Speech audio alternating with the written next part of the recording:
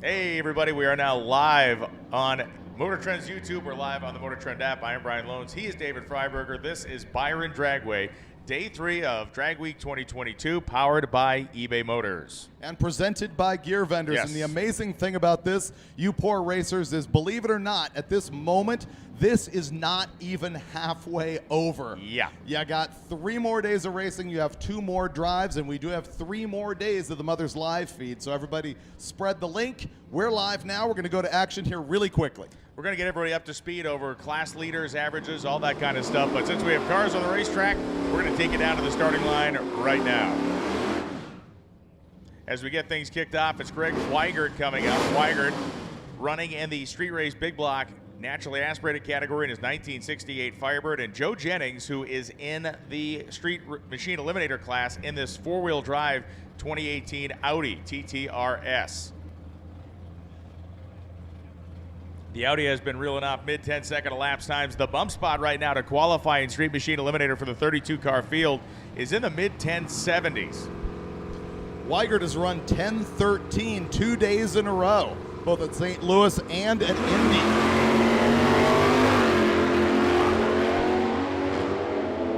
Jennings had a very, very lazy launch of the Audi. Weigert, on the other hand, hammer down, goes 10:23 at 131, 11:06, 135 for the Audi of Joe Jennings. That's a 10th off the pace there for that Pontiac-powered Pontiac. Darren Pape and Rick Callahan coming up now. Callahan, a 2020 Challenger. The Demon model over here closest to the tower. Darren Pape, the 1967 Nova.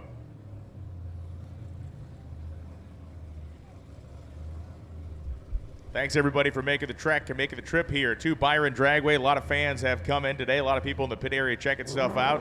Cars still streaming to the gate as Pape and Callahan come off the starting line. Both green, no red. Both relatively on time in Drag Week parlance. 10:56, 128 for Callahan, and Pape goes 10:42 at 130.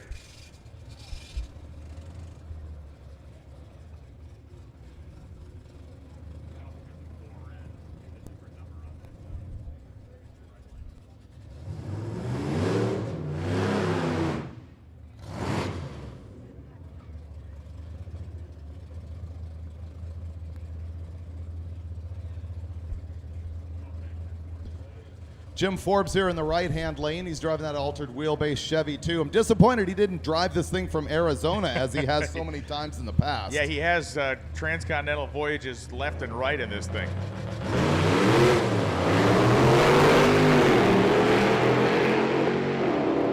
That's Sven and Barista going down the left side in the 2015 Mustang.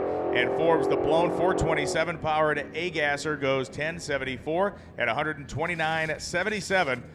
Barista goes 1086 too at 130 miles an hour. Forbes is actually a past winner in the gasser class until it sort of passed him by. That car is 10.0 capable here at Drag Week, but the top of the class is now running in 890s, and you'll see some of that coming up later on. Jeremy Hammer coming up, the singular electronic car we have here this weekend, the 2022 Tesla Model S. And Mike Ramers coming up right now. Ramers, the 2011 Shelby GT500. Ramers' car is a mover. Hammer had a 0.3 of a second head start, though.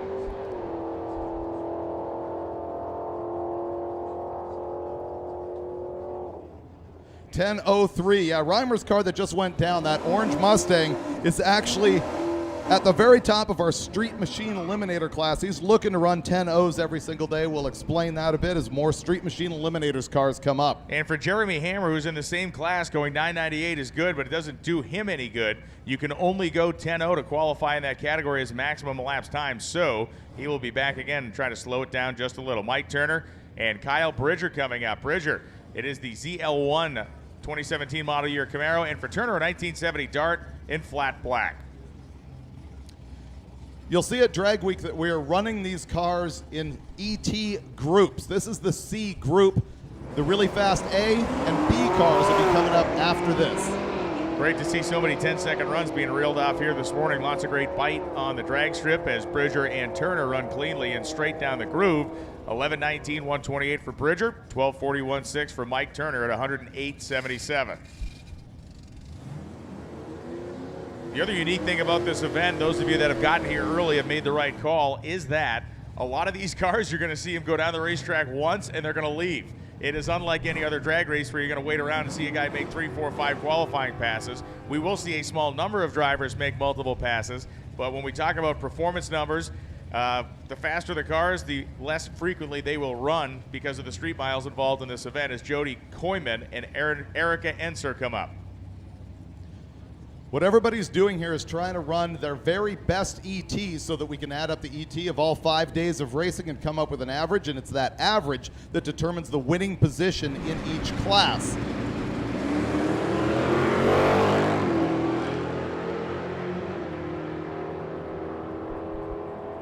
Erica Enser in street race small block naturally aspirated goes down 1077, 124. The Falcon in the right-hand lane, 1153, 110.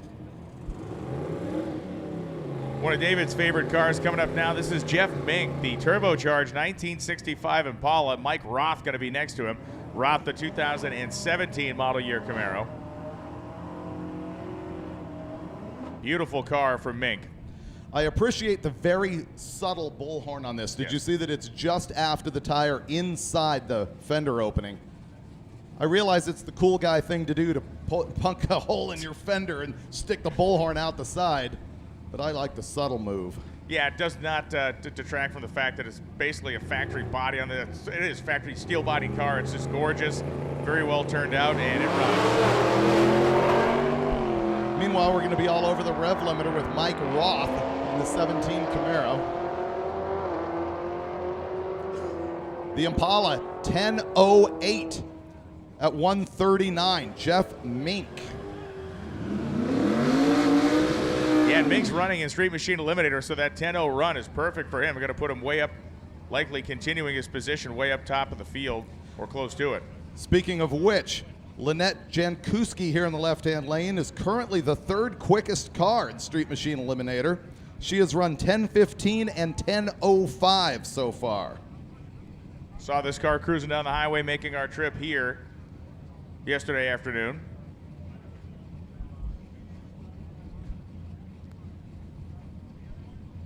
Chevy Caprice going to be opposite Lynette.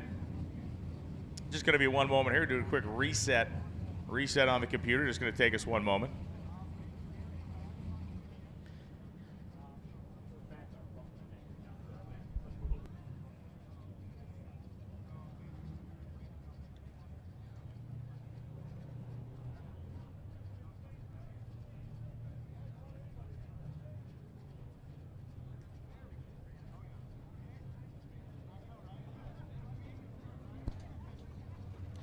Folks on the live feed, you will see us dealing with issues with the drag strip and making announcements here at the local track, because in addition to doing the live feed worldwide, we're also calling out to the racers here. That's also a note to those of you here in the grandstands. You can see us live every day from Drag Week. You can also go back and look at the replays on the MotorTrend channel of YouTube.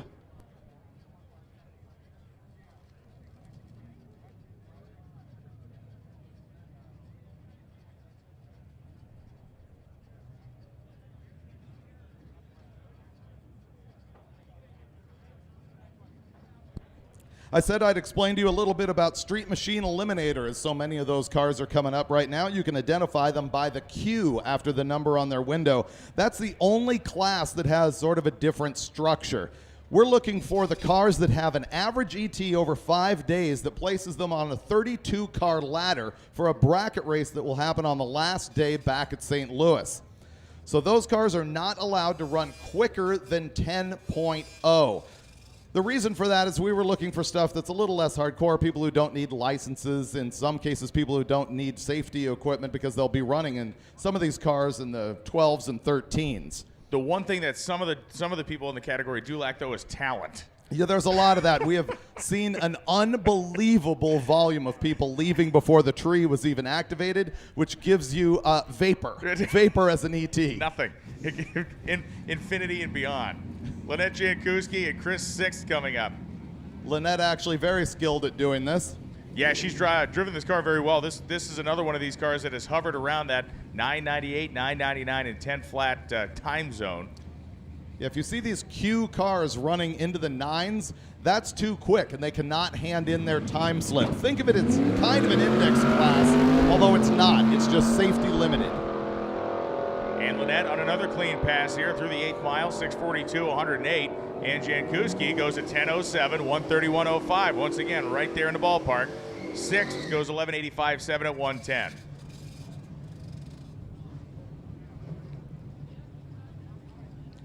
Jake Kretschmar coming up now. Kretschmar in his 2022 Demon. And Steve Eden, the 1970 Nova. Eden's a guy who is here just every single year and has been a winner.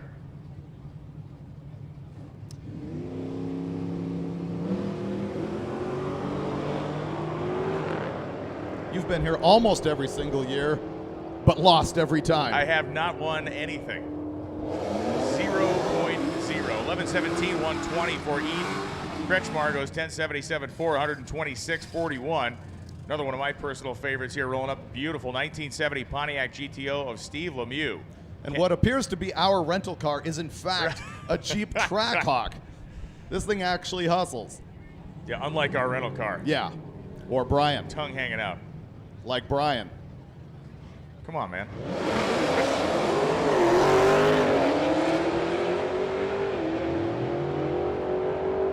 And again, both of these vehicles in the Street Machine Eliminator.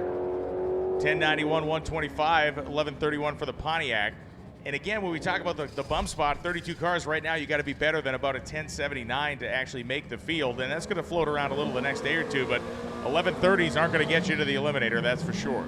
At this point, this would be the second quickest field we've ever seen if it stayed at a 1079 bump. I'm hoping that it actually gets quicker than that, although as the days wear on, some of these cars get slower and slower or more brokener and more brokener. Much like me emotionally. Luke Van Allen and Stephen Mask coming up now. Mask, the 1994 Roadmaster, the B-body General Motors product. Same chassis, these cars from 1977 to 1996, believe it or not. This one is known as Doris, and it is going down the racetrack like a cruise ship, kind of heaving up and down out there. Mask goes at 11:48, 117. Van Allen, an identical 11:48, just 6 thou behind him at 120 miles an hour.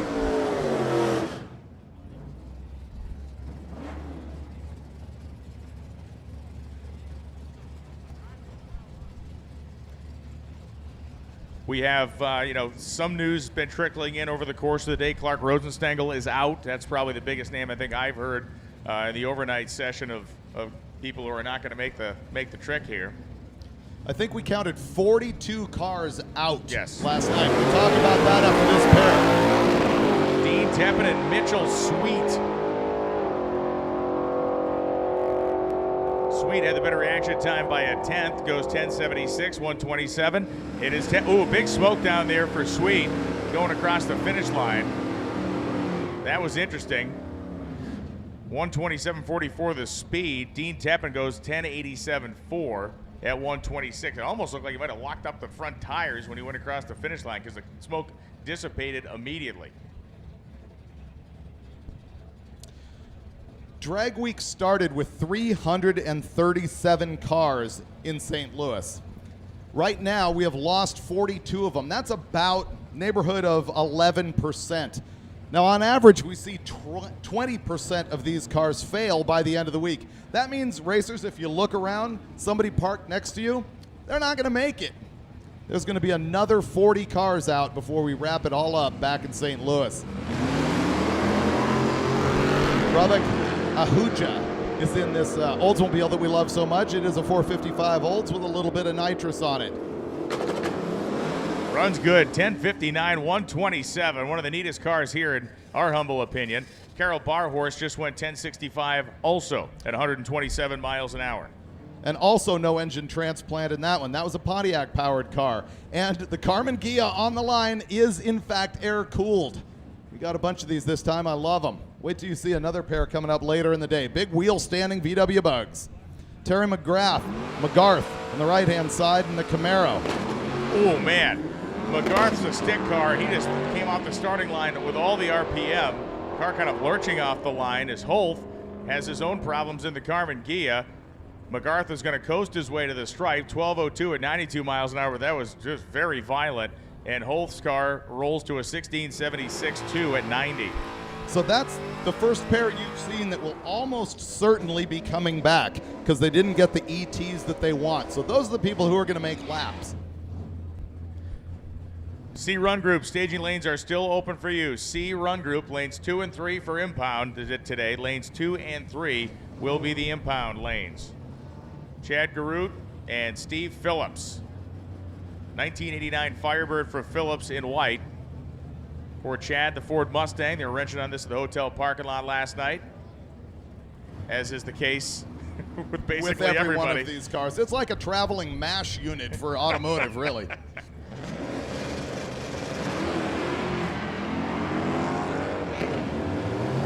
Both of these cars have manual transmissions in them. Garut was more aggressive off the starting line. You saw the little Mustang clawing at the ground out there. Chad goes 11:08.124. Phillips 12:23.1 and 111.19. Gonna say big ups to Group C so far. We have not seen a single driver leave before the tree flashed. That's actually big. We need awards for big. that on the last day.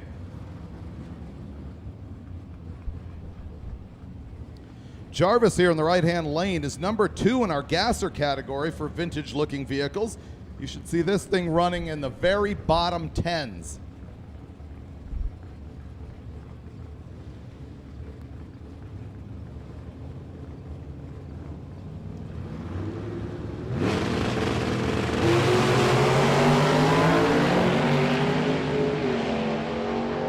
I like when the gasser guys choose the manual transmission. That is the right play in that class. As the gasser goes down, 10:18.131. The Firebird ran 11:15 at 120. Clark Lamb coming up right now in his fastback Barracuda. Right-hand side of the drag strip is Andrew Taylor.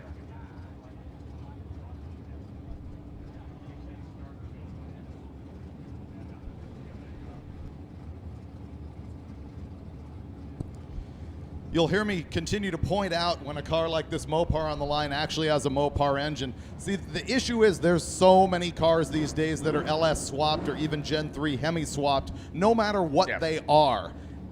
Those BOPs in particular, you'll often see Chevys in them. The Mopar, sometimes you see Gen 3 Hemi. This one happens to be a conventional small block.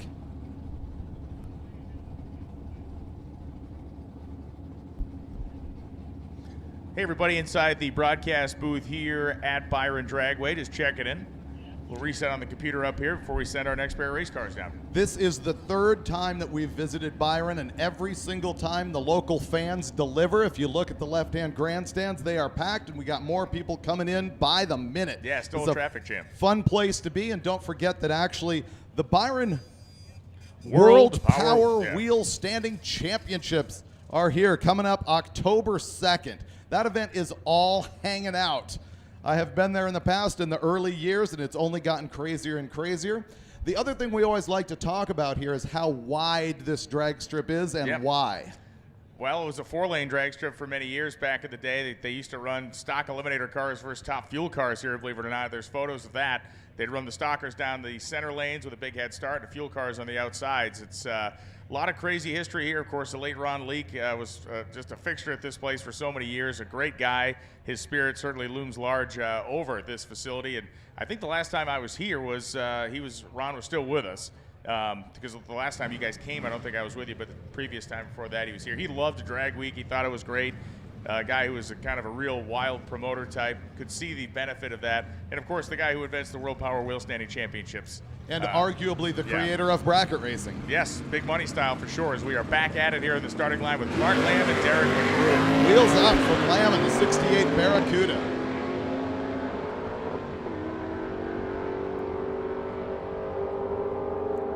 Clark Lamb, 1064 at 124 miles an hour. And that thing is naturally aspirated. Derek McGrew in the Camaro, 1217 at 116. One of the sneaky quick cars here at Drag Week is this Corvette convertible rolling up on the left-hand side. Joe Laster is in a 1969 Firebird on the right. But when you look at this Corvette, do you think low 10s? No, you don't. I guarantee you don't think low 10s. You look at that car, and that's what makes it so great. You made the golf club joke earlier. I'll just go directly to New Balance, if that's okay. Well, it's certainly not going to run a low 10 here, as the car was very lazy off the starting line. Finally started to get with the program about 100 feet into the run. Still has a chance to run down the Pontiac, though. 11:24, 132. We will see that Corvette back. Joe Laster goes 10:52.6 in the Poncho at 126 miles an hour.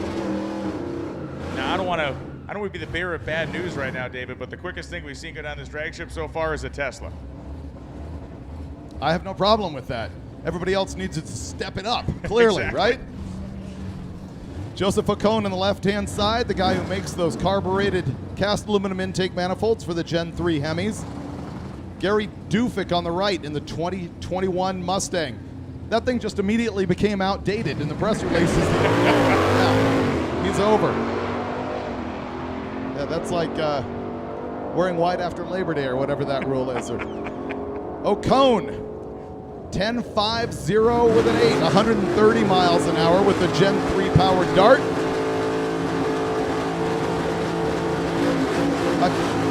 Sorry to interrupt your burnout, sir. 11:39 for the 2021 Mustang. Cody Helger, a massive burnout, including a dry hop at the end of it. And the 1955 Chevrolet that won B-Gas last year. These guys are back. And that Chevelle on the right-hand side, gorgeous as it is, being driven. Is it being driven, Brian? It is being driven. Thank you. I was going to be a driven by.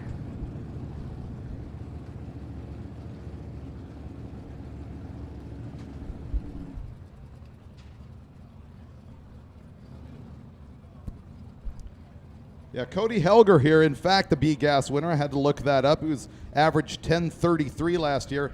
I have called this the most legit two-lane blacktop-looking gasser that we have seen yet.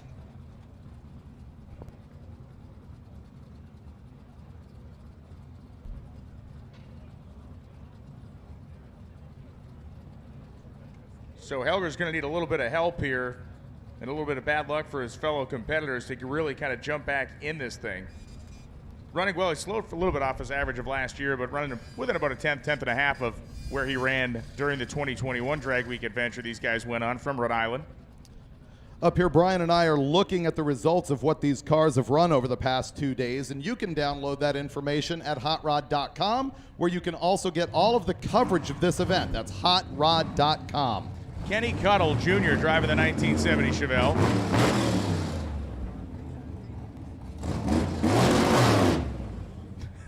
Helger with a dry hop. I love it. So good. The Helger family up in my neck of the woods in New England, these guys are deep into drag racing history. They've owned a lot of historic cars. They do it right. And those would appear to be actual Krager super tricks Yes. rather than center lines. Take note. A lot of bite out there as you heard him come off the starting line and pull the motor way down as he's banging his way through the gears. Cuttle has taken his nice clean run down the right side of the Chevelle, 10.66, 125, as Helger goes at 10.78, 131.69. Guess we're going to see those guys back up again and probably with a higher launch RPM. Yeah, the whole game this week is an average over 5 events. And so when you slow down by about 0.3, that's virtually impossible to recover in the next few days. So they got to come back and try harder. Left-hand lane here, you can see that square body pickup. I like the toolboxes in the bed. That's Yes. the way to go when you've got a 10-second pickup truck. Running boards would actually improve this just a little bit. Gun rack maybe. Or a cap. A cap, yeah, capper would be good. This is a father and son team. They've got a Junkyard LS in it with a couple of turbos on it. He's optimistically got a parachute on the back. Tim Baptista, another of the New England runners, pals with the Helgers, is out there. They've run this Chevelle several times. And Baptista takes a 67 Chevelle to a 1091, 122 mile an hour pass, 1060 at 128 for the rusty pickup truck that was purchased for $300 initially when they started to put that thing together. And the dairy truck. This thing has a turbo big block Chevy in it. It's not as quick as you would hope for something with a turbo big block Chevy in it. What's your ranking, Brian, on the bead locks on vehicles that do not need them? You know, it's It's aesthetic. It's an aesthetic. It's an aesthetic they're going for. The thing I saw earlier is the bull horns on a naturally aspirated 12-second car. I'm a rim screws kind of guy, you know what I mean? That rim screws, yeah, that works it.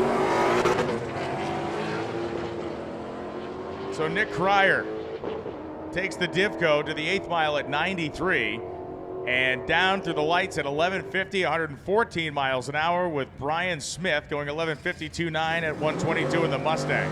Brian, Divco, I can't pull it up in my head. What's that actually an abbreviation for? I was trying to think of the same thing yesterday.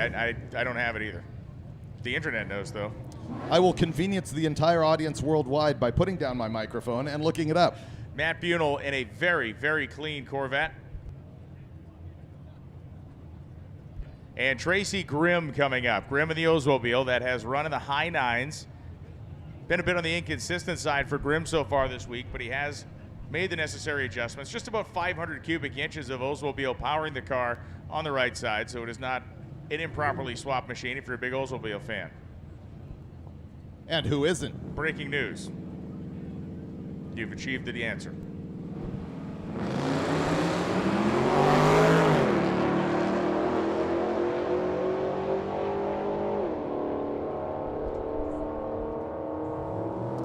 Tracy Grimm with the nitrous 455 olds, or actually I think it's stroked out a little bigger. It's 10:15 at 127. Car in the left-hand lane, 1177 at 116, 115. Divco, Detroit Industrial Vehicles Company, 1926 to 1986. I would not have guessed the 86. It was a good run, Divco. It was a good run. Matt Tracy. Unfortunately, our camera continues to see the Corvette. Yes. Yeah. If we could just fuzz that out next time, Warren, that would be great. If you have children, cover their eyes. Matt Tracy's at the starting line. This thing was dragged out of 30-year storage. They obviously sawzalled the front end off of it. 5.3 LS, couple of turbos on it, and rather unsightly. Michael Cavallaro in the right-hand side. He is number 2 in Street Machine Eliminator as far as ET goes right now. And that's going to help him a lot. The 10-0 at 131 is the number that he was looking for. That car has gone 10.06, 10.04, 10.05, and now 10.08. And a guy like Cavallaro, he may take another swing at it, because why wouldn't you? I mean, you're already there, but if you can shave just even a couple of hunt off of that, you're in even better shape. I'd like great. Bobby Reese. We have to apologize. I've been saying it Bobby Ritchie. It's Bobby Reese. We've got that fixed now. Now we know. Thank you for telling us. And now 10.61.2 in the truck, as Reese goes 10.96.9 at 123. So, Brian, Reese as in peanut butter cup. So not Reese, but Reese. Reese's Pieces, right? Reese's peanut butter cup. Reese. I guess in New England we say Reese's. Reese's peanut butter cup. He's got no S in his pronunciation guide here. Reese. Cool. We have no idea what we're talking about. A guy here last year paid me $100. It ends in an I. It ends in an I. There's no way. You would think. There's no way it ends in Reese. You would it's think. Reese. Bob Reese, we have no idea what you're talking about. A guy last year came up and paid me $100 to pronounce his name correctly. Dennis Rayleigh and Stu Hill. 57 Bel Air for Hill. Beautiful Tri-5 Chevy. We saw Dennis Rayleigh cruising down the highway yesterday with his buddies as Rayleigh goes 10.85.6, 123.80. Hill goes 10.39.1, 122. You know, not that the $100 pronunciation thing was actually a suggestion, but I'm not saying no. It's kind of extortion or blackmail, and I like it. I'm here for it. Chuck Jordan, Kevin McKenna. McKenna, the Mustang and Street Machine Eliminator, been a solid 1060, 1070 car so far this week. On the upper end of the qualifying order, if you will, but he is still in there with a little bit of room to spare. Chuck Jordan, the flamed 2012 Cadillac CTS-V Coupe.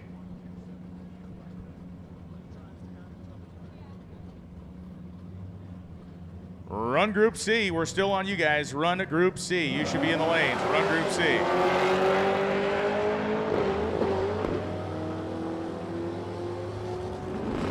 And that's McKenna's car, I think, cracked into the rev limiter down there. Goes 1070, 126. Jordan goes 1072.7, 122. But yeah, it sounded like that thing was popping and banging a little bit at the upper RPM range. Sure did, but he still ran his number, so I'm not sure. Here's a great story in the right-hand lane with this Volvo. We were talking to this guy on the road last night. It's got a low buck LSA package in the thing. He ran a bracket race before he got here. This car has run all 4 drag and drive weeks so far this year. Sick Week, Rocky Mountain Race Week, and now Drag Week. David Workman, the left-hand side, has got the 57 F100, obviously loaded with Cummins power and a little bit of nitrous on the thing. Old school P-pump equipped Cummins for Workman, and it is working pretty well for him. The truck goes 1037 at 133 miles an hour as Thorpe goes 1059.9 at 126 miles an hour. And as we look at our list of quickest cars of the day so far, that diesel truck just landed number 7 right now. Pretty awesome. That's going to change when we get to our other run groups, but still pretty fun. And if you thought that Volvo wagon was good, wait till you see what we got for you later. So Greg Weigert and Joe Jennings back up. This was actually the first pair of cars we saw kick off the morning about a half hour ago. Jennings had a very slow 60-foot time in the 4-wheel drive Audi.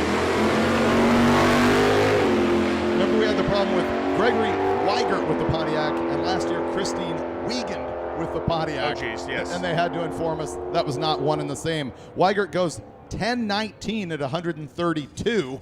And the Audi 1129 123. Here comes KJ Jones. So KJ Jones coming up in the G-Cat, built by the folks at QA1 and CarCraft Magazine. This G-Body Buick was just put together over the last few months. It is a marketing vehicle for QA1 and CarCraft Video, the CarCraft brand, having returned to the MotorTrend fold. As KJ rolls through the lights, and he's not going to get his number, not the number that he wants. Binkowski is in the right-hand side in the 2014 Cadillac ATS. So Jones goes through a 1428 at 65. Binkowski goes 12003 115. If you have lost your keys, and these are important keys, so I'm holding on to stuff that they're attached to. If you've lost your keys, come to the timing tower, 2nd floor. Tell us what kind of key ring is on there or keychain, and we'll give them back to you. Once again, if you lost your keys, come back and get them 2nd floor. Cody Walker, 71 Dart that should be the color of Norm Jensen's car in the left-hand lane. Sort of Sublime-ish or Sassy Grass-ish. Instead, he opted for the spray paint mod top on the Dart. Both of these cars looking to get as close to 10-0 as they can.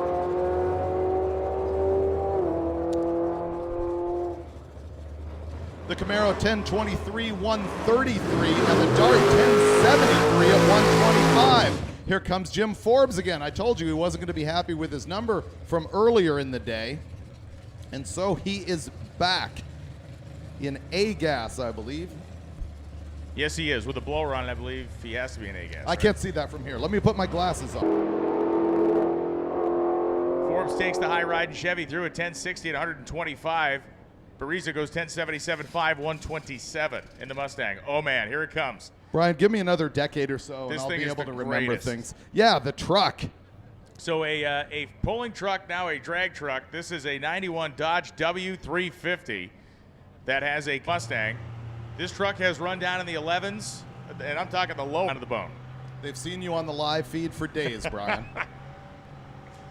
What is the argument on D350 versus W? When did the W go away? I thought it was by 1991. Oh, and he's off. It's a good run. Yeah. He's got a 4.5 at 105.58 miles an hour. Absolutely ridiculous. Transfer case, and obviously the 4-wheel slicks, and it's a compound Cummins. 1319 for the Mustang package car, as Brooks, a 1964 F100 truck. They don't really come much nicer than this thing. 61. Short bed and long bed. Someone on the live feed will correct me. The unibody had a cool quarter panel with a different shape to the taillight. 43. There's so many drag week, it's like, yeah, that's stuff. Here comes the Tesla again. Currently low ET of the day as Jay Graviak looks to upend. Remember, Jeremy cannot turn that time slip in for a Street Machine Eliminator. Has to be 10-0 or slower. Graviak goes 10:16.7, 129. Racers, today, when you are ready to turn in your time slips, that will be done on the 3rd floor. Mike Reimer's coming up. Reimer's the Shelby. Mike Turner, the 1970 Dart. Cobra Jet graphics on it. But it is a GT500. Reimers has run 10:05, 10:004. I think he ran 10:08 earlier today, and apparently that wasn't good enough for him. Get as close to 10:0 as scrubbed off about 15 mile an hour where that car usually runs. Jeremy Heiser coming up, stick shift to quick, 91 Pontiac GTA. This thing has been through Hot Rod Power Tour and Drag Week a number of times. And purging the nitrous. Nate Thompson, 2010 Camaro right side, both Street Machine Eliminator entries. NOS Nitrous is the official nitrous oxide of Hot Rod Drag Week. They have been filling bottles all week long.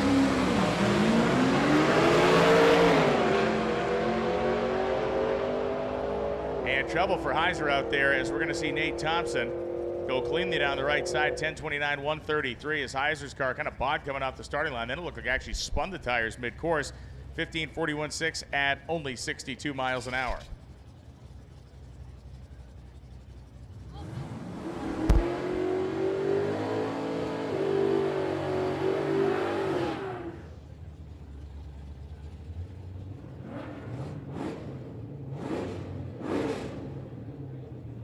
Class is street race, which means stock suspension and fairly stock interior and so forth. And that is a small block, naturally aspirated blue Mustang. Nick Costello is in the right-hand side, 84 Cutlass running in the same class. Even though they're the same class, this is not really a side-by-side drag race. Well, partially because of their reaction times, but also 11:33 at 1:17. As the presenting sponsor of Hot Rod Drag Week, eBay Motors is honored to share this experience with you. Simple and easy.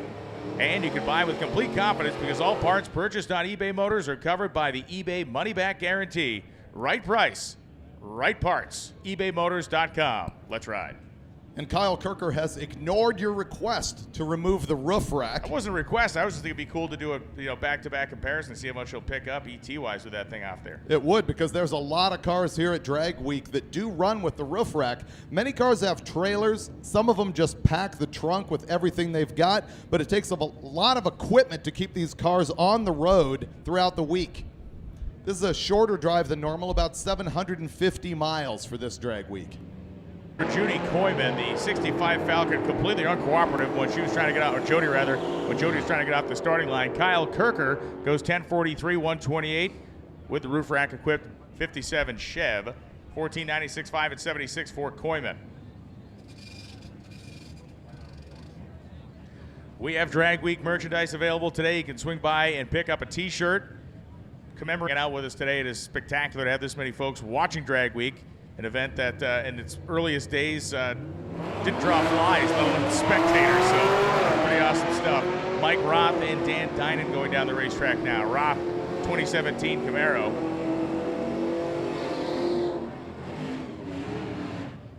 $10:14, 140 for Dinan, 11:66.6, 106.42.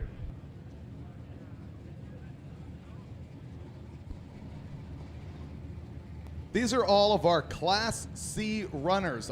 Well, it's not really a class, it's a run group. It's Run Group C, which means these are tech legal from 10:0 to 11:49. That means they're common ET brakes for the requirement of certain safety equipment, like a roll bar versus a full roll cage. Steve Eden is out here on his second run here this morning. You will see people doing this more and more throughout the day. He goes 11:20 at 1:19. Kevin Wells Chevelle ran 10:83 at 1:22. Here's another comeback with Lynette Jankuski in the Monte Carlo. And Ken Senko in the Grand Cherokee. And Jeanette did make a 10:0 run last time down. It's just, again, trying to snug it up as close as possible to 10:000.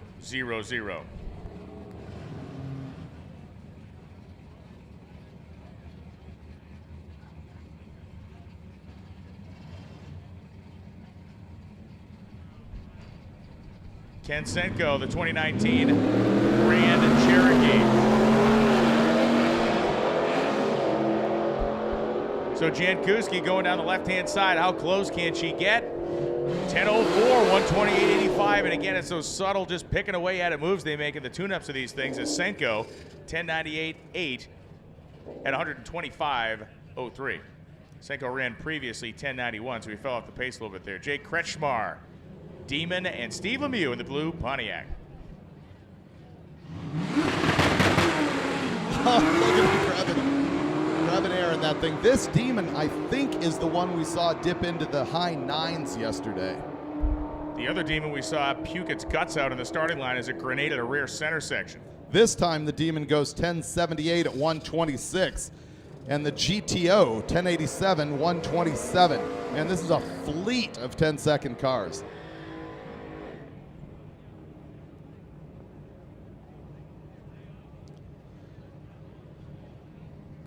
Luke Van Allen. That 98 Camaro's running in street race, small block, naturally aspirated. And Brian Clark on the right-hand side in the 21 Mustang is running in street machine eliminator, looking for that 10-0.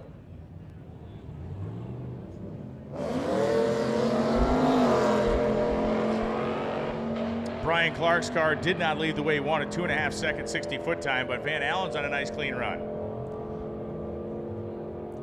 Van Allen right on pace with his prior runs this week, 11:15, 11:14, and today 11:16. And the turbocharged Roadmaster begins to bring itself towards the starting line. A little sideways burnout action here. As I co-announce with the Loans Bloatmaster. Come on, man. Come on, man. Come on, man.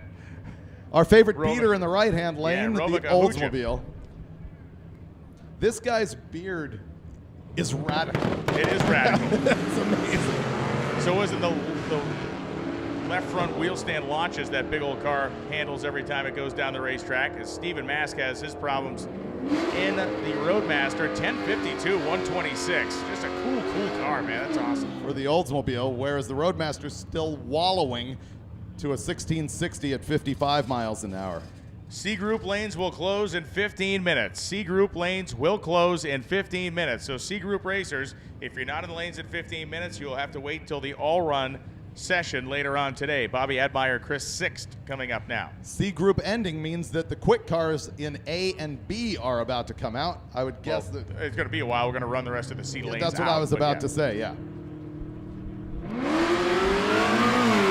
quick to judge and interrupt. Clear, look, that's my gift. It is. That's my gift. Yeah.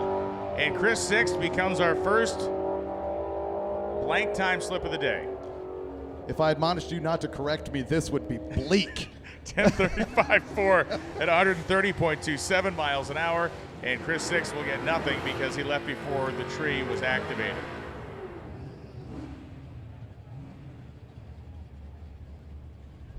Jeff Dugopolsky coming up, a 3-time Street Machine Eliminator champion, including last year. Although he may not have received the necessary recognition for that accomplishment due to the fact that they said the wrong guy won in the magazine. Really? Yes. It happens. I'm not responsible. Not me this time. I would have said that out loud. I did not publish it. And Dugopolsky's car spinning the tire hard. We will see him come back for sure.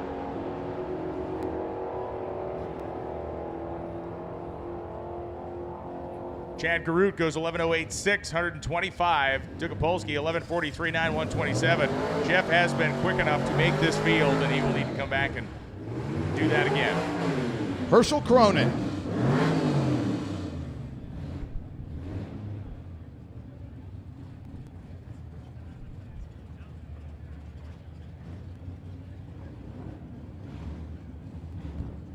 Sorry, I miscalled that one. I thought it said powered by Ford on the fender. You will see a Ford-powered 55 Chevy coming up. I can see how you'd think that because it says Jericho 4-Speeds, which looks a lot like powered by Ford in some alternative universe in which you reside. Peripheral vision. It's in the same place on the car. Oh. Hey now. That was so bad, it was great.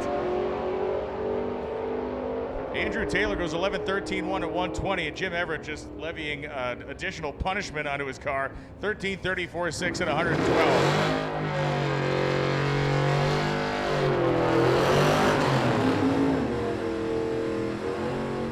Carl Copia, 1962 Chevy 2.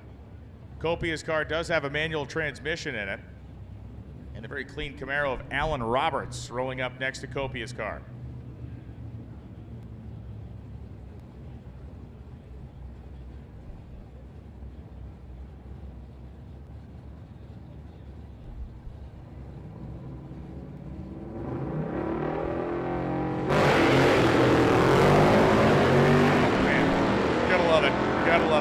tradition here at the announcing booth of this racetrack is cool because we are on top of the starting line, so you really get to see these cars leave in a close fashion. 1065-2, 127 for Copia.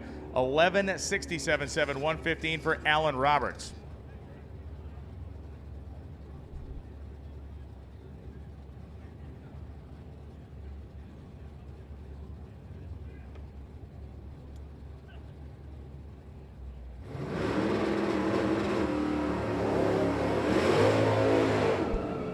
Joseph O'Cone, the 1972 Dodge Dart, and here comes Matt Colvin. Another one of the sneaky fast drag week entries. It's like, oh, it's a clean little half-ton F-150, short bed, standard cab, about the lightest way you can order one of those trucks.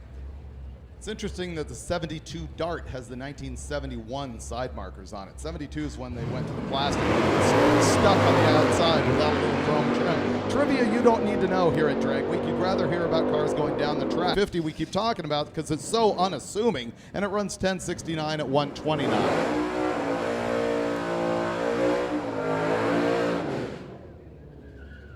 I will explain what all these classes mean. This particular one is the most restricted Eliminator Mustang. Again. Accuracy, 1053.0 at 126 for Dean Teppin as Dufek goes 1154.5 at 110 in his GT 500 Mustang. Clark Lamb's back up again. The 68 Baccaruda. Dave Niebert, 2016 Hellcat in purple. See the dual throttle bodies poking through the hood of that small block. Nice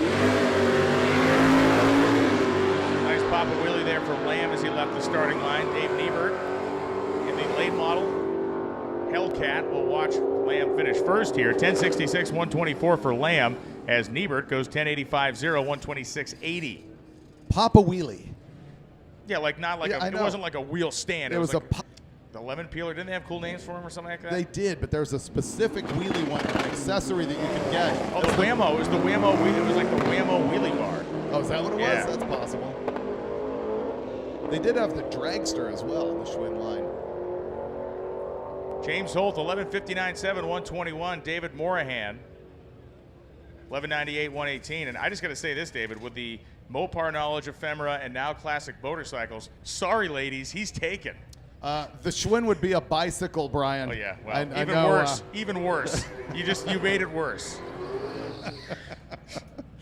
But yeah, it's always beating him off with a stick down there. Can you tell me more about bicycles of the 1960s? Don't talk to me about always beating off with anything. Did it have a banana seat? Can you option that with the tassels, David? Tell me more about the bicycle, David. You had your steel wheel roller skates and you're criticizing me for that. Which year did it have the side marker lights, David? Tell me more. You're so interesting. You know, I just want you to affirm me, Daddy. Just affirm me. I only made it out of 6th grade. 6th grade. Ian Hogshead. Chris Vanderwalker. Can you even write? 1074, 123 for Hogshead as Vanderwalker goes 1135.2, 123.16. I can barely read the scoreboard that says 1135 at 123 on the left-hand side. Frank Veneziano and Steve Phillips coming up right now. Phillips, that 89 Firebird, is Veneziano, one of the few and the proud of our GT500 Mustang owners here this weekend. I'm dying up It here. has begun. This is when it all falls apart, and trust me, it has not been exactly stitched together the past 2 days. We are about 8 minutes away from closing the lanes or less.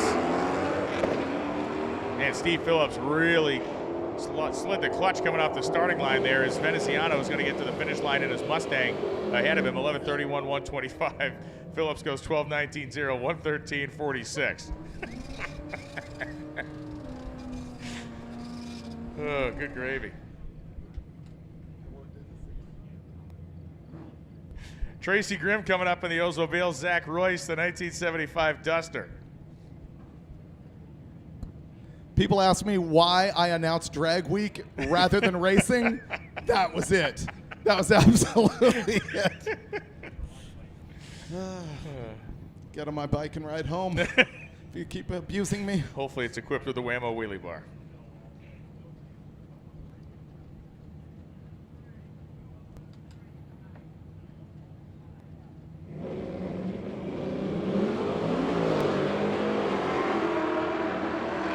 And so Tracy Grimm will get an elapsed time. Zach Royce joins the Invisible Man Club because he left before the tree flash, so he'll get nothing on his side of the time slip. 10:18.3 at 126.06 miles an hour for Grimm.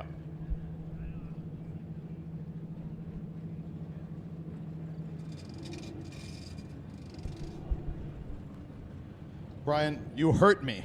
But then again, you were in fact the guy who came up with the correct name. It is the Whammo Wheelie Bar. Yeah. And it looks like the original advertisement from who knows when. The 1920s. Has an Ed Roth drawing on it. Matt Bunel and Mike Cavallaro. Cavallero's 88 Mustang, he went 10.08. He is attempting to go closer to 10 flat. Bunel going down the left side, 10.16.133. Cavallaro slows. Bunel goes 11.802 and 114.51.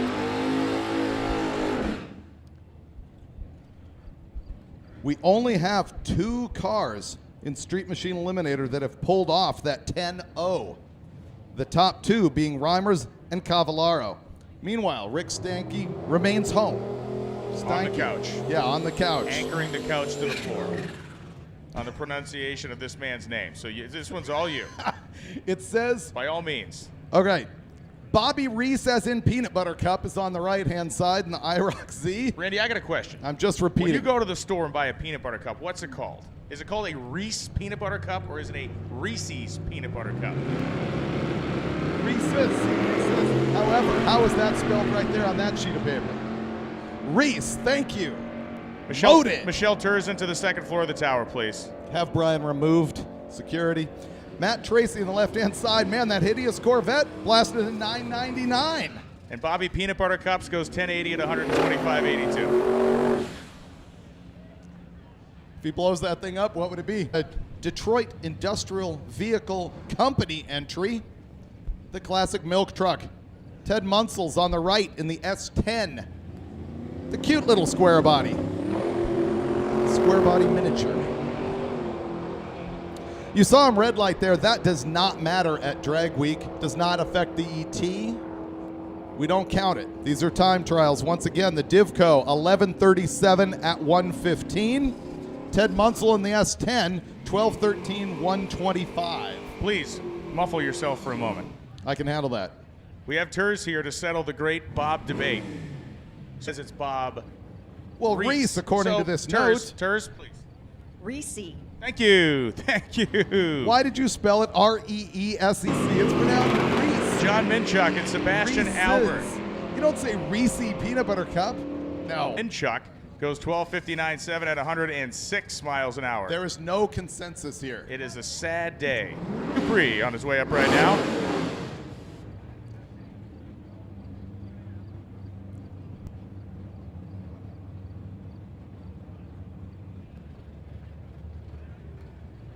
And now it is Weigert and Dupree, the Pontiac.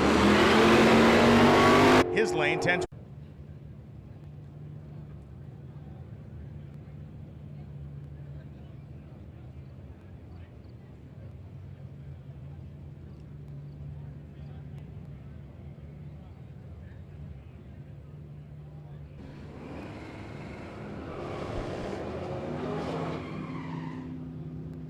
So we have a racer in need. Dominic with the big diesel truck we saw run earlier needs a 3-inch intercooler boot that is 6 inches long. So 3 inches, it's a giant truck with 4 slicks. If you have a 3-inch diameter, 6. Super stock. It's a super stock. That's the one that, this is in fact a Mopar powered G-body Buick. It's got a Hellcat Hoopty Challenge. He also announces the live feed at Roadkill Nights out of Detroit about a month. Asked that they want out of this thing because it's only been running and driving since yesterday. They're having a very realistic drag week experience is what you're trying to say then. They're fixing stuff, they're chasing gremlins, just trying to get it right as the days go.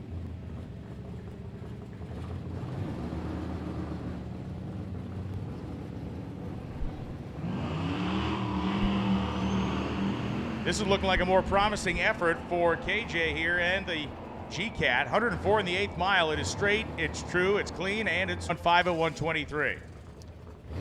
All right, KJ. Block fun here for the pure and simple 1955 Chevy. Really nicely turned out car, the Dragway. Lanes are closed for C Group. You cannot get into the lanes for C Group. Jamie Jarvis in the 55, currently number 2 in B gas. It's a very tight race. His average 10:13. Start having to do math and actually figure I need to run this number to overcome this number. It's maths. Earlier part of the day, Mike Halfeld and Adam Buntley coming up. Buntley, the 2001 Mustang. Halfeld, the 1966 Chevelle in blue. You know, the second iteration of Irwindale Drag Strip is now a brewery. Perhaps you can stop by and just go ahead and drain that thing. Where was the original one? Across the... So they had the original one, then they had the second one where the brewery was built, now they got a third one? The Miller Brewery's on top of the original Irwindale. Right. And now, oh yeah, there's 3. There is, guy. Early in the urban sprawl era.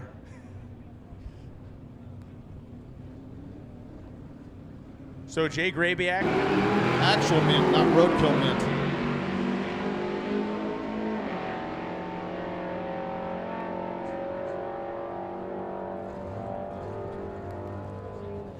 The Nova, 1066 at 129 miles an hour, and Baptista on the right-hand side is blinked out on me. Cody Helger.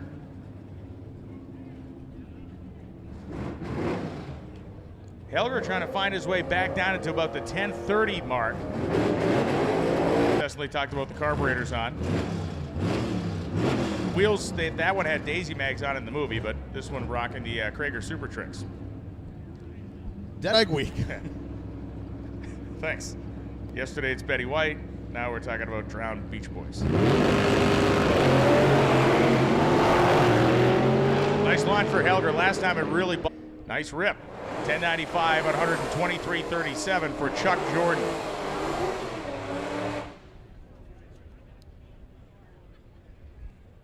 Reimers is not giving up. Traction out there. We've seen some great runs, a lot of consistent runs as well, as Reimers will test his own consistency. 10:03.5. What does he go now? On the binders, 10:11, 132.95. Nate Thompson's car had some popping and banging going on at the top end, 11:50. He was on the brakes going through the lights. It's interesting in this Street Machine Eliminator class, they're going to run the bracket race at the end of the week. Their reaction times, I think people sandbag. Because remember, they're just weak all week long, and then all of a sudden in the bracket race, they start to cut numbers. For a handful of people. A handful of them, yeah. So we do have Thompson's car stopped there at the top end, so we got our top end crew responding. We're going to get him assisted and off the racetrack. There's that 10:0 limit in Street Machine Eliminator, and that holds true for the bracket race as well. We've had difficulty with that in the past. Somebody will run a 9 and think that they won, but we'll have to go DQ them. It's a breakout. Coming up Sunday, October 2nd, 2022. It is fun, do it. I always love watching the videos from home, and it is insanity. I mean, the definition of trying to flip your stuff over backwards on purpose is pretty much it. That was last night at the bar. You know, I can't drive my Hemi Gremmy more than like a day without somebody at a gas station somewhere saying, oh, my grandmother had one of these, and then the next guy says, oh, this is just like that thing at the Power Wheel Standing Championship. Have you seen that? Brian Ambrosini's car. Exactly, yeah. The orange car. It's like, it's amazing the reach that particular car has had coming out of this event. If you're standing on the property, don't forget to get your Drag Week t-shirt out of the MotorTrend trailer, the Hot Rod Drag Week trailer. T-shirts are on sale down there. Also, if you're watching the live feed, we always ask you to share the link. We do have some quicker cars coming up. And I also, at some point, will address your questions on the chat. Yeah, and that's riveting. So just the fact he's going to do that, please don't leave. Unmissable. It's not a threat. We want you to stay. As we said, there's a lot of fast stuff coming. We're going to make that call for the next run group here in just a couple of minutes. But it's going to be great. I think we've seen what kind of racetrack we have to deal with here. And when we get stick cars bogging off the starting line, it shows you just how tight it is. It's going to be fantastic. Let's talk a little bit, David, about what kind of the folks on the live feed should maybe expect in terms of the pace of this day and how it does kind of change. Like right now it's rapid fire, but it does tend to tail off as people hit the highway later on. But at that point, you want to stick with it because Yes. the drama continues. People at the very end will be hot lapping their cars, desperate to get a number. Many of them will have broken a car. They're thrashing on it in the pits. We see big heroic comebacks. Some of them have not even made it to the track on time, and they're jamming in from the road trip at the very last second, prepping their car, getting down track, trying to stay in drag week. You'll see an occasional car that is so broken that he will just stage his car and then back out of it, his or her, and get a 20-second number. We do allow that. Leaving on Friday. I do have to leave on Thursday, actually. I have to leave tomorrow to abandon you. I have to go to Charlotte for my actual job, which... Well, that's for my own pleasure. The people won't know you're gone until the Friday live feed. That's true. That's true. But no, it's been a great week so far. It's great to be back. I was unable to be here last year, and just a whole lot of fun to revisit some racetracks. I had not been at Byron since the last time Drag Week came through here, and it is a great, great racetrack. This is visit number 3 to Byron. I have Byron fun facts to know and tell that I tried you to get probably Tucci have out here today, as off I the said. top of your head. Yes, you did. I tried to drag Tucci out of his excavator today, but he would not budge. So you will not be graced with Al Tucci's presence today. We have been here 2017 and last year and this year. Yeah, I remember it was a long time before we came here. I started the event 2005, and we'd never been here until 17. I believe this is the 58th year of the track, and it's under new ownership after just like a month ago, I think. Yeah, Kevin Robertson has purchased a racetrack. He's a racer, business guy, you know, the right guy that you want to have out here who understands kind of the passion of his customers and of the fans, and certainly the hard scrabble business of operating a successful racetrack. And we love that this is a racetrack and not an Amazon warehouse. Absolutely. Yeah, that's a fact, because when the track was sold, it was sold with the expressed understanding in writing that it would remain a racetrack and not be turned into something crummy. They have 300 feet. No, that's the wrong thing. They have 4,000 feet of concrete here. The elevation is 730 feet. We talked about how it's extra wide for the 4-wide races that they used to run here. It opened in 1964 as Rockford Dragway. And there's a whole crazy story what Ron Leake did to get it into that's different right. county and all kinds of other stuff. The guy was epic. We got cars fired up in the water box here. We got our top end clear. We'll take you right back down to the starting line as we have Mike Roth and Tracy Holtzclaw.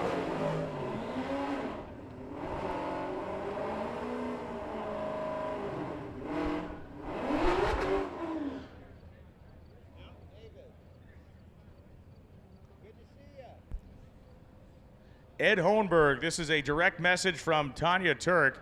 Ed Hohenberg, make sure you talk to Tanya when you turn your time slip in. Once again, Ed Hohenberg and your Mustang, make sure you talk to Tanya when you turn in your time slip. Which is a reminder to turn in your time slips. Any of you who are leaving, go by and hand in your time slip.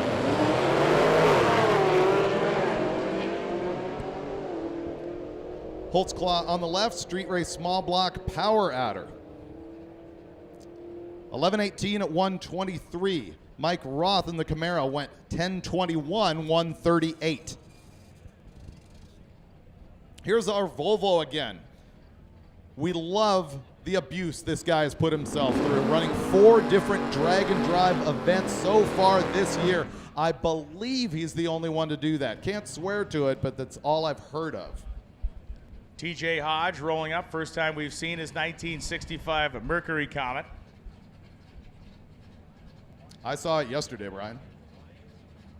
I meant today, Cochise.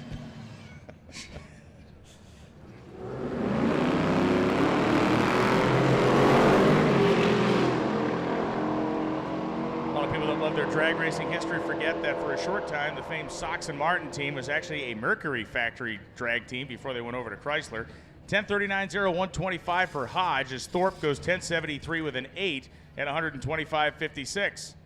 They had a debate with Mercury about how many personal cars they would get to use, and Buddy Martin says we're out of here, and worked out pretty good for those guys. Not so bad for Mercury either with the flip-top funny cars, but all parties definitely came out ahead. And that was probably a Fran Hernandez negotiation at the time. Fran Hernandez being a street racer out of LA who rose to the top of motorsports in Ford Motor Company and is credited with, I guess, not inventing, but mainstreaming the flip-top funny car.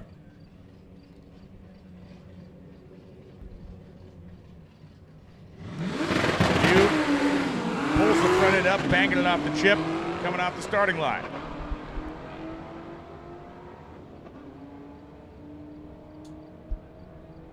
As Lemieux goes 1091.3, 128.60. Brian Clark goes 1372.6 at 109.38. For you in the stands, those red lights don't matter. There's also a new thing at Drag Week this year, which is we don't want to see really lame reaction times. So if your reaction time is slower than 1 second, we take any time over 1 second and add it to their ET. We're trying to encourage side-by-side racing, and we're trying to discourage the turbo cars from sitting around and spooling for 5 or 8 seconds before they even pre-stage. Martin Villeneuve on the right-hand side has got this 67 Belvedere wagon. It's a 543 cubic inch big block Chrysler, all aluminum Indy motor. Low compression, daily driver kind of deal in this thing. We've seen it run, I think it went 998 yesterday. He needs to run 10.0, so you'll see him probably on the brake trying to keep it slow. Luke Van Allen on the left-hand side in the 98 Camaro is in street race small block, naturally aspirated. Got quite a few naturally aspirated entries this year based on some rule changes I'll tell you about later. The wagon slows to 10:25, 133. Luke Van Allen, 11:14, 119. So the GTO on one side of Bobby Admire. Coming up again here is Azim Sheik, rolls up on the right side, 1973 Camaro.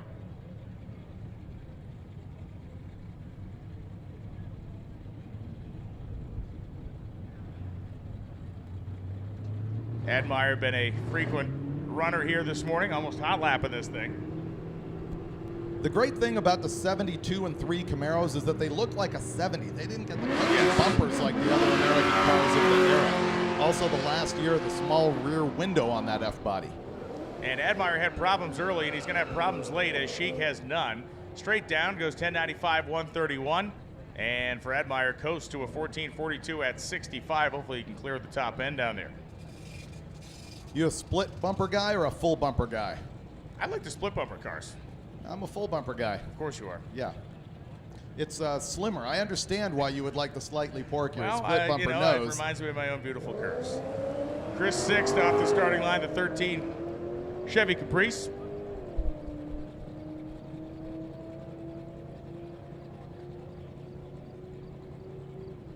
$12.28, 110.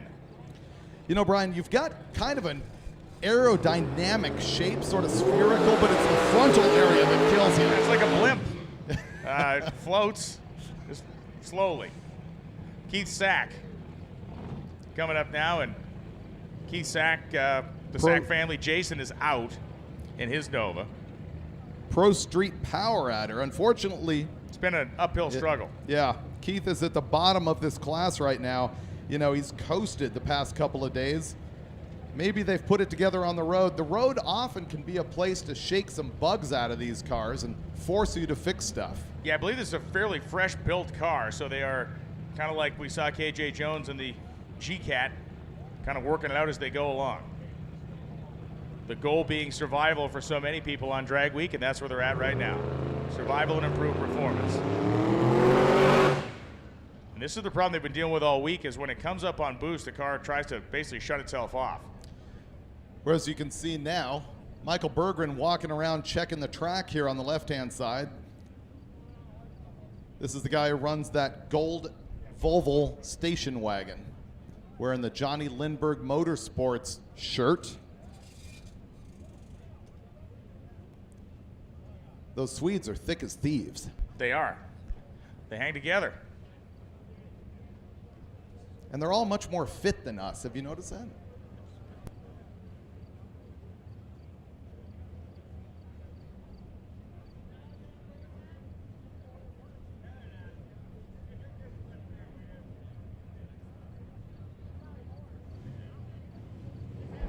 So Eric Grillo coming up now, 1972 Nova, and Kyle Kirker.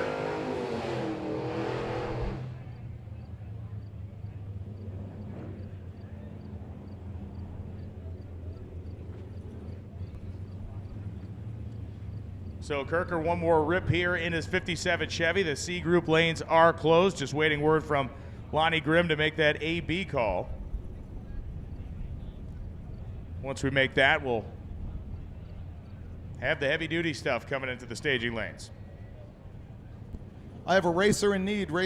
Tom Bailey is looking for a welder or fabricator. I'm guessing that nobody in 3 counties doesn't know who Tom Bailey is, so you'll spot the car out there. I think he's looking to fix his trailer, not the car, or the drawbar on the car.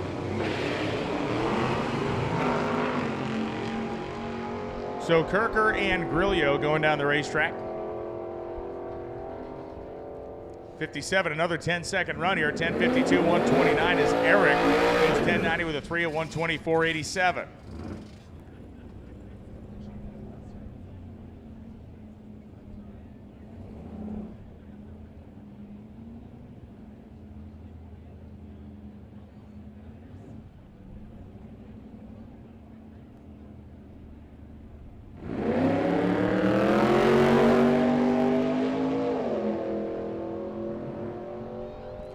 The LS-powered 32 is going down. He runs 97 miles an hour to the 8th mile and 11:46 at 113 at the top.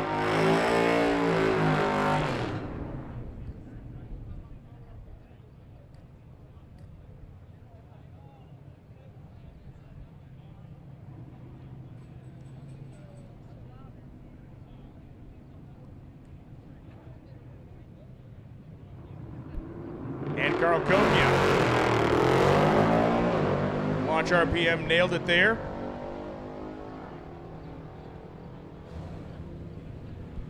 And Copia goes 10:65, 126.99 miles an hour.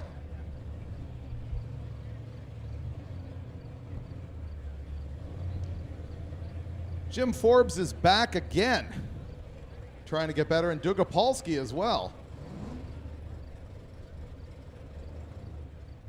The other thing Jim Forbes does is those 24 hours of Lemons rallies. Yes. In all sorts of freakish cars, like made in Russia and stuff like that. He's done it like old Hudson and all kinds of crazy stuff.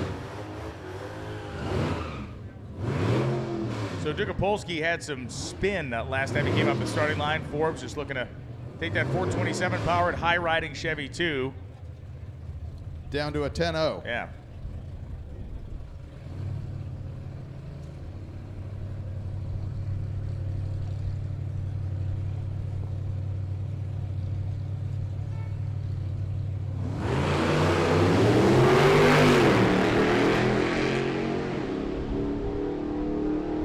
Dugapolsky's got it hooked up this time, 104 in the 8th mile.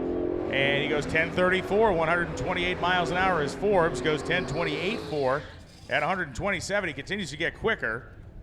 Just not sure he thinks that's quick enough. Dugapolsky, obviously just a slayer in Street Machine Eliminator. He hasn't been running in the 10-0s. I'm not sure he cares. It's been 10:21, 10:30. He must be interested in his number and trying to place himself on the ladder somehow. Doesn't it seem a little early to be doing that? Either that or he's playing. The guy's a good bracket racer, and he knows he's going to be basically in a field that's going to be only spread by 0.7 of a second. So it's not like it's a huge. So he's going to run into a heads-up situation. He's going to get around like a super stock or something. Rovic, once again in the Oldsmobile. Best of 10:52.6. Chris Vanderwalker in his Hellcat goes 11:03, 124. Rovic goes 11:44 at 117, coasting at the stripe. I believe that thing's going to be on a sportsman ladder. He might be trying to place himself to have to take out the less experienced guys first. I'm just estimating here. Lanes are open for Group A and B. Group A and B cars. Staging lanes are open now. A and B, bring them into the lanes. A and B being the quickest cars on site. We have 5 cars this year that run in the 6s. A little grudge match here between the GT500 Mustangs. They actually left within 3/100ths of a second of each other, so it's not too spread out in the starting line. But Frank is going to get it done here. Frank Venenziano goes 11:34.9, 127 as Gary Dufik goes 11:77 in his Ford.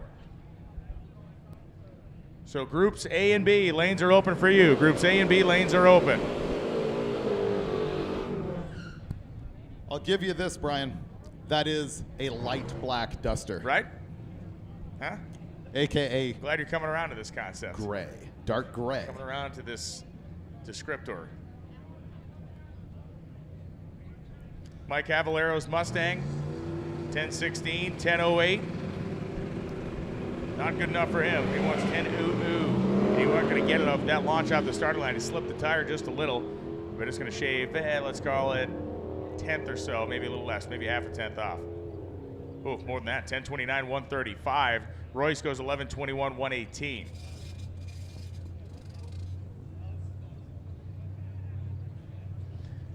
And the final pair of Group C cars. We're going to do some track prep after this. Group C car is going to be ending up here. Our A and B cars are streaming into the staging lanes now. As I glance out of the tower and startlingly and freakishly see my own face on the fence. Very strange. There's a roadkill poster over here. Oh, that's great. Yeah. If you don't know who you're talking to or who you're listening to, Brian Loans is the anchor of NHRA on Fox. And I am a has-been. No, you're an anchor. And I'm an anchor, yes. All the way at the bottom of the ocean in my career. Actually, I'm the host. Barnacle-encrusted.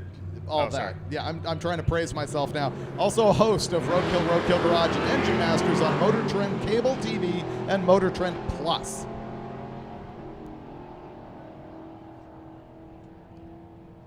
Matt Tracy goes 1036.0 at 119.01.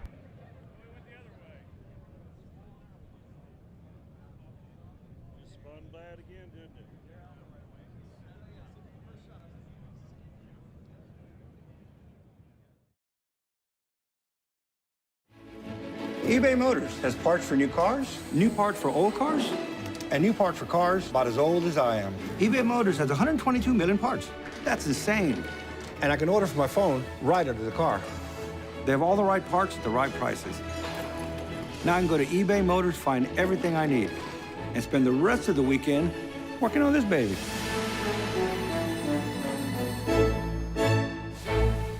Let's ride. You know, primary sponsor of Hot Rod Drag Week. I hope we can retain that position forever because it's just a fantastic event. For those top products of people that really use stuff, you know, really people who are working on their cars and know about cars and stuff like that. Great support from these fans. We have probably 30% of participants out here running our product. Without gear vendors, you couldn't have low 6-second cars driving in the street because, you know, the heat's immense. And you need that extra gear to get the RPMs down. And when your RPMs go down, your heat in the motor also goes down.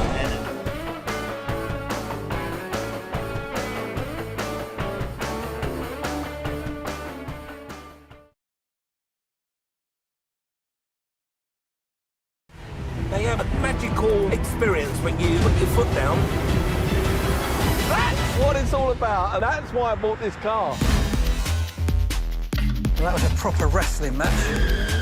Good, that man them calling me mate. You want 10,000? 9.5. It's a good day to be a wheeler dealer. Should we celebrate the V8 engine? What you got in mind?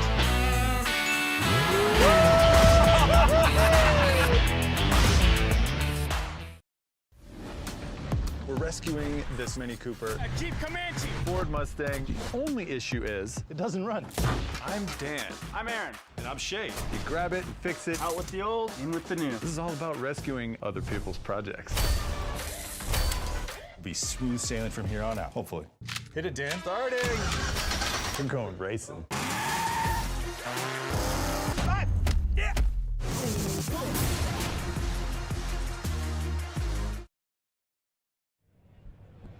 Welcome back, everybody. We are here in our broadcast booth. We got Drag Week 2022 powered by eBay Motors, presented by Gear Vendors. You're watching a live stream coverage here. The folks from Mothers involved in our live streaming coverage this year. It's been great so far. We have called our A and B run groups to the lanes. They're prepping the racetrack right now and will unleash the fastest, most powerful cars we have on the grounds.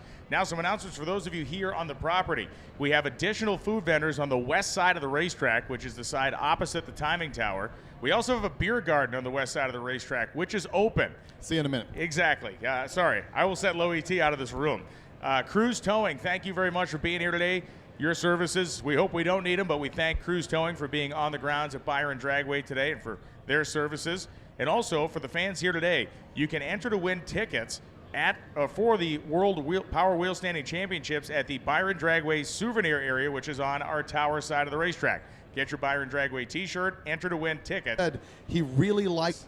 You know, I've spoken a lot about the naturally aspirated cars running here this year, and I feel you cannot even bring that up without talking about Doc McIntyre. Doc McIntyre, yeah, probably the most prolific winner of naturally aspirated big block stuff we've had here. The Pro Street car, the C-Red car, first 7-second NA car we ever had at Drag Week. That's right, and he's running in Pro Street, so it's a big tire ar.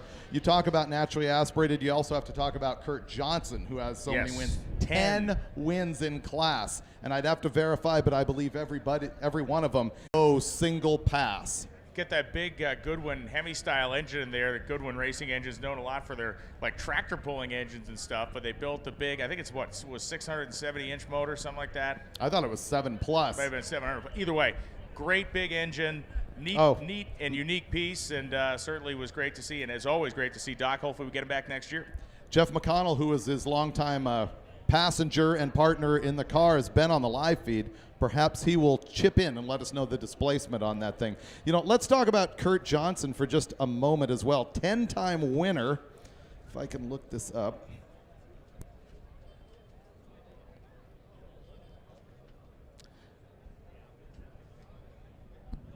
Yeah, he won 2007, 9, 13, 14, 15, 16, 17, 19, 18, and 21. Yeah, but I mean, why isn't he here this year? You've been alive like 40-plus years. You haven't won once, not 1 year. I won a pie eating contest and a push-up contest in 6th grade, so it's two. It's two. Was it on the same day? It was, and I'll be honest with you, the pie eating contest first was a very large mistake. That's what I was thinking. Yeah, it was ended badly.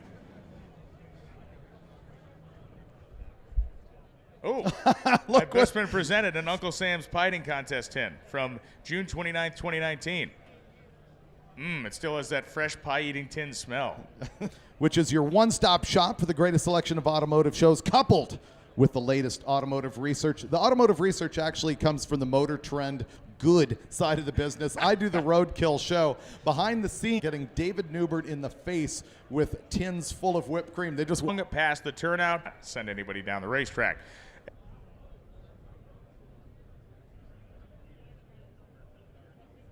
And if you have lost this particular key, it is attached to other stuff.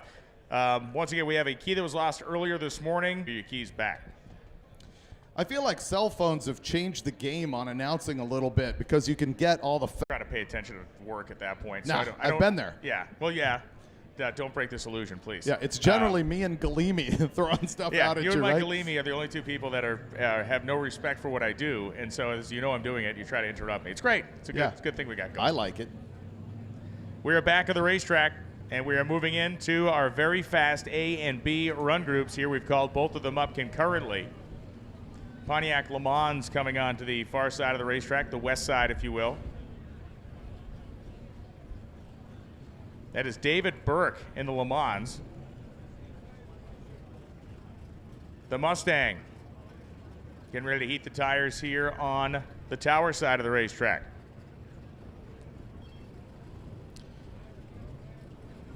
Burke on the right-hand side is running in street race big block, naturally aspirated. He's been putting down very consistent 10-15, 10-12. Though he's in a class where to win you need to be in the bottom 9s. A lot of people still coming out here just to flog their cars, listen to Brian, and achieve personal goals. You want to flog your ears at the same time you're flogging your car. Everything's getting flogged all of a sudden.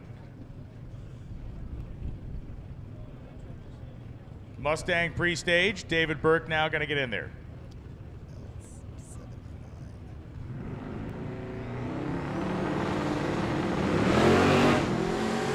Burke launched before the tree. Mustang starts to smoke pretty significantly past the 8th mile, disappearing in a cloud of its own soot. Goes 8:55 at 1:57, which immediately is the quickest run we've had all day. A little bit hazy.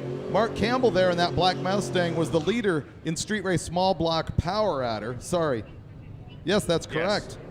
And he had run 8.50, 8.50 and that 8.55 is slowing him down a little bit. He was the only 8.50X average in the class. Dustin Trance is chasing him. You'll see that car soon. No way that he stands on that run. We will see him back. That 55 is a light year off of where he wants to be as John Mankia comes up. 71 Camaro and Dean Anderson, the 1979 Malibu. Anderson running in Super Stock, small block, rather Super Street, small block power adder. Modified power adder for John. 852, 153 miles an hour for Anderson as Mankia goes 896, 152.19. We bring up this point all the time, David, but the reality is we just start seeing these 8-second runs like it's no big thing. But these guys have driven these cars now hundreds and hundreds of miles to get here.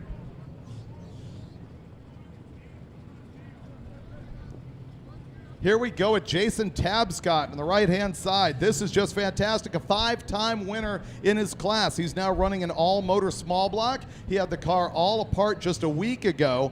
His best previous run had been 884. He shows up here after throwing this engine together in a few days with friends from all over the country, and he breaks the record in the class at 860.47. That 9,000 RPM engine is screaming his guts out down to the finish line stripe. He goes 873 at 154 miles an hour without the aid of a single power adder. 882, 156 for Stefanski across the drag strip. So it's interesting, the all motor classes are sort of a combination of our former super street NA classes and modified NA classes. So looking at records is a little bit different when you combine those two classes together. Nevertheless, Tabscott is the guy, and he's running quicker now than he ever has. Mike Reichen and Brian Acton coming up. Acton is the guy who is chasing the 850s. We saw him make a slew of desperation runs yesterday afternoon. Brian Acton, third in class. He needs an 850 out of the Nova in the right-hand side. He's a guy who can capitalize on Campbell's 55 here. He goes 871, 156. There is work to be done there as Reichen goes 1205 at 93.8. Yeah, you'll see Acton back. That was his worst run of the week. Check out this rusty Nova. Wow, brutal. Wayne Baker, the 1963 Chevy 2. It's almost as bad as when they swing the live feed camera back here into the tower. You may want to avert your eyes, but you definitely want to see this thing run. It could be in the 8s. He's currently second in A gas. Yesterday, the Ford-powered 55 Chevy overtook this car. Look at the wheel stand out of the hole in the 137 short time. Wayne Baker goes down 920 at 146. That is going to be off base. Jim in the Monte Carlo on the right-hand side, 11:52 at 135 as we come up with Frank Romano. There was a puff of smoke out of Baker's car very late in that run. I think that may have been the root of his problems. Hopefully it didn't hurt the thing too bad as we see Frank Romano left-hand side, as you mentioned. Car is now equipped with nitrous, but we do not believe he has sprayed it yet this week. 509-inch big block Chevy with a stick shift.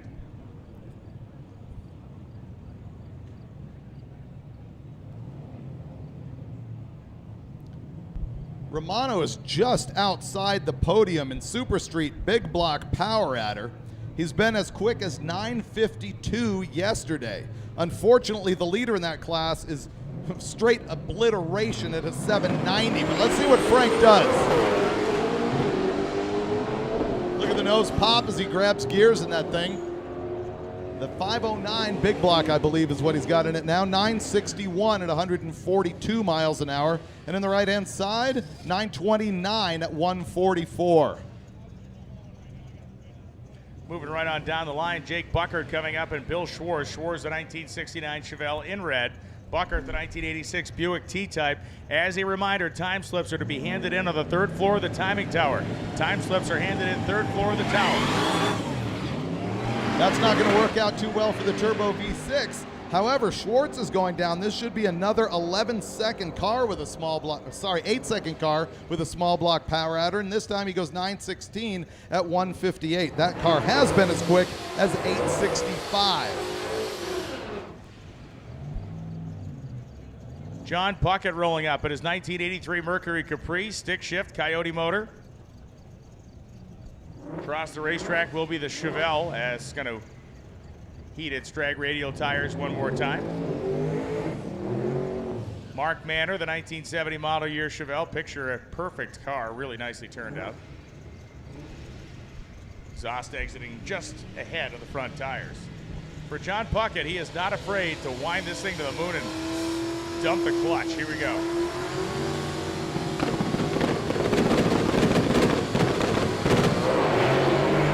Nice. Hooking and booking for Puckett. 115 in the 8th mile. The Chevelle's going to drive around it with more power. 912 at 151 for the Chevelle. 950 on the nose at 147 for Puckett. I don't know who's had more fun than that guy.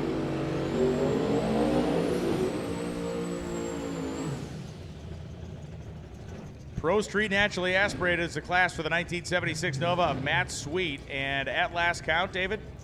He is the leader in class. Absolute decimation. His average right now is 890, and the guy right behind him is in a 1034. That's a situation where you hold the car together and you're going to go ahead and win class. As a matter of fact, you can tune it down, but we don't want to see you do that. No, I mean, there's no glory in that. You know, encourage that activity. A win is never a hero.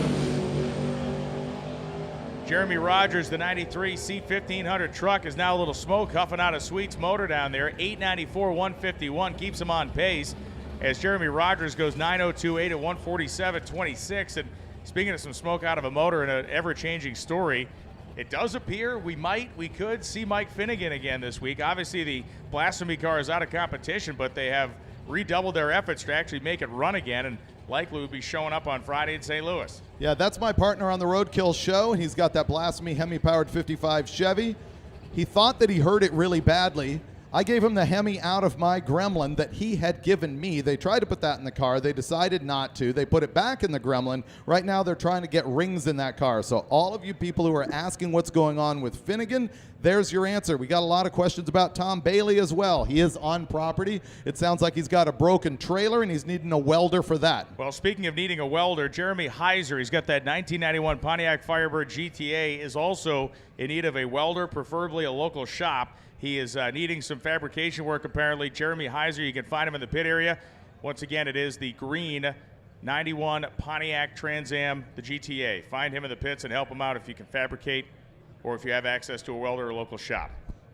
I've seen you fabricate quite a bit this week, Brian. Oh, yeah, most of the words out of my mouth have been just backed by nothing but falsehoods.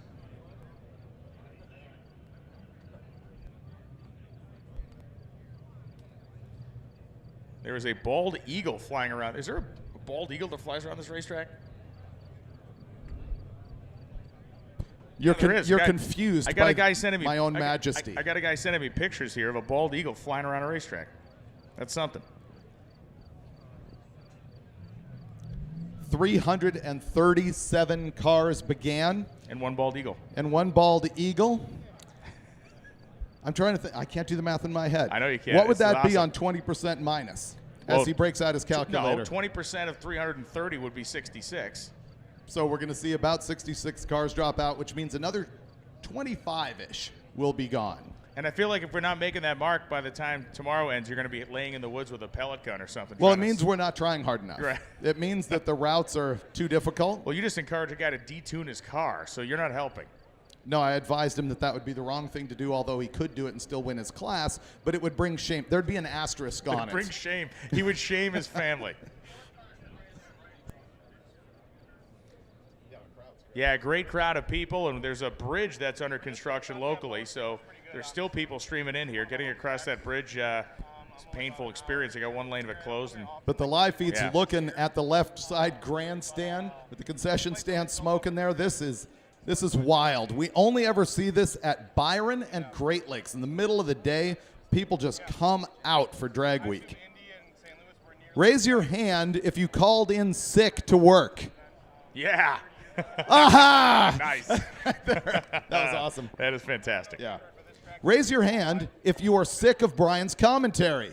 Come on, man. Oh, that wasn't quite as popular. popular. Oh, yeah. I see you, sir. We're seeing some. That'll go in my report at the end of the week.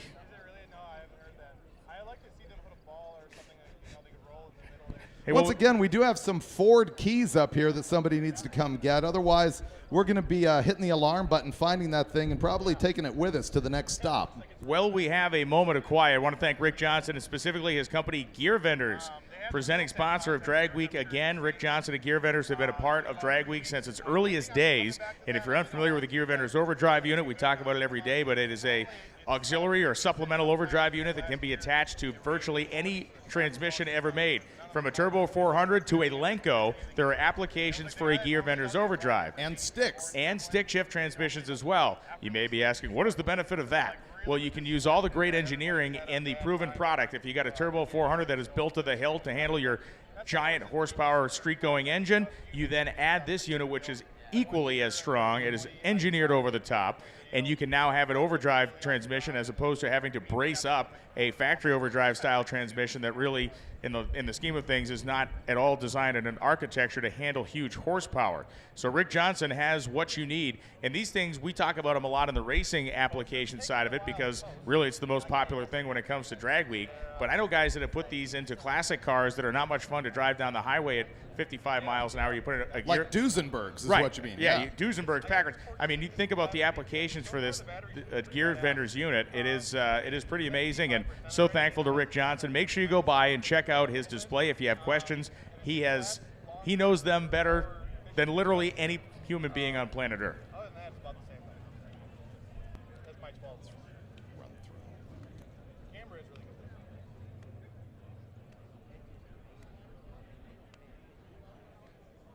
Yeah, of course, one of the signature looks here as you're watching the live stream is the fact that we are in the proximity of the nuclear power plant. The cooling tower is there, releasing steam. The live feed also encouraging you to follow Hot Rod on TikTok.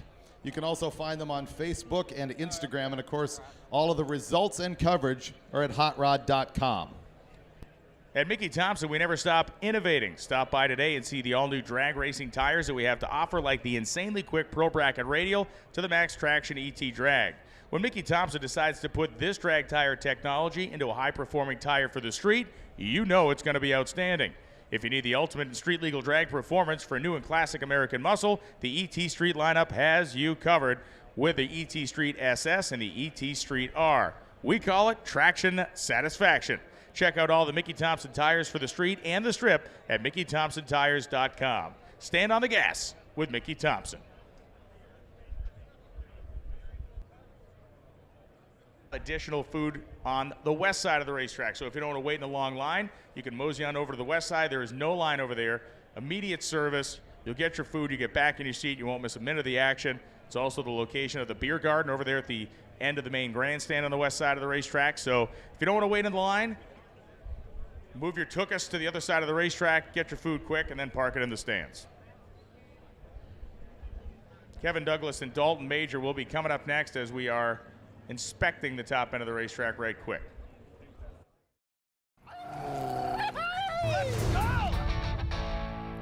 Season 7, dude. Oh, man, we're going to have a good time. School is in session. That is snappy. Mint.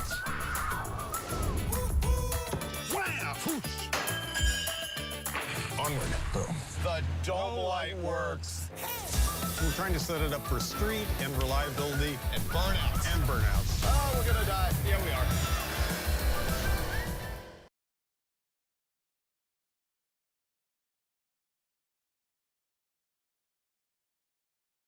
Look. Oh. That's what I'm saying. It looks for real. That is so cool. I got us a car. Didn't those catch on fire a lot? Probably. Well, yeah.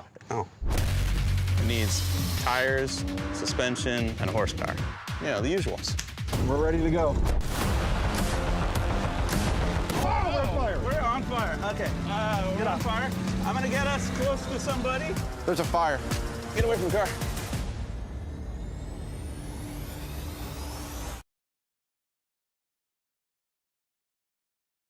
Ready? Do your worst. You've never seen my 68 440 Dart.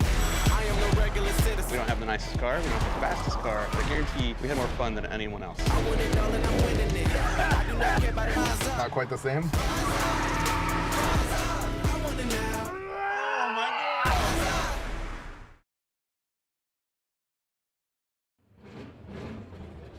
And we're back to racing. As people on the live feed were just watching commercials for Roadkill and Faster with Finnegan, which you can watch on MotorTrend Cable and on MotorTrend Plus, which is an app for your phone where you can subscribe and watch all of these shows all the time. You can binge full seasons of the stuff.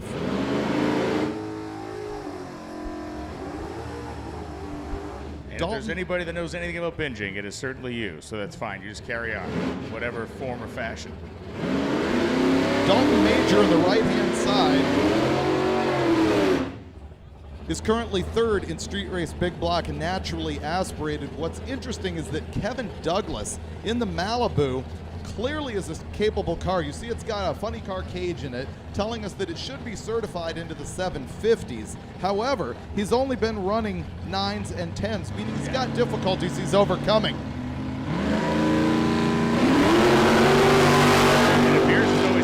One of those difficulties unless the problem continues down course, but Kevin Douglas on the gas to the finish line goes 880 at 155.2. Dalton Major goes 9501 at 140 and a quarter. So Kevin Douglas, the 5th quickest car of the day so far is Dean Anderson, his quickest overall for the day at 852. Daryl Yost and Jesse Harris. Harris, another one of our oil-burning diesels here this weekend. We've seen some impressive diesel performances over the course of the first 3 days of this race. For Daryl Yost, it is a 1969 Chevelle running in the Street Race Big Block Power Adder category. And for Harris,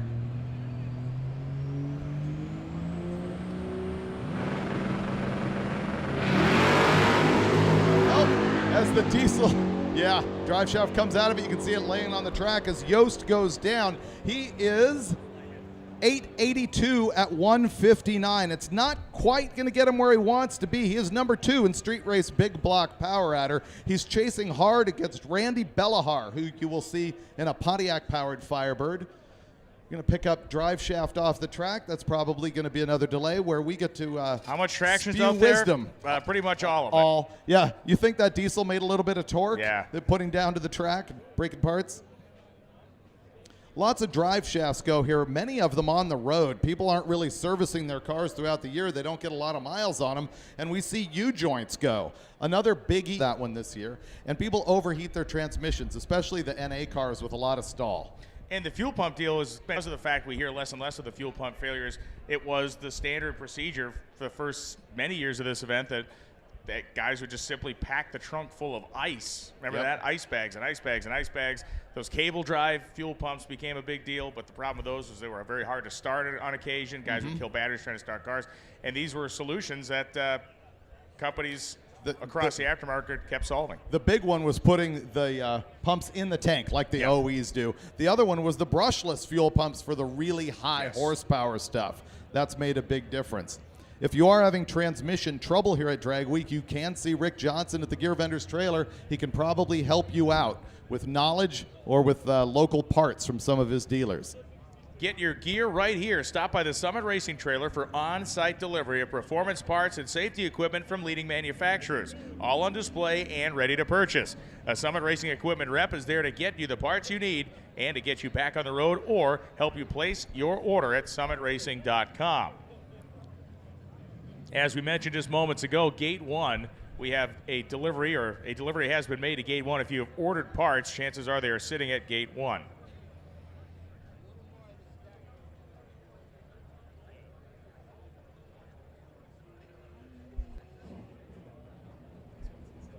Molly Motorsport is the official piston sponsor of Hot Rod Drag Week 22, offering a complete line of forged power pack pistons to take your engine to the next level. Made in America and held to the highest quality standards in the industry. Come from you. He's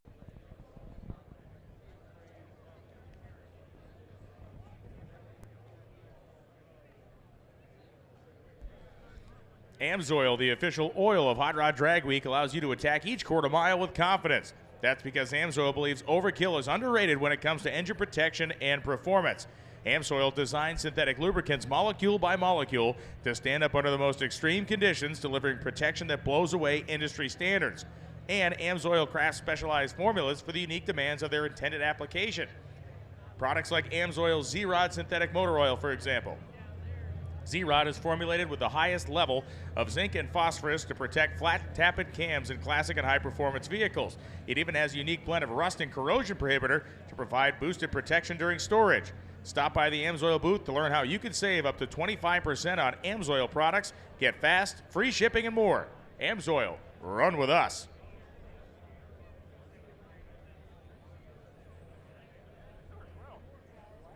As we receive beer delivery here in the tower, thank you very much. That is going to improve the process quite a bit, Steve.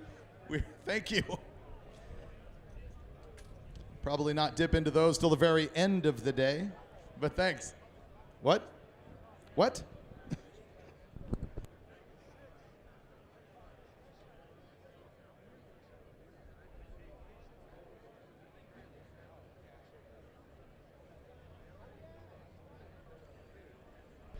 And so if you're watching the live stream here, we see the truck being pushed back to the starting line. We're going to go to a video if you're watching on the live stream. We're going to check in with Alex Taylor of Hot Rod Garage and her 55 Chevy.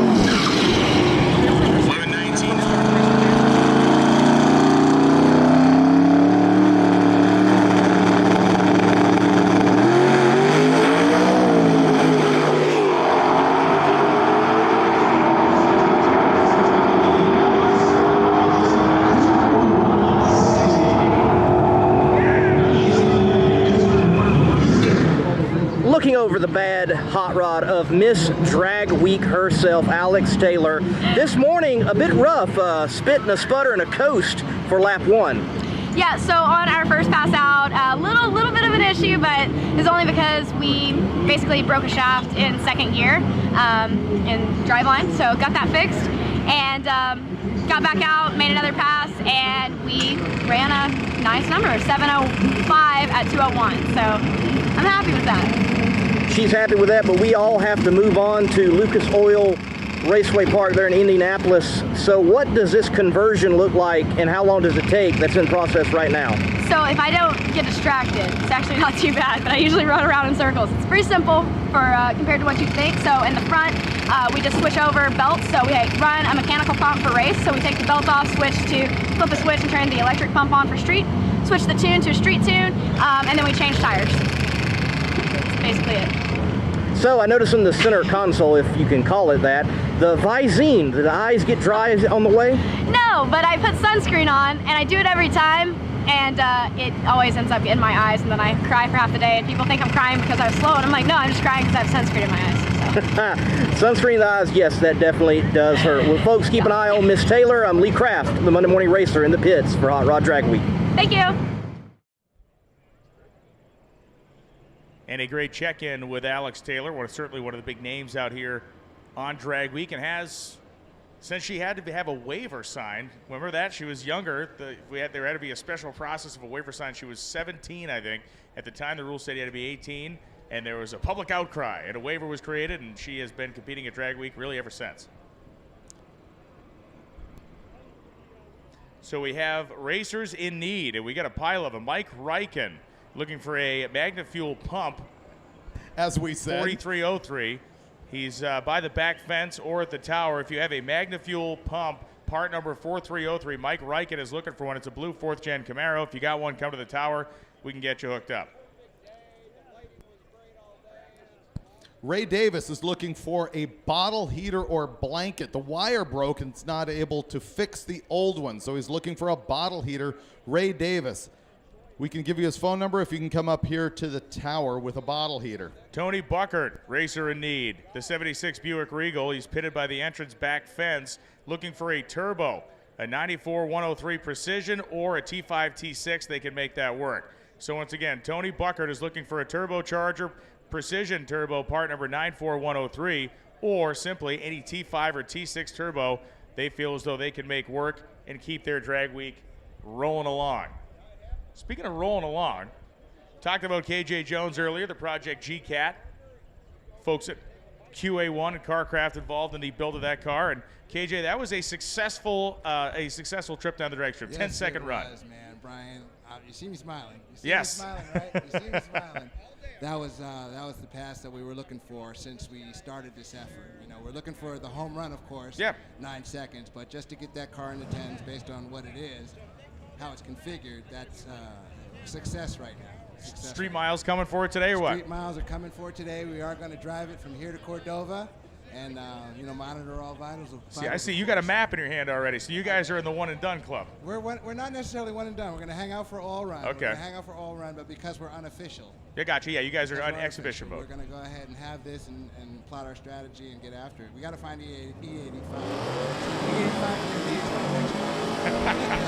Well, congratulations, man. It was nice to see that car go 10s, and I'm sure we'll see it go 9s by the end of the week. Thanks, Brian. Based on the speed, 131 mile an hour. It's got it in it. It's just a matter of, honestly, the logistics of it are the tire. We're limited by that 17. Yeah, short sidewall on that tire. Yes. So even you can watch the suspension actually work pretty well as the car gets off the starting line. So it's good. It leaves pretty good. It's really good up top, but it's a matter of it sticking up top. So we'll see what happens. Fingers crossed for a lower 10-second ET. And then by the end of the week, if we can get it in the 9s, at least one success. On a bang, Brian Anders leaves the starting line next to Mark Major, the 1967 Chevelle for Major and Anders in the yellow Chevette as they fly towards the finish line. 963, 139 for the Chevelle. The Chevette goes 10:26.8 at 130.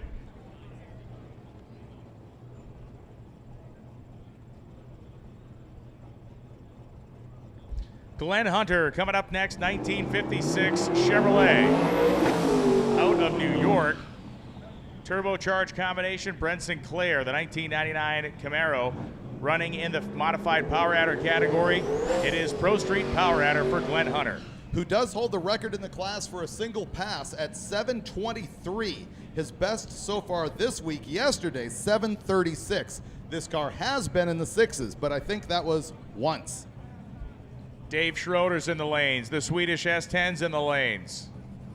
The Volvo's in the lanes. Mike Bergeron coming up in the Volvo. So yeah, we got a bunch of the real fast stuff coming. Share the feed with your friends. Share the feed on your social media pages because the next several pairs of cars will include some of the highlight machines of the week.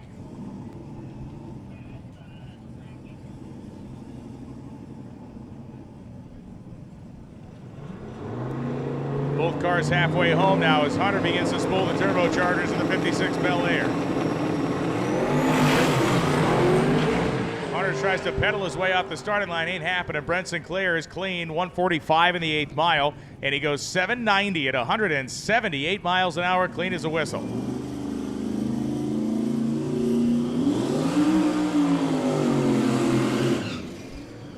Mike Bergeron coming up right now, or Michael Bergeron coming up in his Volvo wagon.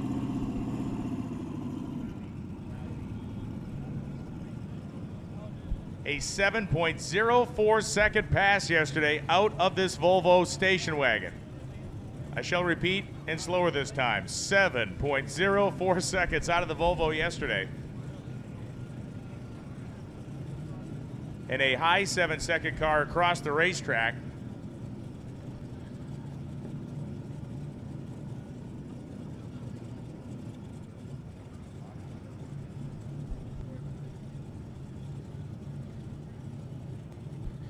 That is Kyle Beaumont. Beaumont on the right side of the racetrack, who is among the leaders in his category, which is the Super Street Small Block Power Adder Group.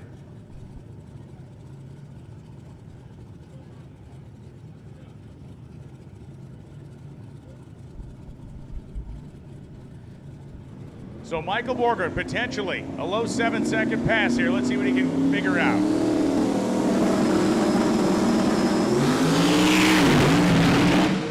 Broke traction as the car was really trying to get after it early. Spins the tires again mid-course. Piedmont goes 778 at 180 miles an hour, keeping his daily pace on pace.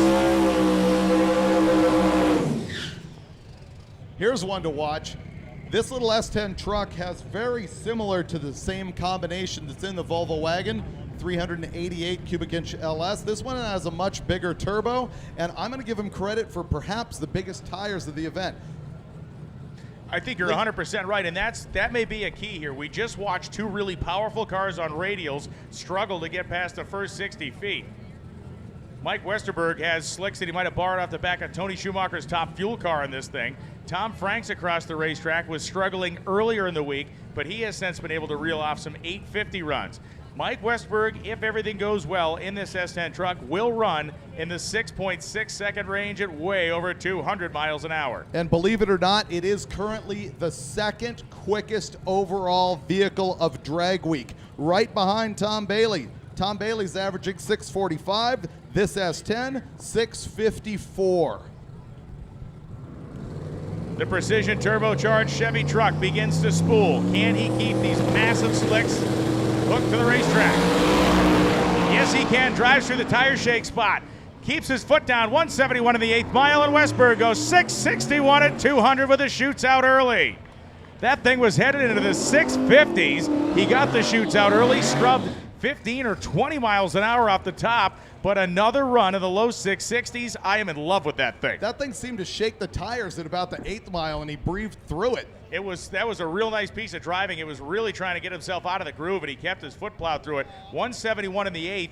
He only went 200 at the stripe, a 29-mile-an-hour differential. That truck was making upwards of 50 miles an hour in the back half of the drag strip. On the other side, Franks had problems, went 11:04. That was, in fact, his slowest pass of the week. He's been in the 650s. I don't think he's going to come back and try it again. I wouldn't if I was him. Once again, why would you encourage this style of behavior? Put your thinking cap away. Put your idiot hat back on. I'm at a loss. Mike Ward in the 63 Nova, 805, 173. Holden Kramer was in the Malibu, 982, 138, as here comes Dave Schroeder. This is a two-time winner. It says right on it that it is, shutting him down for just a moment, 872 cubic inches. An 872 in this Corvette, our two-time winner, who right now is actually the 4th quickest car of the event. Right now we're going to check the racetrack, make sure there's nothing out there. Want to make sure the surface is clean and tidy for Schroeder. Has been consistent this week, as you mentioned, David. And in a land of turbochargers, it's great to have a nitrous car as quick as this one here. NOS, of course, the nitrous sponsor of Hot Rod Drag Week, which is powered by eBay Motors and presented by Gear Vendors Overdrives. Schroeder went 675 at 175 on day 1, 661 at 174 on day 2. It's unbelievable to me that his average of 669 is 4th quickest of the event. Yeah, man, that S10 is just so fun to watch, and you know, it's basically when he got to about 150 feet, I'm like, okay, he's not going to shake the tires. Then it's like, as it started to move around down there, like you said, I thought he was going to lift, but good traction out here because clearly he was able to stay into it at least until the very end of the track. Something got his attention down there, and it may, knock on wood, be the fact that he's never made a run here, and he was charging towards the woods at 200 some miles an hour and thought, you know what, I've never been through this turnoff before. This is a nice long drag strip, but as you well know, as the speeds increase, that area towards the end of the racetrack looks shorter and shorter. You know, the thing about that S10 is that it just doesn't look like an No, outrageous car out here. It's a younger guy. He used to be the passenger in the gold wagon, Michael Berggren's car, and now he's out here on his own. That car was shipped here from Sweden. We keep forgetting to mention that because it's just become the norm. Yeah, right. Yeah, there's so many Swedes out here. But he shipped it from Sweden. It had no engine in it. It went to Berggren's shop. They put the thing together, and they're out here running like mid-6s. Gets no better. Everyone knows that nitrous is the world's best power adder, and everyone knows that NOS is the #1 nitrous system. NOS offers the most complete line of systems for weekend warriors and all-out race cars. When you're looking for the throttle in a bottle, go with NOS, the official nitrous sponsor of Drag Week, NOS. You said NOS. I know I did. I was thinking of the energy drink. I screwed it up. I feel like my soul dropped through the bottom of the tower. You and me both. Ugh. So NOS has been out here filling bottles all week long. They have been committed to Drag Week for so many years. The great Monty Smith back in the day was a driving force in that, and it kind of stands as part of his legacy that NOS is still involved. And a very good friend of Enz and Schroeder in the Corvette out here on the line. Well, Jesse Harris, we know he pitched the drive shaft out of that truck, but he is in need of a Ford 9-inch housing cut to fit. That is the orange and white Chevy truck that had the drive shaft land on the racetrack. He is pitted behind the impound area. That may be a tough one. It's next level skills when you actually damage the housing. Yeah.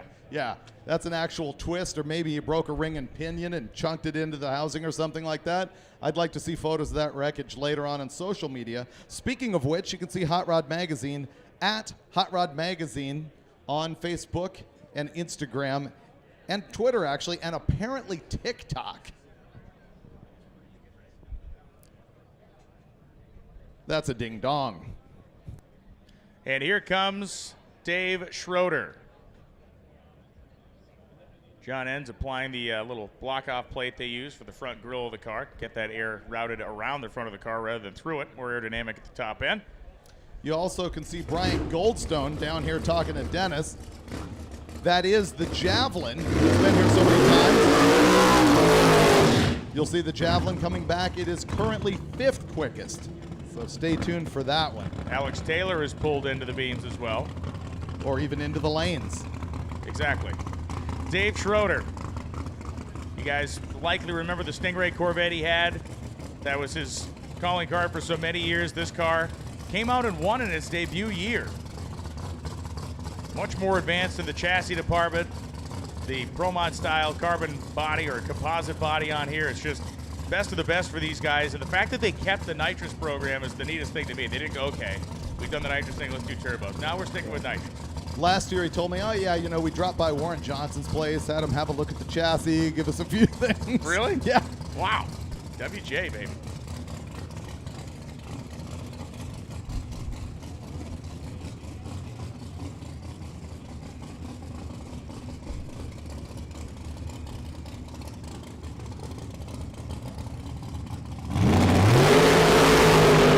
And here he goes, 103.60 foot time. Schroeder through the 8th mile to 163, and Schroeder goes 675 at 100 to 676.5 at 197.91. So for Schroeder, it is a 75 on day 1, a 64 on day 2. Averaging a 669, he goes a 676 here. I got a tough time believing they'll do it again, but maybe they will come back up. Nice run. They were 1 flat 60 yesterday on a run that they didn't complete, so the 103 here was right in the ballpark, showing again the consistency of traction we've had this week. On the right-hand side here on the live stream and also in person, you've got Jason Glick. This is a car he's owned since he was like 15 years old or a teenager. He's got a 565 Pro Charger in this deal. And the Malibu going to back into the water box here. We'll heat the tires up. A and B run groups are out there right now. For those of you tuning in to Hot Rod Drag Week 2022, we're at Byron Dragway. Through the 8th mile for the Monte Carlo, a 116-mile-an-hour trap speed at half track, goes 966, 147. The two-tone G-body looking nice.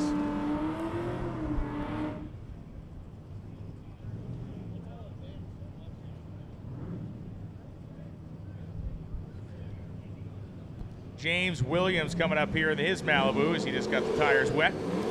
He is 3rd in Pro Street Power Adder. Yesterday it went 938. Talking about the silver car in the left-hand lane. Jason Moore on the right-hand side is in Super Street Small Block Power Adder. Williams' car has the Hyperactive Performance logos on it, so I'm guessing he's a Chicagoland area guy. Joe O and the crew at Hyperactive from this part of the world.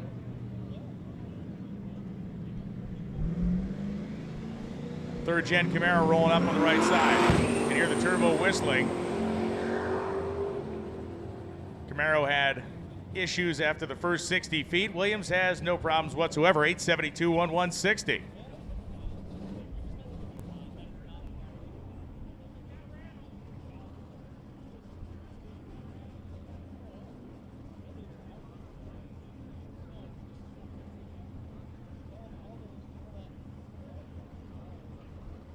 So the Corvette coming up now. This Corvette running in street race, small block, naturally aspirated. Jason Willis. And it's Richard Flint, the Honda S2000. Flint is running in street race, small block power adder, a car that is capable of 7-second elapsed times, but in this week has been dialed back to that mid 8-second zone.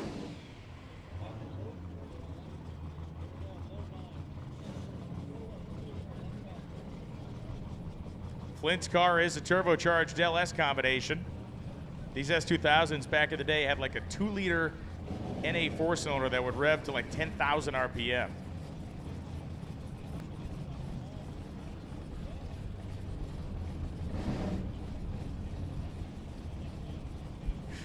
So Jason Willis running second in class right now. In the red Corvette. 10-0 car yesterday.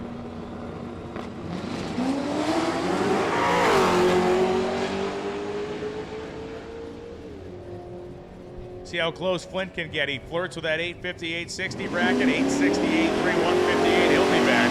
Jason Willis goes 10.083 and 135.28. Bob Ruppel, his Nova on the tower side. Also number 3 in class for that one, street race big block power adder.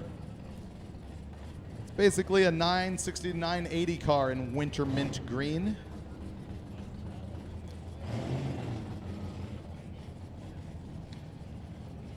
We need a generator that can run a welder.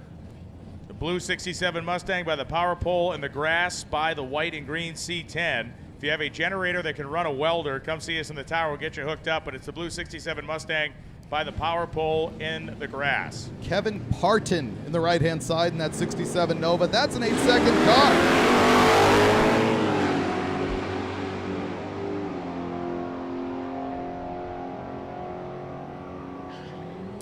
Ruppel's Nova, 970. And the Butternut Nova, 890 at 142. Correction on Jim Williams' car. Looked down and misread the decal. It's High Performance Motorsports. Dan Seitz and crew. Dan out here racing as well. The Hyper Performance dude himself. So apologies on that, Connie and Dan. We got you fixed up, though. Jim Williams of the well-known High Performance Motorsports family. Doug Sandwag and Steve Brack coming up. Brack of the pickup truck. Sandwag, the 2002 Camaro.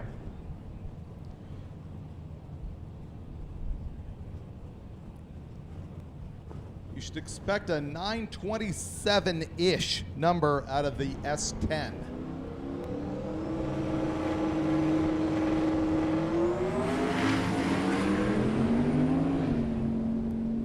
Should we now? Not so much. Should we, David? No. Dan Sandwag, 859, 150 miles an hour. Sandwag running in the Super Street Small Block Power Adder category. And Brack going 10.08, 125. Will be back to better that time. Brian, you should be familiar with expectations versus disappointment. I wasn't disappointed because I knew you were going to screw that up. I knew it was going to be wrong. I mean, I braced myself for that already. I was looking at his numbers. That's what he should have ran. Nicky Z rolling up here in his Gasser 55 Chevrolet. And Kel Lundquist in the Jelly Ball Pontiac Firebird will be next to him. Kel, another of the Swedish contingent.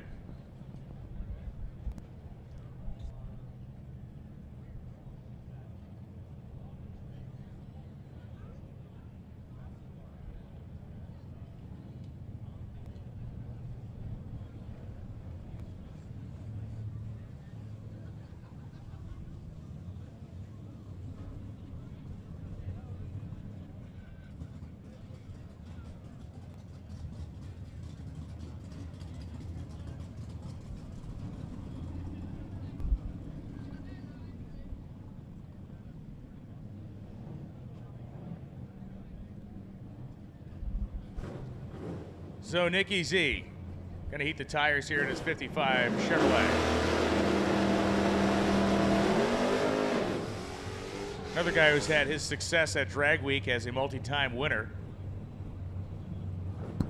And currently leading B Gas. It's a 10.0 car, that 55 Chevy.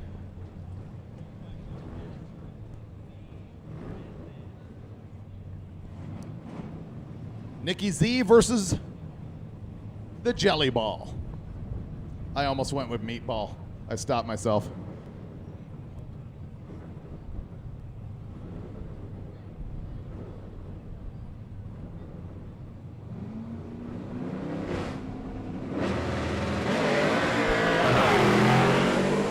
Oh yeah, we forgot to tell you it's a 4-speed.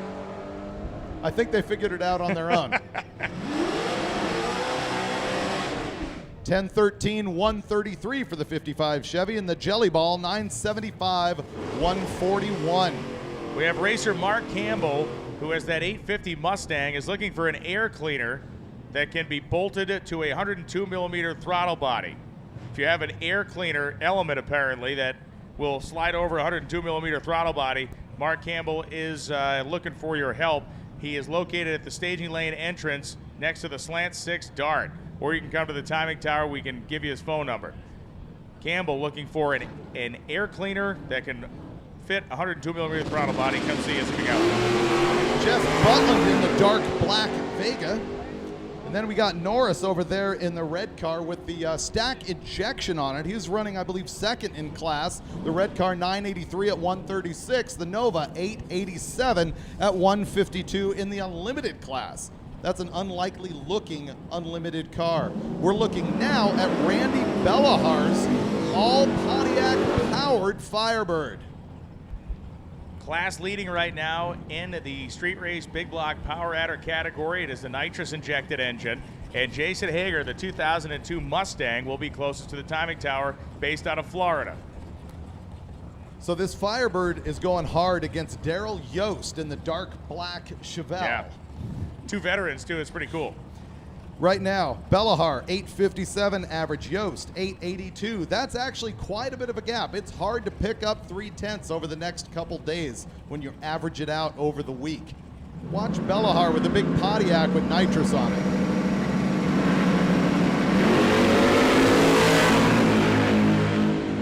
Bellahar at a nice 060 reaction time. 128 in the 8th mile, and Randy thunders to his right, 853 at 160 miles an hour. Hager goes 8900 at 147.01 in the Mustang. And by a hair, that was Randy's best run of the week.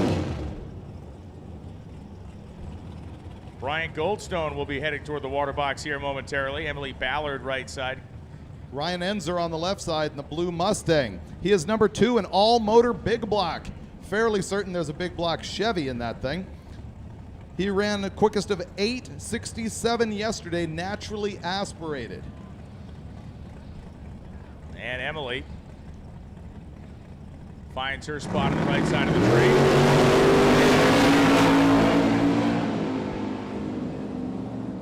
Enzer just a very faint bit of smoke early in the run, goes 878, 154. Ballard goes 849.2 at 162.74. As here comes Alex Taylor and Bryant Goldstone. I have a feeling they're going to both do singles. I'm guessing they're going to be singling up. Yeah, the 1955 Chevy of Alex Taylor. Been living in those low 7s, been living right around 200 miles an hour. Now what's interesting is that Goldstone here on the left and Alex Taylor on the right are actually 1 and 2 in Ultimate Iron. Alex was leading it, running 7-0 on day 1 in the 55 Chevy. Goldstone yesterday uncorked a 663, which, by the way, is a new record for him in class. He also uncorked the driver's outer door skin. That's why when you see this car on the tower side, the driver's door looks like it's been through the war, and that's because it has. But right now we pay attention to Alex Taylor.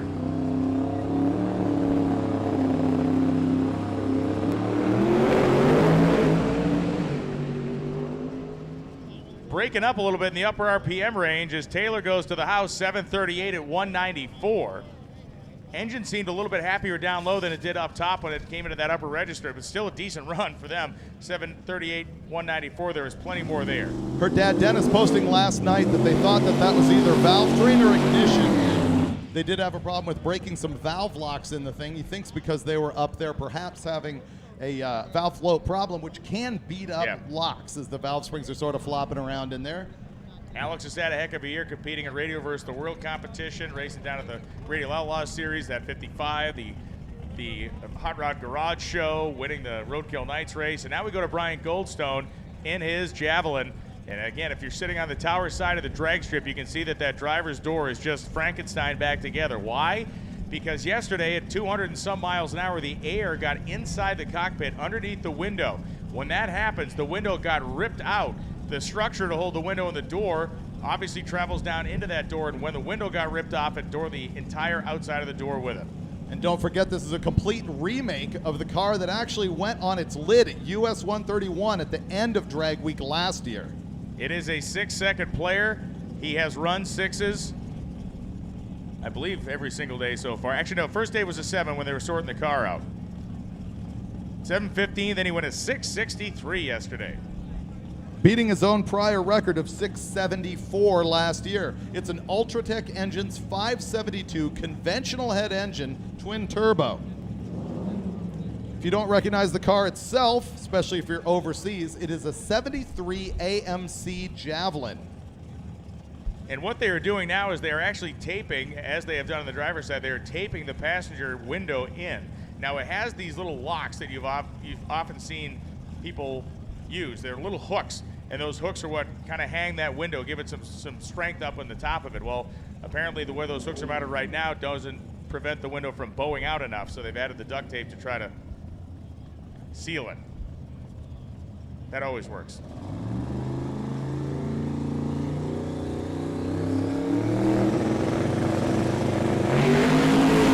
In Goldstone, gonna pedal it before 330 feet. It began to shake the tires. He almost was able to drive through it.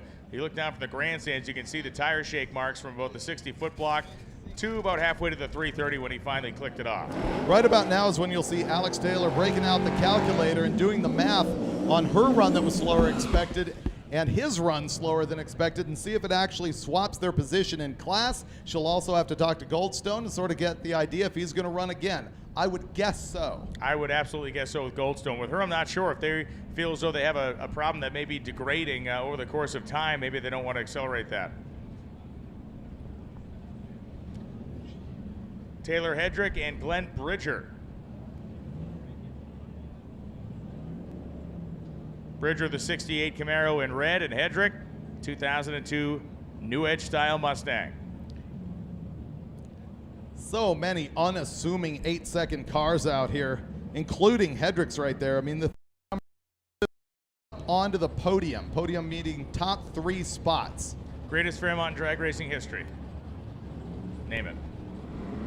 Fairmont in drag racing history. Bob Glynn, pro stock. 81 to 80. 78 and 78 1. Oh, All kinds of steam and smoke down there. That is bad. It does appear that Moore is going to get the thing pulled over, as that is fully a rolling fog bank right now. As we see Keith's Firsted, 927.7. You can see the fluid on the racetrack from about 400 feet on to where he stopped. 927.7, 158 for Firsted, but that is going to be a cleanup on aisle right for Matt Moore. A tough break there. I'm guessing it was transmission.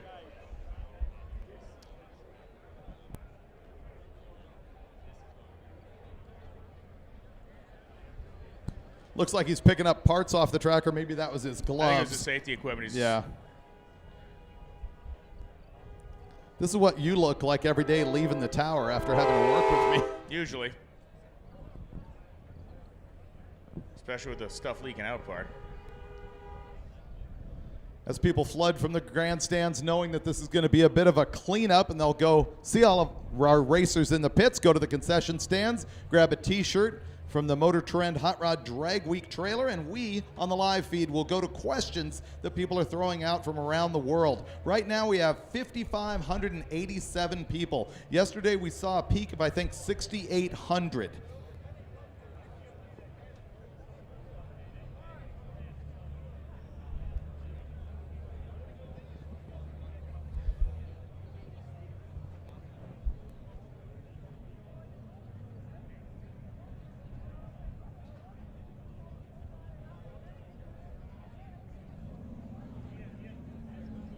So we got concessions open on both sides of the racetrack. Of course, when you come over this side, you can swing by the souvenir area. You can enter to win free tickets to the World Power Wheel Standing Championships. You can grab your Drag Week event shirts. Get your Drag Week event shirts. They are going fast. When we come to a place like Byron Dragway and thousands of you show up to hang out with us, the merchandise flies off the shelf. So get your Drag Week event shirts now. Get yourself something to eat or drink. ice cold beer or otherwise soft drink. We'll be back at you in a couple minutes in terms of the race call. We'll keep you updated on the cleanup, but of course it is going to be a few minutes as this is a fairly long one. The live feed asking how many cars rolled in here today. It is in the neighborhood of 295. There's probably some that dropped out that we're unaware of, but officially on Tanya Turk's report, that's what we got. Speaking of which, racers, if you're planning on leaving the property, make sure to hand in your time slip and come show your photos from the checkpoints. If you're unaware, in the grandstands, as we make these cars drive from track to track, we do provide a map that they are required to follow.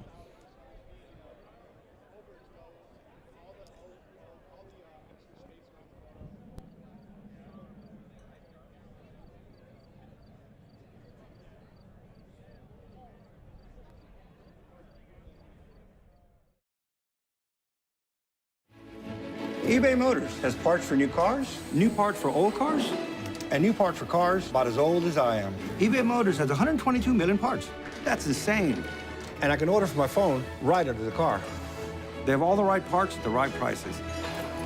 Now I can go to eBay Motors, find everything I need, and spend the rest of the weekend working on this baby.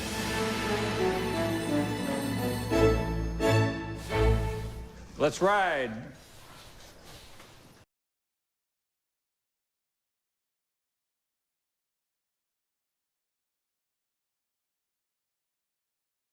You know, primary sponsor of Hot Rod Drag Week. I hope we can retain that position forever because it's just a fantastic event. For those top products of people that really use stuff, you know, really people who are working on their cars and know about cars and stuff like that. Great support from these fans. We have probably 30% of participants out here running our product. Without gear vendors, you couldn't have low 6-second cars driving in the street because, you know, the heat's immense and you need that extra gear to get the RPMs down. And when your RPMs go down, your heat in the motor also goes down.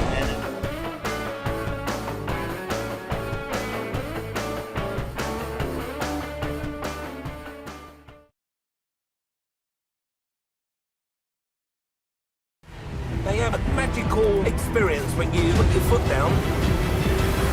That's what it's all about, and that's why I bought this car.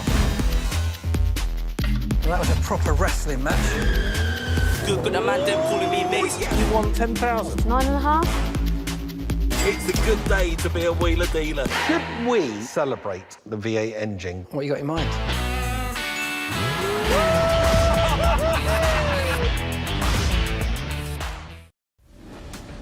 We're rescuing this Mini Cooper. A Jeep Comanche. Ford Mustang. The only issue is it doesn't run.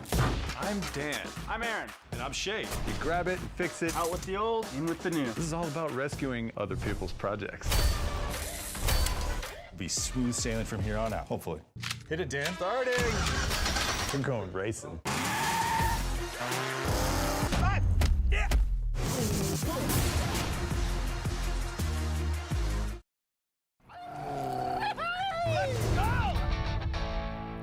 Season 7, dude. Oh man, we're gonna have a good time. School is in session. That is snappy. Mint. Wow. Whoosh. Onward. Boom. The dome light works. We're trying to set it up for street and reliability and burnouts. Do your worst. You've never seen my 68 440 Dart.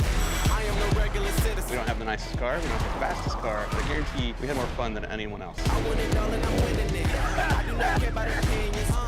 We spent like an hour and a half out of gas. I'ma go get it. Let's ride.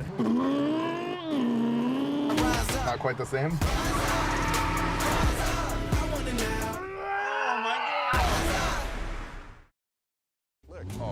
That's what I'm saying, it looks for real. That is so cool. I got us a car. Didn't those catch on fire a lot? Probably. Well, yeah. Oh. It needs tires, suspension, and a horsepower. You know, the usuals. We're ready to go. We're on fire. Okay. We're on fire. I'm gonna get us close to somebody. There's a fire. Get away from the car.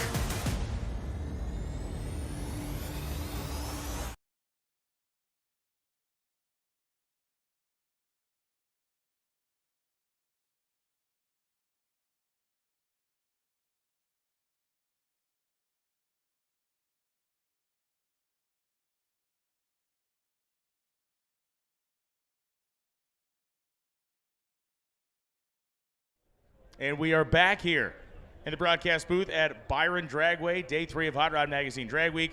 We have caught up with Kevin Robertson, who is the new owner of Byron Dragway. First off, on behalf of drag racing fans everywhere, you are a racer, and now you are a track operator. Thank you for stepping up. Yeah, absolutely. This is just such a storied facility with such history, the birthplace of big money bracket racing, you know, the 4 wide back in the 60s, the match racing, so much history is at this place. When it was all said and done, my family and I just could not let it, be another victim of modern economics. Yes, that's really what it comes down to many times for a lot of these racetracks. But we're a racing family. I race bracket. I've got a dragster. My daughter races juniors. You know, it's in the blood. And this is such a great facility, built on, quite honestly, the dedication and hard work of all the staff out here, and especially the Vangs and his family.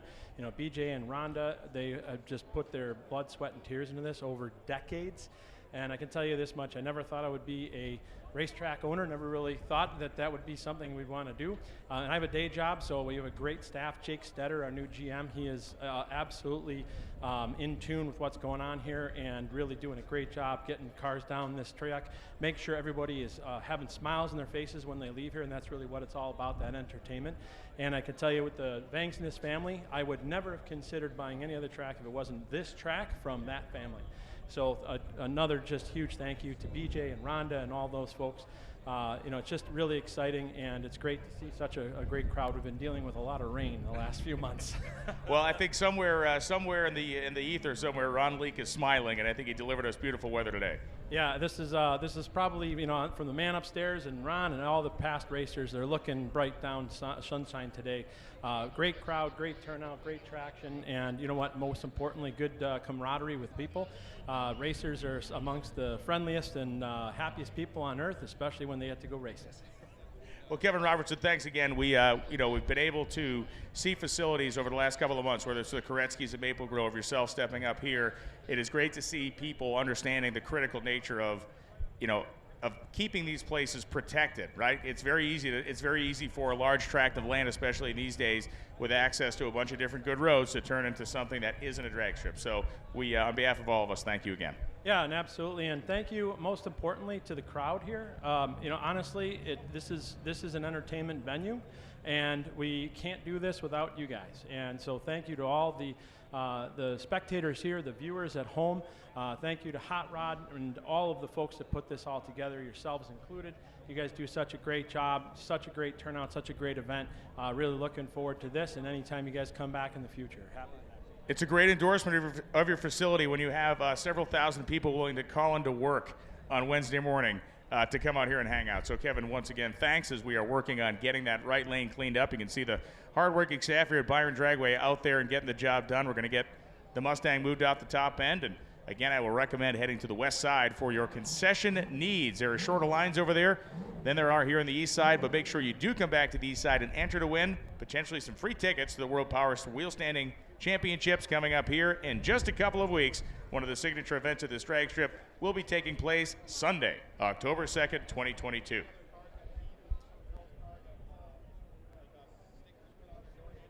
Another guy we had up here in the tower a moment ago is Dave Schroeder, of course, with the big Corvette, and he said he only ran 2 units on that run, and he threatened us with as many as 4. Speaking of nitrous, let's get back to that Pro Stock story. we were talking about Bob Glidden's Fairmont. Kind of what I consider the coolest Fairmont in drag racing history. You got Animal Jam was a Mercury Zephyr. Some people get touchy about that, but Glidden's '78 Fairmont, starting at late season in the '78, he went a calendar year undefeated. Now, not a whole season, because it started one year and went into the next, but he went an entire calendar year of national events in that Fairmont and Pro Stock undefeated. Just nasty. And those things, in the cars he was racing against at the time, there was a lot of guys running Vegas and stuff like that. He had this big Fairmont, was just crushing people. And that was almost like Prudhomme's March in a similar time frame. Yeah, mid-'70s, Don Prudhomme was just, nobody else should have even bothered showing up at that point. Glasses were found near the fence where the racers are pitting. The glasses will be in the 3rd floor of the tower. If you've lost your glasses, there's a side note that says, think they are readers. Judging by one of the words in this, they are not spellers, but they are readers. If you've lost your reading glasses and you're stumbling around like Mr. Magoo, they are on the 3rd floor of the timing tower, and if you're stumbling around like Mr. Magoo, have somebody else walk up there and get them for you. One thing I have to mention is this is the first really big oil down we've seen. You weren't here, Brian, last year, but it was a bloodbath, which is why we went to the diaper rule for cars 849 and quicker. These cars are all supposed to have diapers on them. A bunch of other rule changes this year. The one that I didn't really hammer home for the hometown audience here is also something we haven't seen, which is the one about how you're not allowed to have a reaction time over 1 second, or we'll take all the time over 1 second and add it to your ET. I haven't seen that today. We've had 1 or 2, but most people have been pretty quick on the leave, or quick enough on the leave. And I don't think anybody's left before the tree was yes, activated. that's happened a couple of times. times. Did it? Yeah, I missed that. Of course, we've kept that tradition up. Yeah, why would we not? Yes, no, we can't break that. That's an unusual one. We're on a 5/10 Pro tree here. Can you really call it a 5/10 Pro tree? I guess that just indicates all 3 ambers light at the same time. It's a 5/10 yellow flash here. Full yellow flash is what that is. But if you call it, full tree, then that's a sportsman tree. It's a little confusing lingo.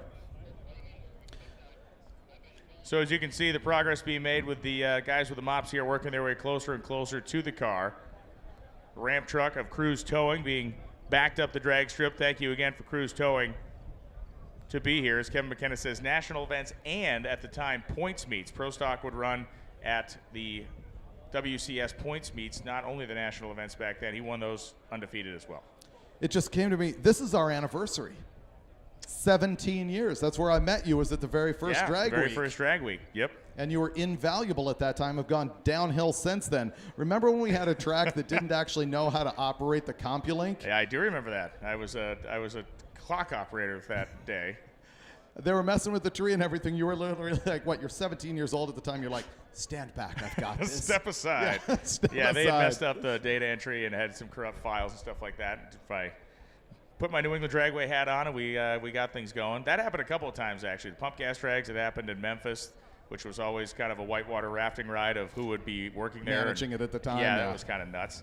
Yeah, Remember that story? I got offered that job? Yes. Total inside baseball story, but we go to the pump gas drags in 2006, I guess this was, and the guy who had been the general manager at Memphis at the time had just left in the middle of the night, and which is an indication of how good an operation is being run when your employees just So they leave, walked through the tower and they were gypsy. We had a problem with the CompuLink, so I went over there and helped him. We got it squared away, and at the end of the night, the guy's like, "We need to talk." And at the time, I was doing the truck fleet thing and with the water company, and next thing you know, he's offered me the job, and I go home.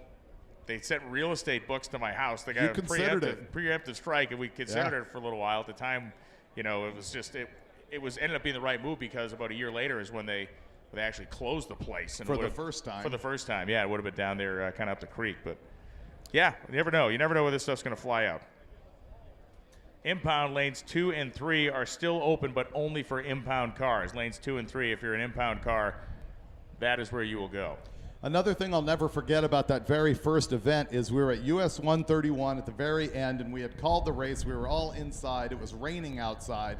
Then it stopped raining. Yeah. All of the racers were in a room ready for the awards, and I looked at the track guy. I was like, "Do you have a dryer?" And he's like, "Yeah."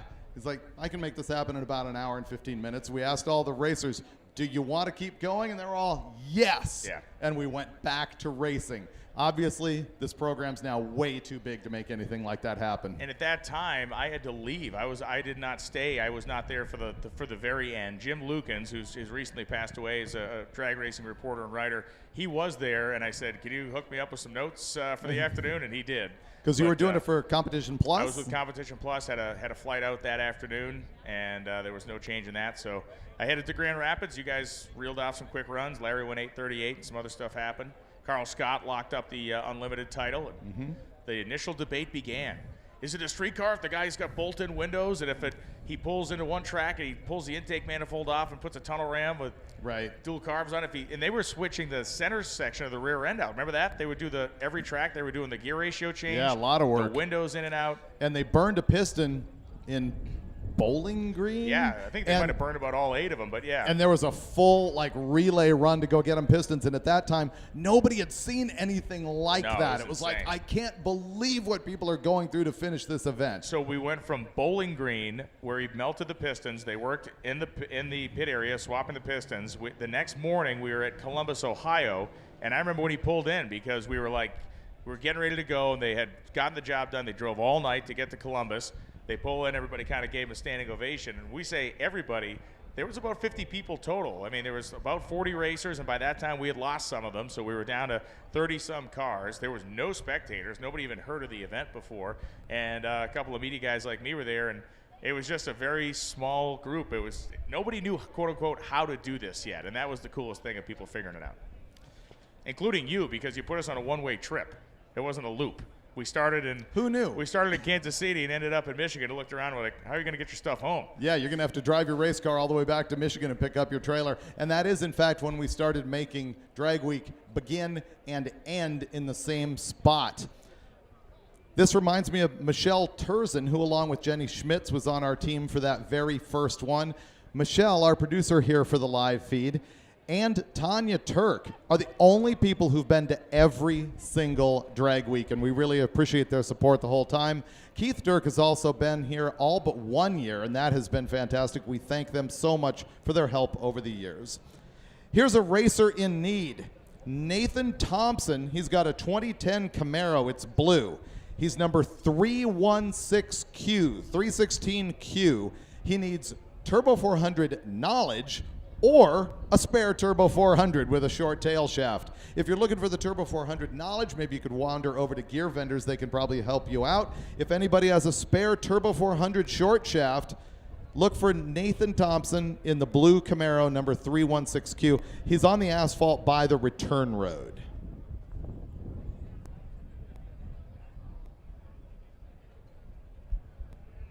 You know, I've told this story a bunch, but I'll tell it again. I haven't necessarily told it this week. But Ron Leake, one of my favorite people in the world, late Ron Leake. Is this the semi-truck story? No. Could it be? No. No, okay. No. It's just an incredible part of the spirit and history of this racetrack, but also he's a great announcer. He had that voice that just you would echo off the cooling towers down there.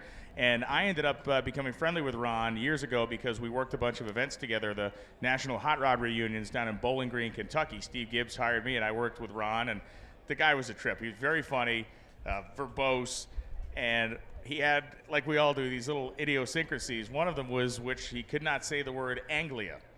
And when you do a nostalgia drag race, there are Anglias all over the place, except to Ron, they were Angulas.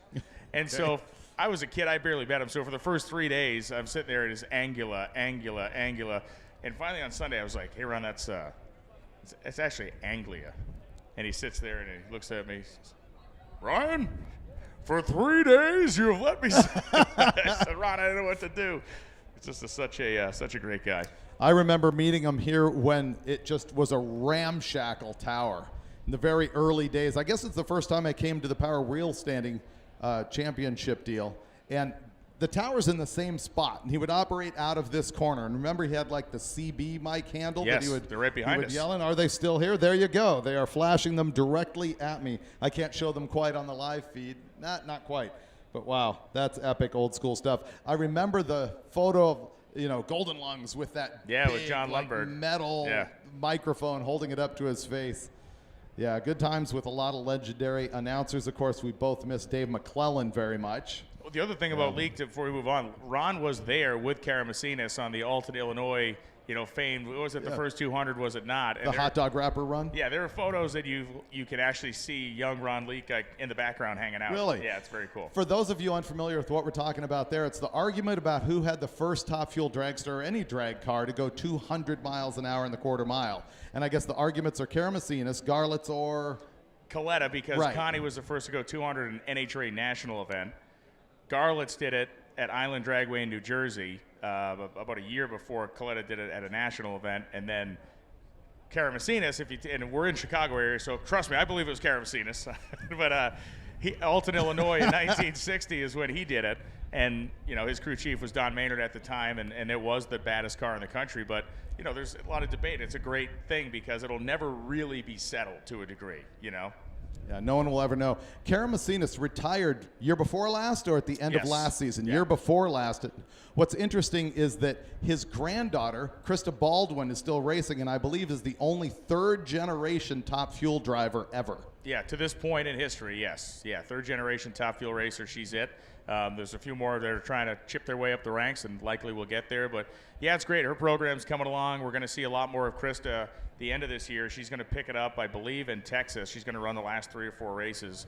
Got a great crop of Top Fuel cars in Charlotte this weekend. Of course, we had, been having a Top Fuel car counts this year have been really nice to watch. But yeah, Krista's fantastic. She understands the legacy of her family. Krista's dad was a Top Fuel racer as well, named Bobby Baldwin out in California, kind of a low buck hero. But yeah, Chris Macinas is just legend beyond legend. The stories of him back in the day. One of the early rock stars, like the really legitimately early rock stars of drag racing. Do you remember my Kara Macinas story? I don't. Which I told to Krista, I don't know, a few months ago. So I was at Pomona. I was the editor of Hot Rod Magazine at the time. I see the Greek standing there, and I walk up to him, and, he's deaf as a post, like all of those old guys are. And they're running cars, but, I say to him, hey, I introduce myself and everything, and I said, the Hot Rod Magazine archives has, like, documentation of what you did all through the years. And he's just like, okay. And I said, would you want to come down sometime and sort of see some of those photos? Maybe we can do a story, talk through it, and, I'll show you some images. Nah. Like, you don't want to see the photos of all this stuff? And he just goes, I was there. Fair enough. Yep, I liked it. Let's go to some questions on the live feed. They got to be dumping through here. I asked people a moment ago if they could get those. Maybe the live feed could go back at the track so we're not looking at the top of my head leaning over staring at the live feed. We just had a viewer banned. The person named Stop Watching the Stream and Find Love was banned by the ever vigilant MotorTrend officials. Yeah, Warren, what were you doing on that? No? Can you give me? It wasn't Warren. Can I get a 30-second unban window on that? He's still trying to find love. Looking for what? Yeah. Brian, you might want to go back past the black curtain. Thermoquad or EFI? That is the question. EFI. EFI is definitely superior to the Thermoquad, but nowhere near as entertaining. Thermoquad is the most hilarious carburetor ever invented. Plastique. It's plastic. Plastique. Actually, you know what it's made out of? What is it called? Not Paul. Nah, I can't remember. You don't know what it's made out of. Phenolic That's resin. What it was, phenolic. You know what else is made from phenolic resin? Carburetor spacers. Yes. And these days, pool balls, billiard balls. Ah. Yeah. Explain the headlight and lettering rule change. More as to why or who does this benefit? Good question. I This like person it. is asking the question in a tinfoil hat crazy way. So let's find out. Very likely conspiracy theory. There's been a lot of changes in Drag Week rules this year, and most of it is easing the program, just making it simpler to bring a car out. There used to be a rule that said you had to have OE appearing headlights, which came directly out of year number 1 when Carl Scott had this Nova with a fiberglass front clip and a couple of tiny little projector beams where the stock headlights should be. And it was on the cover of Hot Rod, and it's like, this doesn't look that good. Honestly, we wanted a stock appearing nose on the car for the purposes of putting them on the cover of the magazine, but it turns out no one cares anymore. We also had a lettering rule that had a specific inch height that you could have on the thing. The whole point of that is we didn't want cars coming out here looking like a stock Eliminator car with contingency decals all over it, or with giant logos on them. For example, the giant Sick Magazine logo on the side of Tom Bailey's car. But really, when it comes down to it, no one cares anymore, and that's why that's been eliminated. Somebody asked about the Golden Gator, which is a famous drag racing car from the 70s. Chase Knight, the driver. Chase Knight, the driver. Al Leitert was the owner. And in the 1970s, believe it or not, this thing had a Hemi in it that had Hemi in the dragster that had like an 8 or 1071 blower on it. And that 1071 blower was being force-fed by a pair of turbochargers, and it ran in a class called Pro Comp, which was a category that predated the specific top alcohol funny car and top alcohol dragster classes. In Pro Comp, the dragsters and the funny cars raced each other. And so you could do pretty much anything you wanted. You had injected nitro burning cars, you had guys like Dale Hall that had small block powered cars, you had big block Chevys, blowers, and Leitert's car was a total freak show. Mechanically fuel injected, blown and turbocharged, ran in the 6s, Won a bunch of races in that Division 2 pretty area. Successful, which is wild for mechanical injection with turbo and blower. Ended up on the roof of a restaurant as a. It's in Garlitz's museum. And now, well, okay. Oh, wait, did I jump ahead? Did I interrupt you? Like ended you up do for being me? placed on a roof of a restaurant as a conversation piece, and now has been restored and is in the Don Garlitz Museum of Drag Racing. While you were bloviating, did you hear that horn? You just in the talked back? about phenolic resin. I just talked about a race car. Bloviating. My God. Work on your vocabulary there, Brian.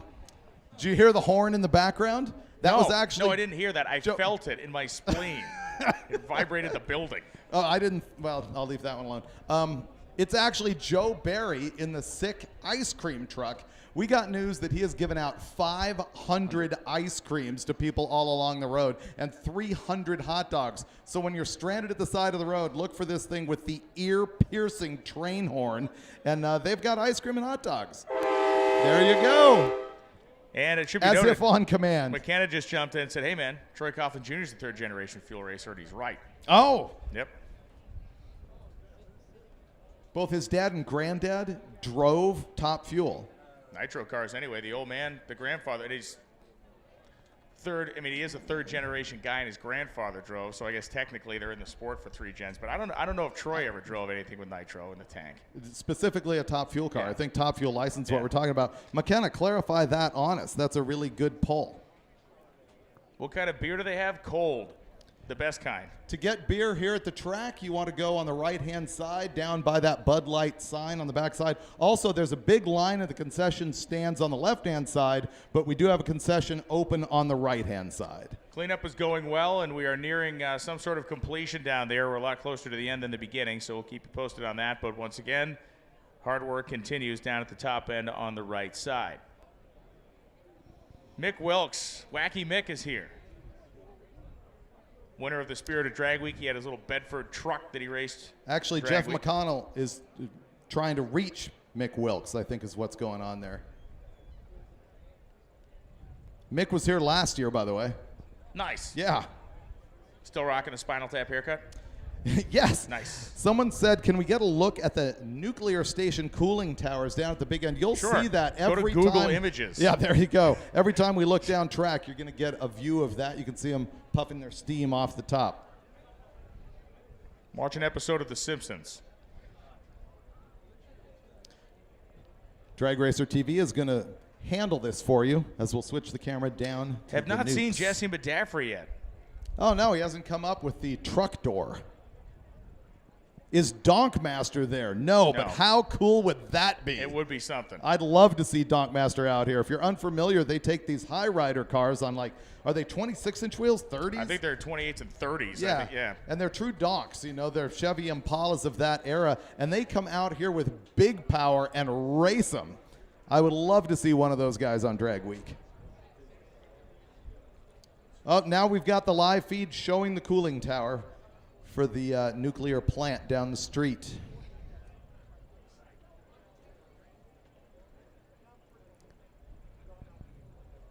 Dave, how fun was George Ray's Wildcat drag strip? Brian, have you been there? I was there, and I was not there for an event. I was there about 15 years ago. I traveled out there for work when I was actually a productive member of society, bailed out, and headed to the racetrack one day to say that I had seen it. It's a must-see. Everybody here has to. It's in Paragould, Arkansas. George Ray was a guy who had gone to an NHRA event, and they threw his car out for tech, and he was like, I'll just make my own drag strip, which he did on his Rutabaga farm. Yes. And it was a full quarter-mile back then. It has now been cut down to an eighth, but his grandson told me it's still the same surface. They haven't resurfaced this thing since like 1960.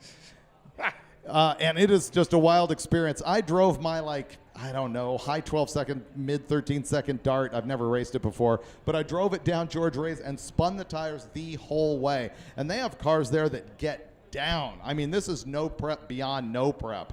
And it's just a backwoods place. It's incredible to be there. Everybody needs to visit. And the camaraderie and the family there, also awesome. Yeah, Kelly Ravin brings up a good point. The nuke plant should have enough power for the welder that we were looking for. When I was over at Lindbergh's shop earlier in the week, they were welding something, and he goes, "Whoa, I got this set on Chernobyl." Oh,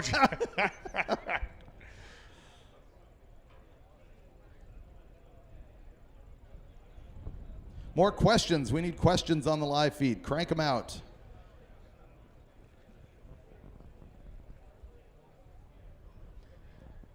So as a reminder for those racers in the D run group, once we run through the remaining A and B cars, we'll get you up here. The lanes are closed to additional A and B cars. You cannot come in anymore. We'll need to get this word officially from Lonnie Grimm, but I assume we will be extending the racing hours today based on this big oil down. It really kind of comes down to traffic, because we were going to do that yesterday and then we ran out of cars before we got there. So it's going to be an interesting kind of play on that. It's a little bit fluid at the end of the day. Get it? Hey, what is one of your least favorite trends from year to year among Drag Week participants? Well, favorite trends? No, least favorite. Least favorite. Yeah, and I'm going to use the wider definition of participants here, and I think it is David's massive invisible weight gain year to year is my least favorite. Invisible weight gain? Yours is visible, very massive visible. And visible. Oh, massive and visible. Yes. I see. No. I don't know if I have any negative trends, to be honest. I think this event has evolved over the years to be a bunch of different things, and we've talked about this privately, but when you look at back the early days of this event, obviously it was very heavily concentrated on the unlimited cars. That's where it got a lot of attention. Now we actually go and see a lot of great competition in terms of very tight averages. So to me, the negative trend would be if people lost interest and didn't think this was cool anymore, and that's clearly not the case. There's a dozen of these style events now. Yeah. And, hundreds of people enter within an 8-minute window, sell the event out. Not everybody shows up. You get people that get in on the last day and on tech day. Same thing happens at Sick Week. Yeah, I assume Rocky Mountain. No event is flawless or whatever. But and I don't mean that in execution, but I just mean I don't look at this and think, oh, I wish this didn't change year to year. I don't know. There's not a lot to complain about at Drag Week for me. As sort of an internal problem, I think there's too many classes. There's 17 of them, and there's just low entry in some of the classes. But as I bring that up, let me explain to you how the class breakdown works, because there is a logical order to it, and it's all broken down by displacement and level of modification to the suspension of the cars. Unlimited is just what you think it is, completely unlimited. You can run a Pro Mod, you could run a funny car if you could actually limp it, for the full street drive. Then we get into Pro Street. No, actually we go to Ultimate Iron, which is a newer category that was brought up, I think, about 4 years ago. Unlimited Iron is for full tube chassis cars that still retain a production body. They can have fiberglass nose and doors, but it's got stock, main body structure. Pro Street Power Adder is again a stock body, but this is a back half car. These are cars that were intended to be very similar to what we were seeing in the earliest days of fastest street car racing, like Rick Dyer, Danny Scott, those types of cars. It's stock front suspension, square tube chassis, typically, sometimes round, going on to the back to a tubbed car. So it's a big tire car. Then we go into Modified. Modified is essentially the same as Pro Street, but with a small tire. It's like 11 1/4 wide, I think the rule is, but they can have the car fully back halved with a stock front suspension. Then Super Street is a stock concept suspension car, but they're allowed to have more liberal level of modifications than Street Race. A Super Street car can run into the 7s. A Street Race car cannot, because they are limited to an 850 cage cert. They can only have a conventional roll cage, not a funny car cage. So that's what turns the Street Race category into an 850 index, because they cannot run quicker than that and be tech legal. So there's a little bit more liberal level of lightening and modifications in Super Street, whereas Street Race is more locked down to being a bolt-on car. So that's sort of the logical structure as we go through them. Then over the years, we've added things like the hot rod category for older cars and the gassers and things like that. One big thing that has changed this year is that 2 classes, Modified Naturally Aspirated and Super Street Naturally Aspirated, have been ganged together into a new class called All Motor. The reason for that was low participation, and also looking that the cars in those classes were pretty much competitive with each other, regardless of what we were doing on a rear suspension. And honestly, that's a little bit why I think we should almost gang these together. We got so many 7-second cars in Super Street and so many in Modified. Should they just run all together? I don't know. The very last thing is Street Machine Eliminator. We talked about this a lot this morning. Street Machine Eliminator is for cars 10.0 and slower. There are no technical rules for them, and they're all running to get a 5-day average that places them on a 32-car ladder for a bracket race that we run at St. Louis on the last day. The other thing that happens there is the stick shift shootout, so stay tuned to the live feed, and you will see all of that as we go into Cordova tomorrow and back to St. Louis on Friday.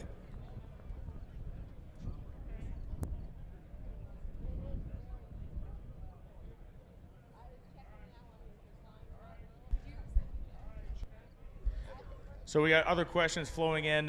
Who has more competition round wins, me or Brett Kepner? It's Brett by approximately 1.6 million. He leads me in that category.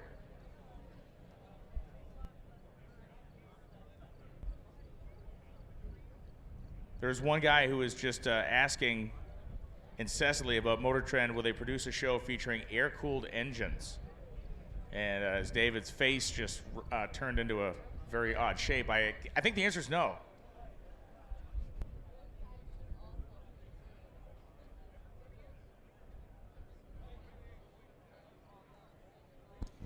Speaking of new MotorTrend shows, a lot of people on the feed, or few people on the feed, honestly, have asked about Derek from Vice Grip Garage. He does have a new show premiering next week on MotorTrend. It's essentially the same as his YouTube show, but with greater production value, and it's going to be on cable TV. It is called Roadworthy Rescues, so look for that. We do have a racer that is still needing a generator that can run a welder, the blue 67 Mustang by the power pole in the grass, parked by the white and green C10. Good question here is what is your favorite exhibition drag car? Across drag racing or here at Drag Week? I would say across. I'm going to have to go with the Candyland stage. Really? At the Outlaw Jones. Yeah. Yeah. Only because it just flashes back to my childhood so much. I remember being, say, 7 years old, walking up to Ed Jones at Pomona and getting the Jolly Rancher candies. I think he's now actually with Jelly Belly. Jelly Belly, Yeah. but back then it was Jolly Ranchers. And I was just in awe of this thing. And it looked like something you'd see at Knott's Berry Farm, although there was a Knott's Berry Farm wheel stander as well. But I don't know, that was the guy. And I saw him at Las Vegas NHRA a couple years ago, and I felt like a fan. I walked up to him. I was like, Mr. Jones, I'm the editor of Hot Rod Magazine. I might not be here if you had not influenced me. It's amazing. And Yeah, he was great. just the greatest guy, and his wife is great. So yeah, that's where I'm going to have to go. I'm going Bob Moats. Bob Moats in the J79 powered Jet Kenworth truck. The original OG jet powered big rig. If you've never seen that thing in person, it to me ranks on the level with a fuel car, that particular truck. Because the J79 engine, he's one of the only guys left that uses it. It is monstrous. Most of the jet engines you see on jet cars are out of like small training aircraft and helicopters. The J79 was developed for the B-52. It'll blow the windows out. I have been announcing at racetracks where he has blown the windows out of timing towers. So yeah, it's a full sensory experience. Hell on Wheels didn't even come to mind, huh? Hell on Wheels, the tank is cool. Bob Sullivan had a lot of cool stuff. He had the Fugitive wheel stander and Hell on Wheels. School bus. That was Ken Nelson. Okay. Ken Nelson had the school bus, the cool bus, if you will. That thing was Or impressive. if you won't, it because that ran was the name. mid-12s, that thing. You think about that. It would stand up. I'm sure he performed here. He's since passed away. But that big block Chevy just lumbering down the racetrack and with the nose of that bus 6 feet in the air. And that was a great show as well. Well, speaking of actual sort of competition with wheel standers, it was actually bloodthirsty back in the 60s. Yeah. You had Maverick Golden, and you had Shrewsbury, and I'm trying to remember who were the other vehicles that were called into the parking lot of the Forum in Los Angeles by Carcraft Magazine. The Shavato car, which is still there. I have the photos of it. Was it in that definitely photos, shootout?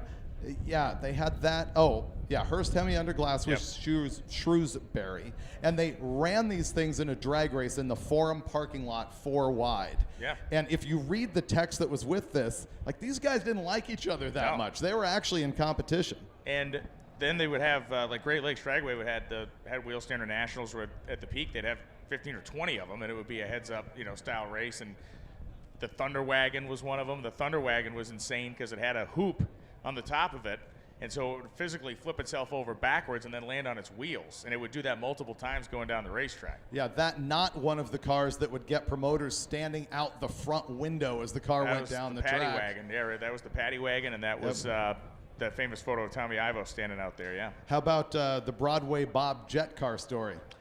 Yeah, he would sit on the cage of the Doug Rose Green Mamba, and Doug would do burner pops, and he'd chug a beer going down the racetrack. That was kind of an iconic Broadway Bob Metzer deal, yeah. Yeah, no thanks. And Doug Rose, of course, the jet car pilot for many, many years, who's unfortunately passed in his car several years back, but he was doubly amputee because of the fact that he was at a racetrack, it was raining, and the promoter said, you will do something with this car to get paid.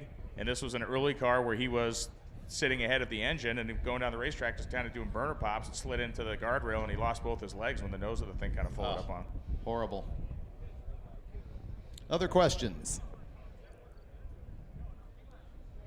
Can you do the Sunday, Brian? I mean, anybody can. You can do it too. It's Not just 3 words. well. Anybody I thought can you do it might at be able home. to do it It's well. like a starter kit.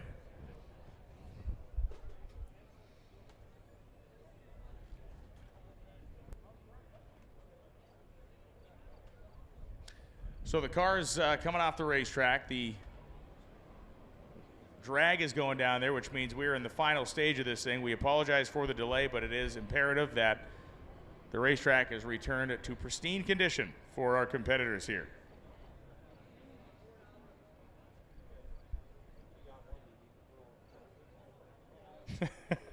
Harry Haig is seeking 4 cans of compression to the Ozzy Chevelle pit area. Bottled compression.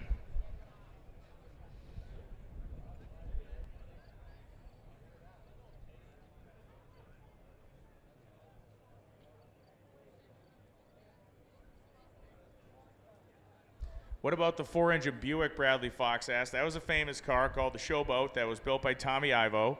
And 4 Buick engines. Don Prudhomme drove it. Ivo drove it actually very infrequently. Prudhomme made way more runs in that car early on than Ivo did. Ivo later sold it to a guy named Tom McCourty, who built the body. Made it a station wagon. Tom Hanna. Okay, Tom Hanna, but was it aluminum pounded, the body on that thing? Buick Riviera, quote unquote, station wagon, body on the thing. Tom Hanna, of course, well known for making dragster bodies, hand pounding aluminum, things like that. I honestly thought that car was fiberglass. One of the great fabricators and artisans, if you will, in drag racing history. But yeah, that's a pretty impressive car. And the interesting thing is when you watch videos of that car, it really only spins the front tires. Yeah, it's really just front-wheel drive. It really is just a front-wheel drive car, and a lot of people don't know that. And you go back, and when you look at still photos of it... They didn't want you to know it. Yeah, but when you look at still photos of it, that whole thing is engulfed in smoke, so you think, But there is video footage, and you watch the thing leave the starting line, and it's blowing the front tires off, and the back tires are just kind of hanging out there along for the ride. Yeah. What actually ended Ivo's driving career was on a tour in the late 70s with that thing in Canada. He hurt his back very badly in it, and that was pretty much the end of it for him. I think I've told you that Ivo's one of those guys I have to meet every time I meet him. I ran into him. Well, you're living in the same neighborhood or something. We do. I ran into him in the grocery store and, approached him and everything. And he's like, I'm sorry, who are you again? I was like, the editor of Hot Rod Magazine. And he's like, I had a small stroke. I can't remember. It's like, I don't think so. Good guy, though. He's fun to be around. I've been around him a lot, but definitely not somebody who remembers who I am. And why would you? Biggest underdog of 2022. What do you think, David? The underdog here?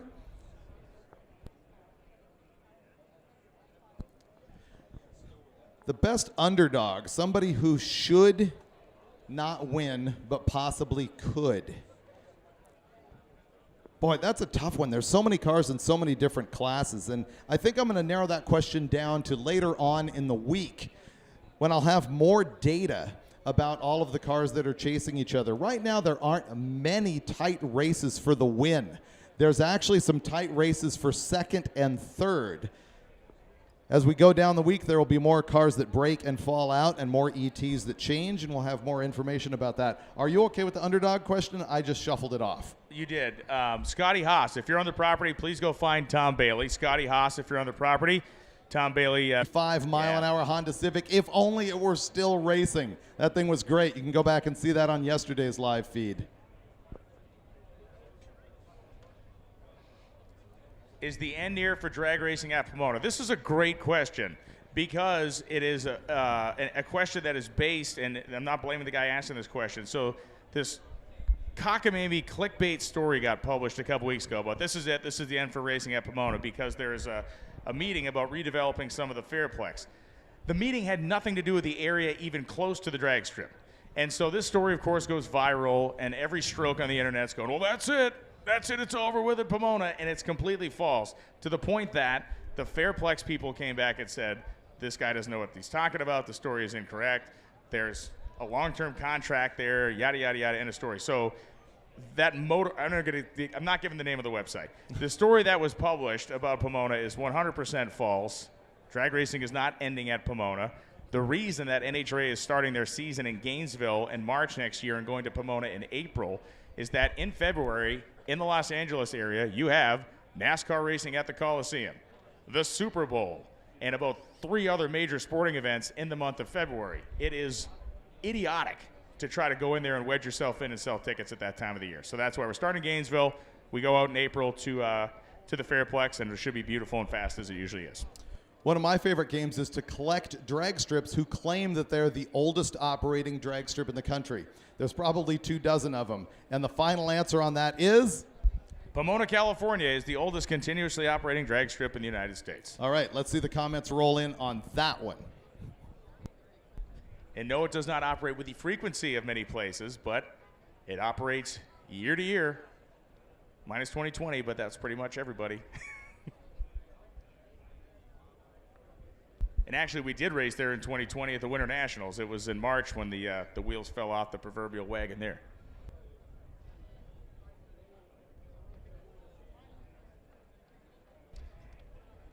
Marco Philippom asking if either of us are going to import versus domestic in Maryland. It is kind of like a number 1, 2, or 3 list race I just want to go to as a spectator because it is insane. I will not be there because we're racing I'm racing elsewhere, and David's probably going to be getting a tetanus shot from working on some rust bucket somewhere else.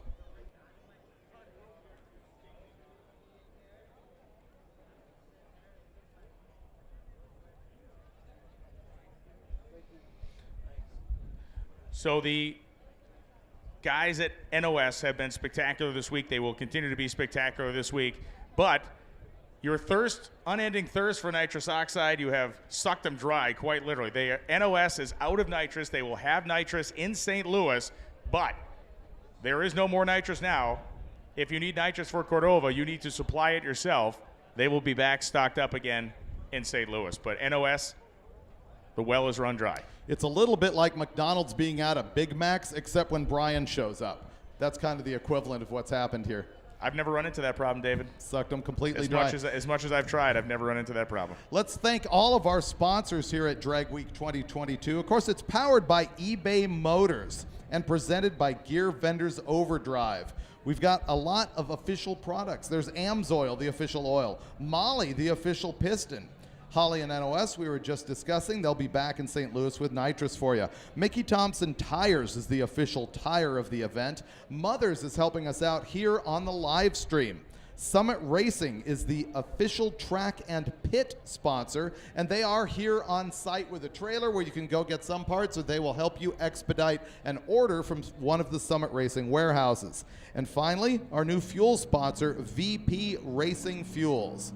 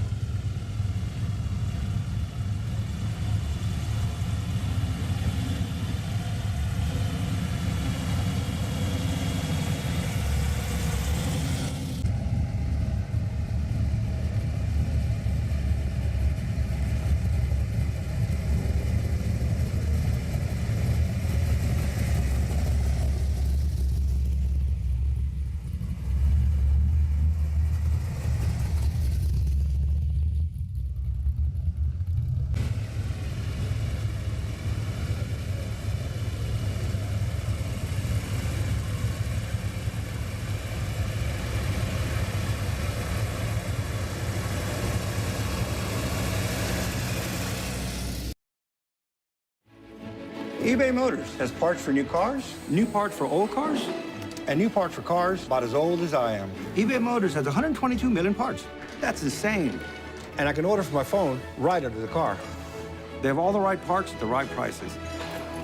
Now I can go to eBay Motors, find everything I need, and spend the rest of the weekend working on this baby.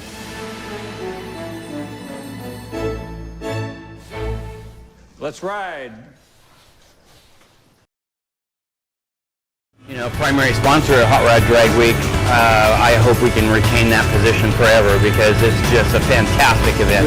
For those top products of people that really use stuff, you know, really people who are working on their cars and know about cars and stuff like that.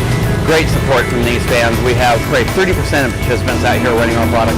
Without gear vendors, you couldn't have low 6-second cars driving in the street because, you know, the heat's immense and you need that extra gear to get the RPMs down. And when your RPMs go down, your heat in the motor also goes down.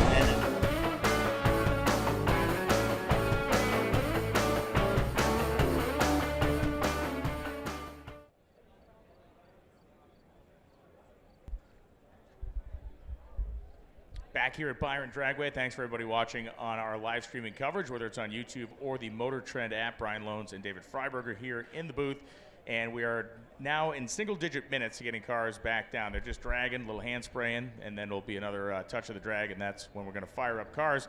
Larry Dixon, part of the crew this weekend, or this week rather, running in Drag Week, as he has done several times before. We looked out of the tower, saw a smiling face down there. You saw a Saga Speedway shirt, and you said, I have stories. That's right. I saw Dixon wearing this shirt. He's standing right there. He's not even listening to us. But Saga Speedway is going to go back to his days in Southern California. And I've asked him this before, and he doesn't remember it. But I remember being on staff at CarCraft and going with him to Saga Speedway to watch actual racing. Little tiny oval track, but everybody in the country from the 70s and 80s is going to recognize it because it's in every cheesy TV show. You go to Dukes of Hazzard, you go to Chips, you go to Knight Rider, it's everywhere. But the drag racing connection to that little oval track is that directly across the gully from it was Saugus Drag Strip as early as 1951. And it was run by Lou Baney and also, what's his name from Anson? Louis Center. Center and Baney, Yeah, exactly. And they would light the thing and run at night with a giant, like, Hollywood Klieg light or an airport runway light. Basically, it was a military surplus searchlight, effectively. Yeah, so, I don't know, just random trivia with Dixon completely ignoring me right now, which is fine. All right, you've triggered a good story, I can tell you, then, that involves drag racing and television and stuff like that. So, there was an ill-fated and very short-lived, in fact, they made one episode ever of an Evel Knievel television series. Oh, At the height of Evel's growing, well before Snake Canyon, Evel Knievel's rise to fame. They were going to capitalize on it. And so they had this concept, Evel was going to be basically fighting crime, is what this was going to be. And it's true, this was going to happen. Was it Jeff Bridges? No, it was Sam, the guy with Oh, the that's right, with the big mustache. guy. He didn't have it back then, but that was he was going to be the lead. Sam Elliott. Thank you, Warren. Or Jay. So the big finale of this first episode, which you can go and find on YouTube, the big finale is a ramp-to-ramp jump featuring Evel chasing this bad guy, as part of the stunt show thing. They filmed this at Beeline Dragway. Oh, right, in Arizona, they film Phoenix. it during the AHRA Winter Nationals. So Beeline Dragway at that point really didn't have walls. It was just exceptionally wide like this place, and then there was a big dirt runoff on the side. So they built this huge wooden ramp, and it sat next to the drag strip for days and days. This is awesome. And then a guy in a super stock car missed a gear, jabbed it in, and then drove the car straight into the structure of the ramp. And there are photos. There's a great photo sequence of the 69 Camaro, or 68, I think it was a 69 Camaro, like wedged under this ramp. It's shut the race down for hours and hours. They had to bodge the thing back together to actually shoot this thing. But you can go find the video, you can find the episode, and watch it. It's cheesy, and it's as cheesy as you think it is, but it's cool to see all the footage from the drag race that they incorporated in there. And it's also cool to know that at one point a guy drove a superstar car into their ramp that had been just idly waiting for someone to crash into it for days. Lastly, you can find an interview with Sam Elliott where somebody asks him about this show. Oh, genius, yeah. And he has a very hilariously depressed, profane response. And it's fantastic. That's all I'm going to say. You gotta look up that on YouTube. Yeah. The only thing cheesier would probably be the Evel Knievel movie with George Hamilton. Very bad. Yeah. Very, very bad. Heinous. And you thought this was bad entertainment. Yeah, you got to check that movie out. There's a great B movie called Drag Racer that was made in 1971 that is, again, the quality of the acting is deplorable, but the footage is amazing. They actually mounted a camera. A lot of times you'll actually see this if you're, someone that's on Instagram or Facebook a bunch. You'll see cool, like almost onboard footage of a front engine top fuel car that they shot for that movie, and it's a great piece of video considering the fact that the photos showed this car with this big camera, tripod rig on it and a film camera mounted facing back at the driver. Which is really how cool. they shot Le Mans back in, 67 for that one. You know what that reminded me of for some reason? Oh, I know. 7 Second Love Affair. I was talking to Clay the other day about the whole burn down thing, and the starter there was Rick Stewart. And Rick Stewart is in this movie that I think was 1964. 65, thank you. It's 1965. Rick Stewart's in 7 Second Love Affair, and it follows him running a top fuel car at Lions. And at the very end of this movie, radiologist by day, top fuel racer at night. And he rolls this thing into a ball, and the engine comes out of it. What is the line that he gives at the very end? So he's trapped in the car. It's a slingshot dragster that's totally destroyed. He has a tape recorder zipped into his fire suit. That's why you can even hear him. And as he's laying there, the safety people are coming. He's going, "Get me out of here, pal." Right. Get me out of here, pal. Yeah. And that was the end of his driving career, and then he became chief starter for NHRA.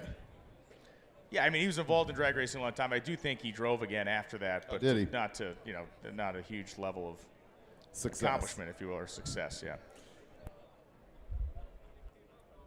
I got to remember the name of the movie that actually they cast actual drag racers into the cast of the movie. It's terrible, but it's a great watch. Burnout. Yes. Les Mayhew coming to the rescue there. So awesome. You had like Walt Rhodes was in it. Walt Rhodes of the Gas House Gang were in it. Tony Nancy, I think. Tony Nancy was in it. Graham Light, I believe, is in it. Really? Yes. The competition director for NHRA for many years. And we were told that like they basically gave these guys like gas money to be in the movie. Yeah, because I think they shot some with the Nationals, so it allowed them some money to travel to the Nationals. But again, the movie's Burnout. If you love classic drag racing, just a real horrendous picture. But the people in it make it worthwhile. Heart Like a Wheel. Tommy Ivo, Kelly Brown. They were driving the cars in that movie. Was not Bonnie Bedelia. Les is out here going, I can't believe this idiot knows these things. I thought I was the only idiot who knew these things. Yeah. That was a great movie, actually. I liked Heart Like a Wheel. Hoyt Axton played her father in that. Did you know that? Hoyt Axton, yes. Yep. Yeah, folk singer. I saw Hoyt Axton at, are you ready for this? The Palomino in North Hollywood. What does that mean to you? Nothing? Oh, man, the Palomino was epic. It's also the scene of a lot of parts of Hooper, the movie Hooper. Okay. Hooper was nearly Smoking the Bandit without the actual level of entertainment. It was pretty good, though. It's pretty good. Oh, you know who's also in, who did I see in a movie recently? A movie like that, Norm Grabowski. Okay, yeah, I remember that. Because I think he was in a couple of things, right? Some TV stuff. He was. He did a lot of that. Yeah. He started actually working on, his own Model T. The original T-Bucket ended up on 77 Sunset Strip. He got it working on making cars for other TV shows and movies. He was such a character that they started casting him in the stuff, and he ended up having a career as an actor. Funny Car Summer has been brought up. Of course, the film that follows the Dunn family. Big Jim Dunn, Mike Dunn as a kid, going around the country with the fireman's quickie, funny car, and making a match racing living. And unbelievably, Jim Dunn still operating a fuel funny car at NHRA to this day.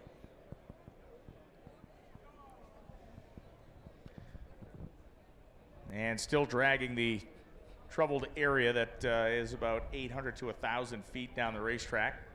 But it is less people, and I got a thumbs up coming as well. So this is good news as we see people dispersing, and the tractor, I believe, going to be coming off fairly quick.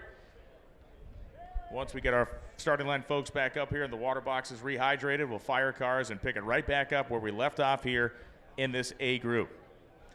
Once again, a huge thank you to eBay Motors, the title sponsor of Hot Rod Drag Week 22. Gear Vendors Overdrive, this year's presenting sponsor. And Mothers helping out big time on the live stream. And again, one thing that we saw happen when the vehicle going down the racetrack began to have a problem, the first thing that driver did was pull over and stop as quickly as possible. And as gnarly as this cleanup has been, it would have been exponentially worse if the car had gone all the way off to the end of the racetrack, which just less than a week ago I saw a guy do at a national event. I wanted to climb out of the tower and cry, but that is the move. If you suspect any sort of a problem, simply pull it over to the left side. We've seen it a couple times today. Stop, not necessarily always to the left. Left if you're in the left lane, left if you're in the left lane, right if you're in the right lane. But again, if I have to give you that level of description, please hand me your keys and license. Right? I mean, honestly, well, the guy said turn left. I drove across the track and got both lanes. Have you been to Bracket Night USA, Grudge Night USA? Have you been to an import event back in the 90s when that started? Yeah. Those were all fair questions and instructions.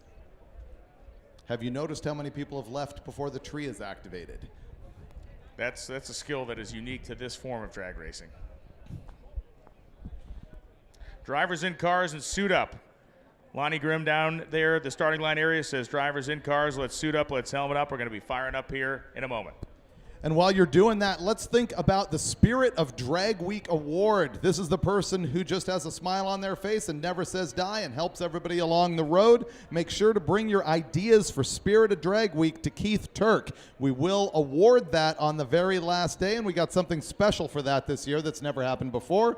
So Spirit of Drag Week, bring your people to be voted on by the staff, and that'll all be coordinated by Keith Turk.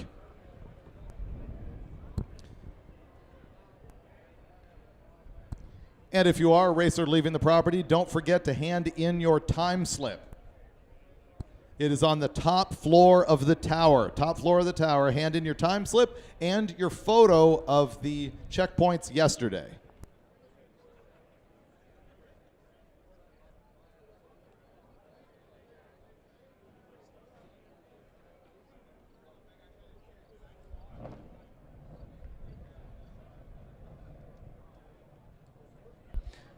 Big thanks to Kevin, BJ, the whole staff here, throwing down on that sizable job. And again, just a tough break. Lifted a cylinder head in that car, so you got a combination of stuff down there. That's why it took so long.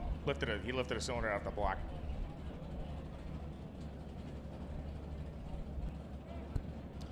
Sitting here in the left-hand lane is going to be Rich Woodward in the 93 Mustang. He is currently 4th in Super Street Small Block Power Adder, trying to make it into the podium. The guy who's just ahead of him has an average of 8:53. This car has an average of 8:57.25. So if he really makes something happen here, he could wiggle his way into a 3rd place finish. And that's a podium, that's a little plaque and an award, which is way better than saying thank you very much, see you next year.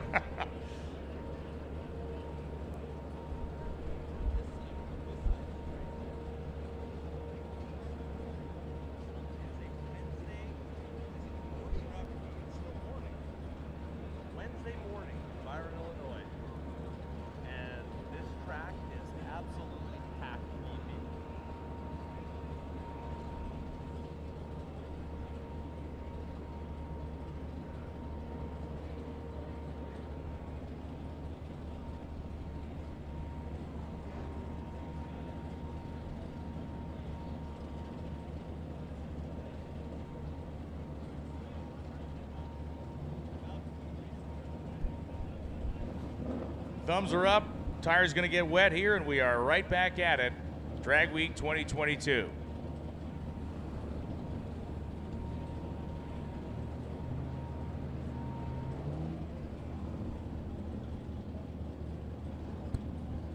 Chris Engel is in the right-hand side in the Ultimate Iron category, 65 Nova. The Novas run a best of 9:31. Whereas Woodward in the Mustang has been 8:52. An Engel is either 8 feet tall or they have done a really good job optimizing the weight balance of this car. Look at the seating position as he comes by, where he's actually sitting in this thing. Reminds me of Hammond years ago. Right, running, Tom yeah. Hammond in a Pro Stock car.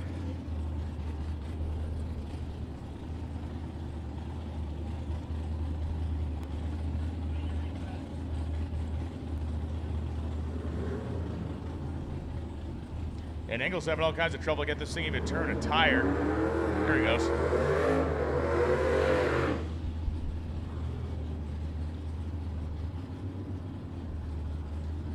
Thank you, fans, for coming out and hanging with us here at Drag Week. Byron Dragway. Beautiful, beautiful day at the drag strip. Midweek, lots of fun.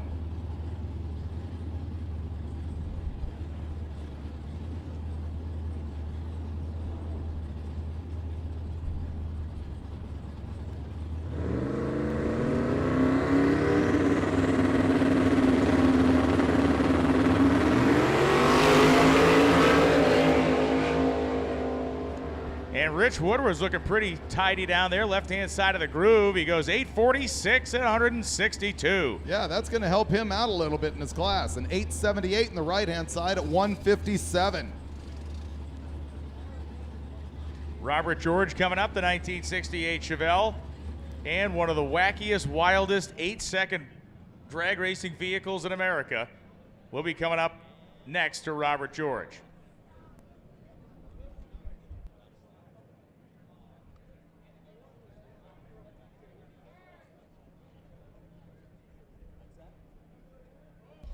Good news is we had a little bit of drippage out there, but it's just straight water out of Engel's car, so that'll be very quick. It'll probably dry on its own by the time they get a blower on it, which is good.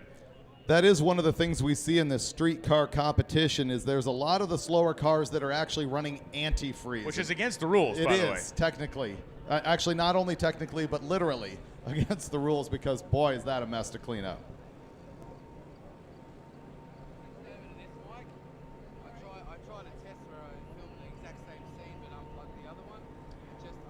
Nice warm day, and with no additives in the water, it will be a quick drying process here. Let's talk about this diesel truck. Can we look away from it? Can we avert our gaze? Actually, you love it. I do love it. The thing ran in the 8s yesterday. I don't mind it at all. It's pulled a just big wheel stand. Somehow manages to stick the tires with no weight over the back of the axle. I mean, the whole thing is just so good. It's a glorious freak show. That's for sure. It's a 45 Chevy. And yesterday it went 861 at 156. With some style, God only knows how much the big diesel motor in the front of that thing weighs, and yet it still pulled a honking wheel stand on the way to that 8-second elapsed time.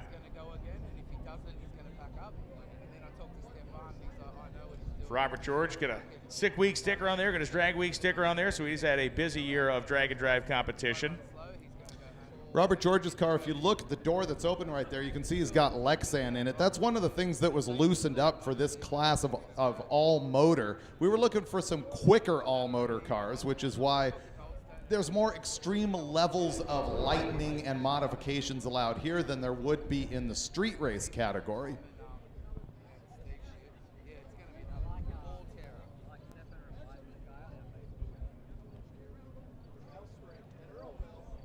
Racers, make sure you're getting your time slips turned in. When you do turn that time slip in, you will then be given the map for our ride today up to Cordova.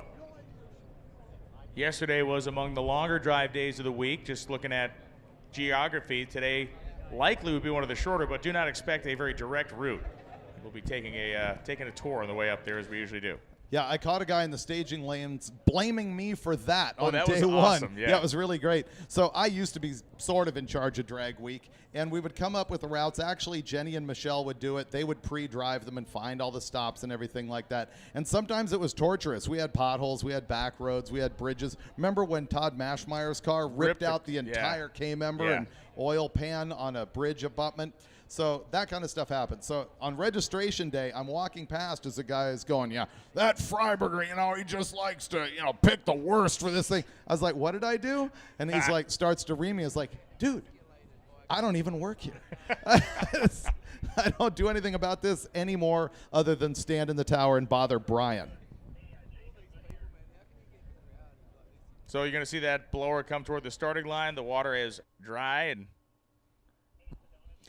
Hey, let's thank our events team for some more fun stops that we've had on this tour. I really liked, once again, Larry Dixon getting a photo in front of the giant Miller Light Cam. That was of course, neat. That was a which good find. was one of his sponsors from ages ago. That was cool.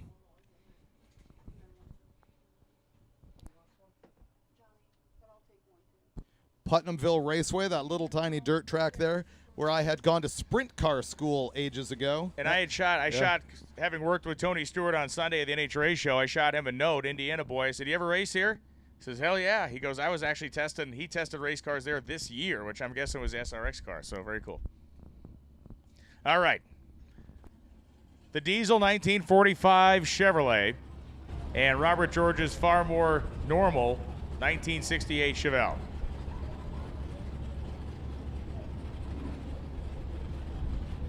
If you like soot, you have come to the right place. We got our track guy double timing it up here with the hand blower. Let's not be playing Frogger with a diesel truck. All right. Thanks for the hustle, man. Like David Hasselhoff. Baywatch right up the beach. Here's Robert George in the very quiet Cummins diesel, muffled by the turbochargers, both of them. It's funny, compound turbocharging is obviously something that's been around for a relatively long time in diesel performance, especially in tractor pulling, but it's not been maybe let's call it 10 years that it's really been, we've seen a lot more compounds on diesel drag racing vehicles over the course of that time. It's like it took a while for it to migrate over to this world, but boy, compound boost to these things, triple-digit numbers, crazy. 861, yesterday's number with the truck.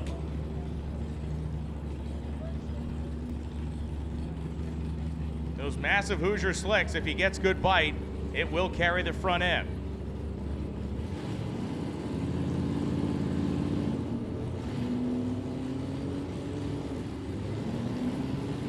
He's having trouble getting the turbos to light off here.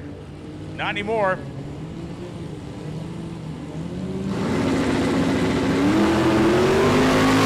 He's out with the wheels up. You can see that smoke clear up. I believe he's spraying this baby with nitrous oxide as well, as the diesel truck goes 873 with a 6 at 143 miles an hour, as Robert George goes 998 with a 6, coughing his whole way down the racetrack. He's going to look like he got out of a coal mine when he gets out of that thing. But the diesel truck, 873, 6, 143. And again, we talked about this yesterday with that telltale when the smoke begins to clear up going down course, a great indication that he's spraying nitrous in there to more complete combustion. Left-hand side here, that gold Malibu. Brad Dyer, your leader in street race small block, naturally aspirated.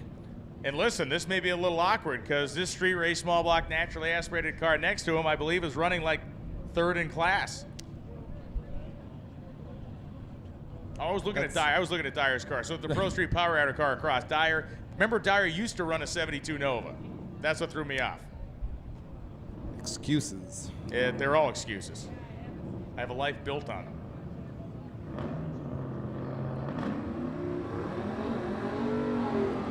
Voiles there doing the burnout in the deep black cars at dark black. What would you call that? It is deep black. It's a deep black. LSX power plant for Voiles. So the black car had an 891 on day one, but then failed yesterday with only a 996.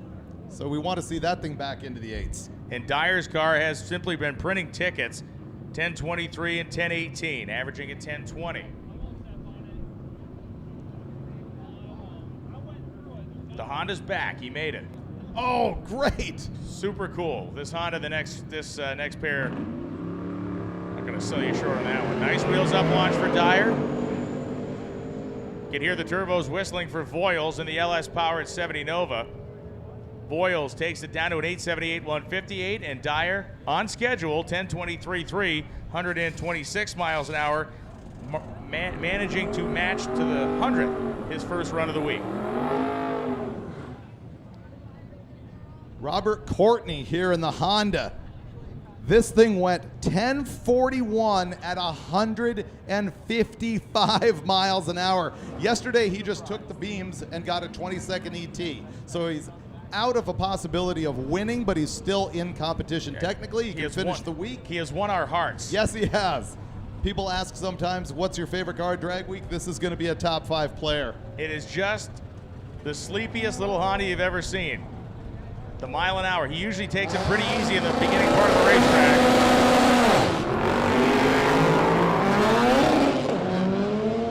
Here comes the mile an hour out of that thing. Al Muji going down the right side, manages an 8:49.161. The Honda goes 10:36 at 153 miles an hour. It was going 118 in the 8. I don't know what kind of gearing he has in the thing, but it does not want to pull that tire off the starting line, which makes it really kind of fall on its face. But my goodness, it makes some kind of power. 153 across the stripe. Neil Torbett on the left-hand side. Once again, this thing is freaky because it has a Lenko in it, which I approve heartily. First Lenkos I remember driving were way back in the fastest street car days. The first Lenko on drag week would have been Larry Larson. Yeah. Everybody said, you can't do that. It won't go that many miles. And he was like, really, watch me. And now we got a Lenko in the truck. Dan Seitz across the racetrack, running in modified power adder in his 87 Mustang. Seitz, number 2 in class. Seitz running in the 860s and 70s.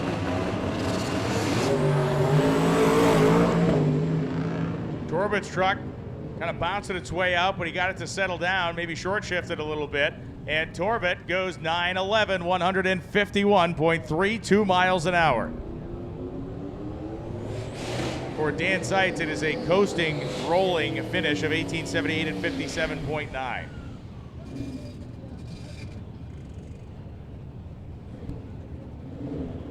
Dustin Trance on the right-hand side. Street Race Small Block Power Adder, our bloodthirsty class where you really got to run 850 to be somebody. And man, did he put laps on this thing yesterday trying to do that. He told us, we saw him before we left the racetrack in Indy. He said, I've never made that many runs in a single day in my life. I think he made 7 or 8 attempts. And he's doing it on a 750-mile road trip with his LS-powered Mustang. Wheels up for Riddle in the 69 Dodge Dart, who's running in Pro Street Power Adder and smoking bad down track. That looks like tire rub as Riddle funneling to the finish line. 941, 133, 860, 157, 39 for Trance. So he is about a 10th off.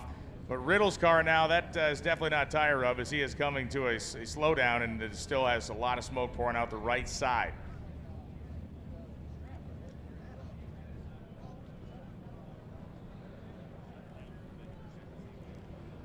Womp, womp, womp, womp. Well done. I was going to go for the Price is Right sad trombone, but that one was better.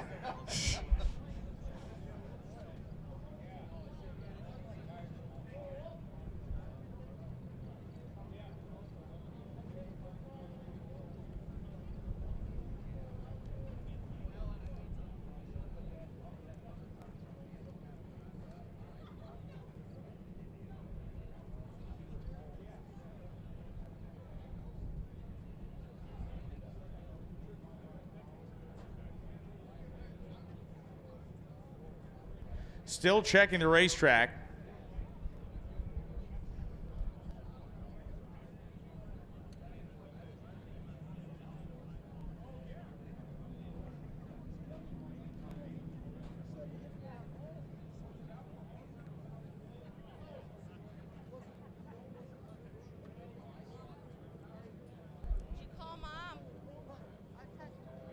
So you see them going down and periodically sweeping their hand across the racetrack, and they're going to do that there in different sections. But the fact that we've not gotten the red alert yet is good news. Not saying there's nothing there, but the longer they go down the racetrack and the less we hear of them, the better. Going to questions from the live feed. There's one saying, has Stefan run yet in the red Corvette? No. He has not, but he is in line right there. We're discussing from Sweden our 3rd quickest car overall. We have not seen a pass yet, but that's coming up.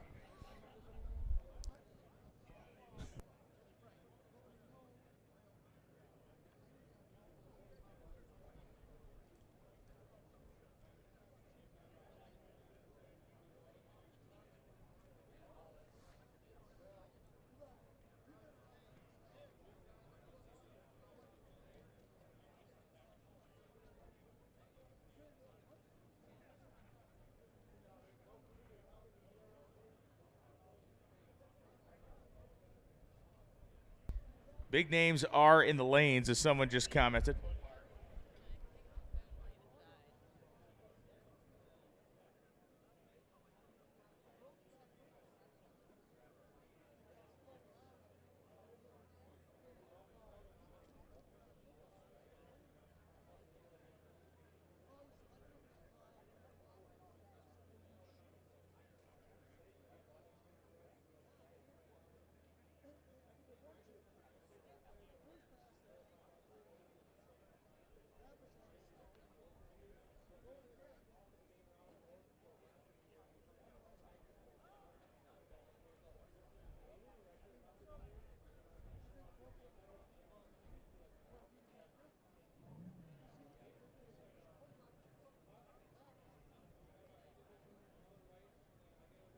All right, great news. There is nothing to clean up down there. Once we get the track clear of people, we will be filling it back up with race cars, 2 of them sitting in the water box right now. Brian, I may have to go home. Why is that? The red Volkswagen Beetle is out of competition. your spirit animal has been eliminated? Yes. What happened? I don't know what happened, but he's on the out list from Tanya. Bob Hess, please come to the second floor of race control. We have paperwork that you need.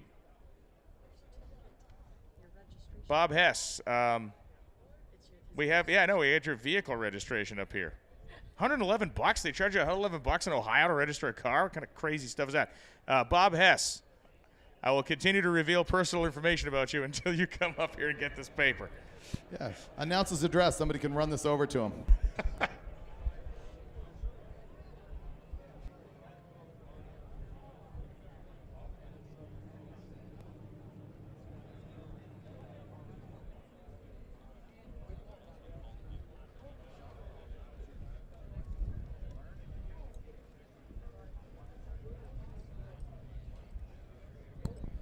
Brian, look at the grandstand. Yeah, it's so fantastic. So fantastic.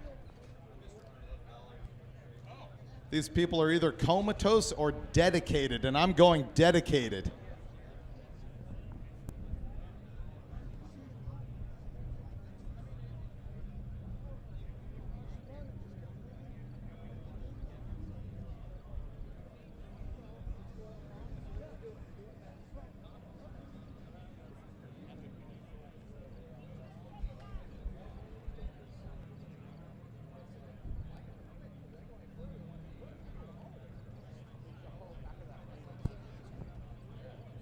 Someone asked what I've got coming up on the Engine Masters show on MotorTrend, and the answer is a lot. Man, we test stuff constantly. There's 26 episodes every season, so you see that many every year on the MotorTrend app. They also run them on MotorTrend TV these days, and what's funny about that is I first developed that show, which is just a dyno show. It's me and 2 buddies sitting around testing engine parts, and I told the company, I was like, this is never gonna make it on cable TV. Well, one day they had something fall out and they needed something free to go ahead and air, and they shoved it on TV. And what do you know? The ratings are still solid, which just baffles me completely because nothing moves. We just sit there and watch engines run. Your jowls when you speak. Yeah, there is a little bit of flab sort of dangling in the breeze. You know, when you go inside the dyno cell at Westberg, there's a big wind, and you can like see my udder just sort of going over. It's like the dewlap. Nice. The cornfields we're driving past, kind of flowing in the breeze. I like it. Hey, look, it's Jeremy Howell and Chris McNeely. Howell in a Mustang, McNeely, the 1964 Chevelle, beige, good-looking car. This reminds me, remember Kevin Thompson's car back in the day? Pump gas drags guy had a 64.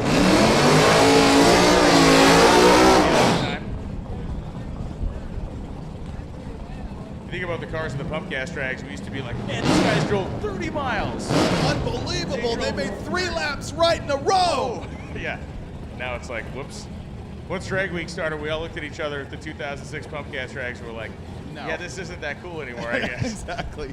People still bring it up to me, oh, you should still do that. It's like, you know what? That's not a topic anymore. No. Now that there's E85, you know, and actual like racing fuel that's more commonly available to the average guy. Man, Howell's got that thing wound tight. Banging through the gears down there. Big move at the top end. Throws the chute, goes 848, 173. Running in the Super Street Small Block Power Adder category, Chris McNeely goes 9:31 with an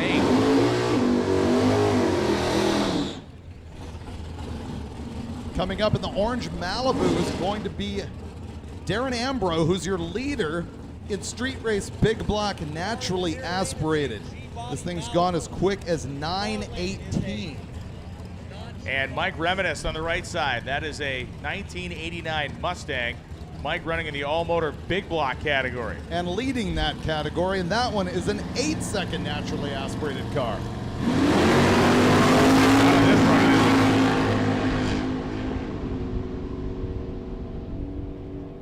Darren Ambrose goes 892, 151, and for Reminis, I think my kids felt more G-force pulling off of this curve this morning on the school bus. Went 10.909 at 95, but left in a very lazy fashion. Yeah, that is a threat to him. Actually, that's not a threat. That's obliteration Yeah, for him, so he he's needs going to have to get that come fixed. back. Meanwhile, Glenn Hunter, the red and white 56 Chevy. This is your leader in Pro Street Power Adder, and the guy that was chasing him, Clark Rosenstengel, we understand, is out. That is what we have been told, and we have not seen Clark yet today. I do not see him in the lanes. Tom Bailey is in the lanes. We are going to run into a vein of very fast cars, really, starting here with Glenn Hunter.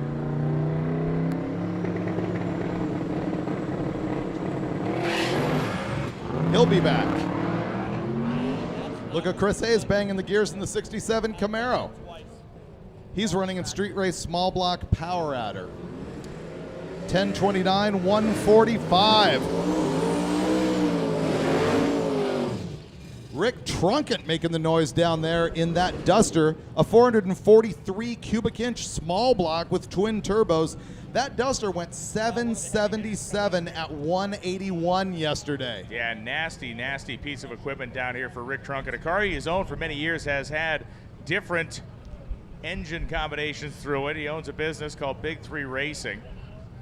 And I love the story about how he still has a hole in the cowl from blowing up an automatic transmission and sending parts through the cowl, hopefully not his foot.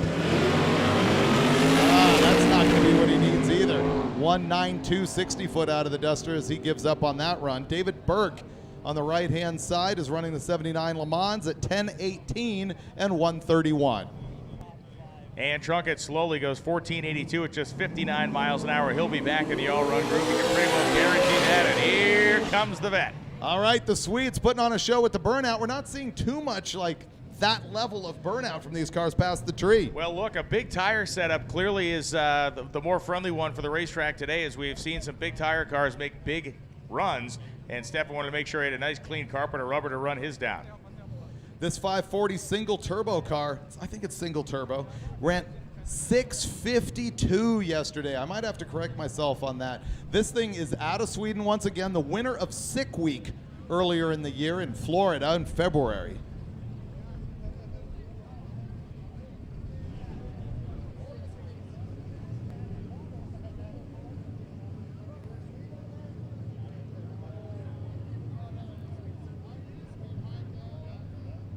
This Corvette is Drag Week's third quickest car walking in the gate this morning.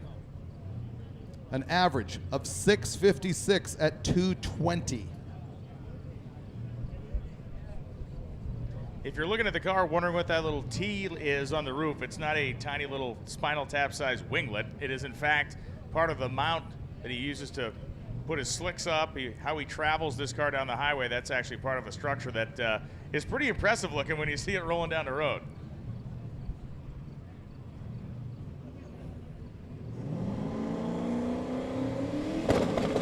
Here comes Stefan. Gonna bump it again.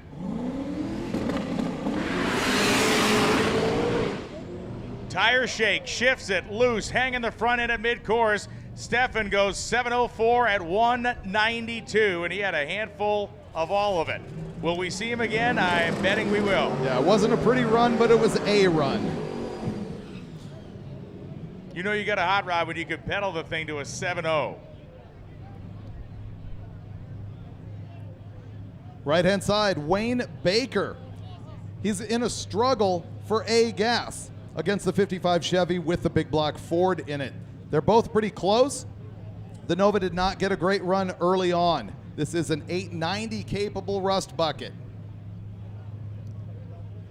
In the left, James Williams, and he's running in Pro Street Power Adder. He is number 3rd in class and has run 790. Boy, I don't recall calling this many 7-second cars in the past. It's great. Look at the wheel stand out of the Nova, 60 feet, 1.47 seconds. The Nova goes 122 to the 8th, and there's your 8-second pass, 895 at 149. Williams on the left-hand side, 877 at 159. Very nice runs on both sides, but really specifically for the gasser. Beautiful stuff. And here comes Brian Goldstone. As we got a turnaround being made. Ironically, the car with the parachute did make the turn. The car that didn't throw the parachute and has a beam axle and minuscule brakes did. There we go. We're clear. Jim Weiser and Brian Goldstone.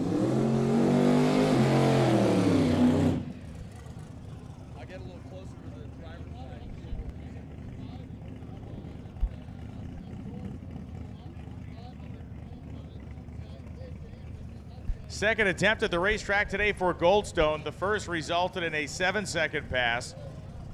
That is not the aim of the mission here. They're looking for a deep 6-second run. Tom Bailey being strapped into his car at the end of the staging lanes now. We're just a few minutes away from seeing Tom attack the drag strip. How quick will Goldstone go? So far, 663, the high water mark of his performance. And a record in the class. Once again, sealing the windows. Driver's side is taped as well. Taped and latched, I should say. It's not simply being retained with duct tape.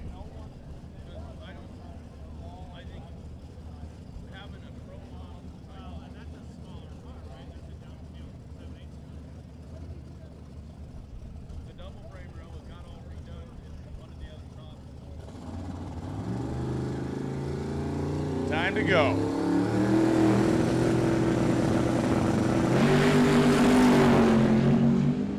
A lot of power ankle out of the car early. Goldstone going to take it down the center of the racetrack, and he goes 734 at 187 miles an hour.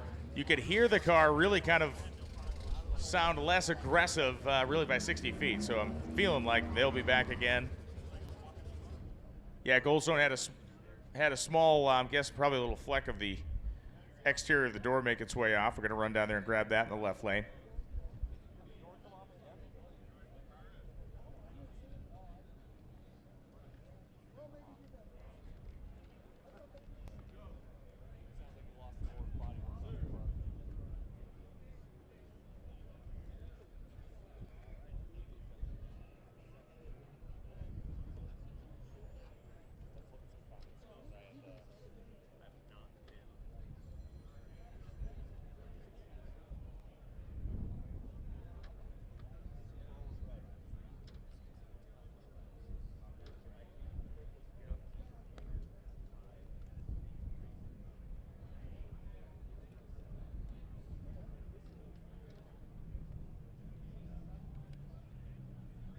All right, so the track has been cleared, and we're firing up the next pair. Paul Kornman, a truly impressive car. Kornman is a guy who has run Drag Week many times. He's done it in this car. All-motor program, and it's a hustling all-motor program. Small block. It's cool when an all-motor car has a parachute on the back because this thing does run 150 miles an hour and has been in the top 8s. With a small block Mopar. Did he tell us it's a 408? 416, something in that neighborhood.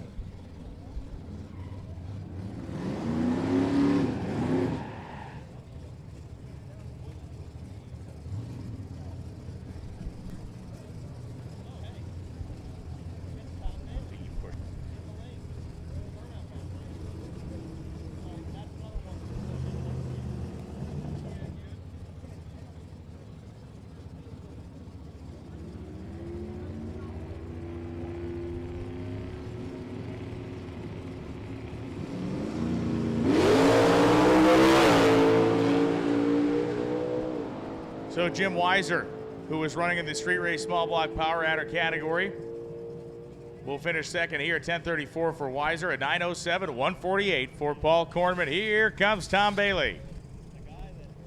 This, of course, the quickest single pass in the history of Drag Week. It did go 5:90, I don't even remember, and I called that event 5:998. Yep, this car went 5.998 at Virginia Motorsports Park. And he is the quickest car on site here now. His best run, 6:03. I think Bailey might be driving up the cost of aluminum because they took a piston out of it on day one, and I heard stories of either 1 or 2 last night as well. They're getting this thing fixed up to put on a show for everybody here. It is a lot of work to maintain a car at this level on Drag Week. Incredible amount of work. Yeah, can you imagine this thing has driven probably 3,000 miles on public streets at this point? The physical endurance and the fatigue that sets in, not only just riding in this thing day after day, but also having to spend late nights disassembling, repairing, and reassembling the engine. It is a special kind of fun. Obviously, Tom with Sick Magazine and also the Sick Week events.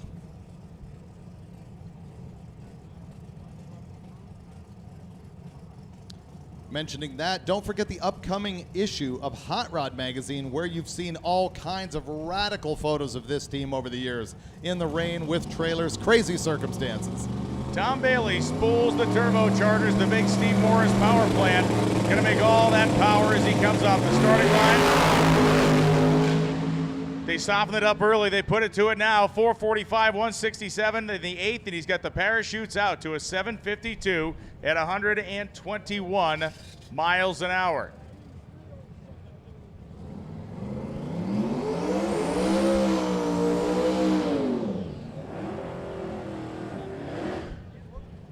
Hearing that the car shut itself off potentially at the 8th mile, or he shut it off. Top End reporting that they heard the car go by in silence as Tom has rolled around the corner.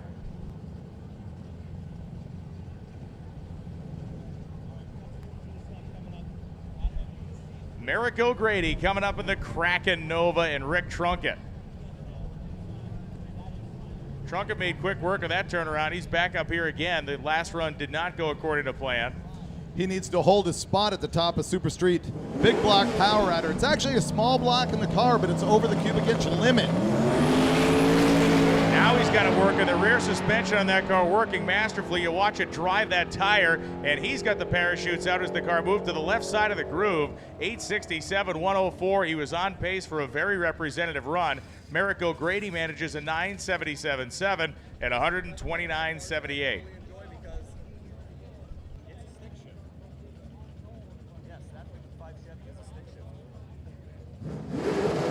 Frank Romano and Scott Glassbrook coming up right now. The 55 Chevy 210 for Romano, the stick-shifted car, and Glassbrook, the 1991 Eagle Talon.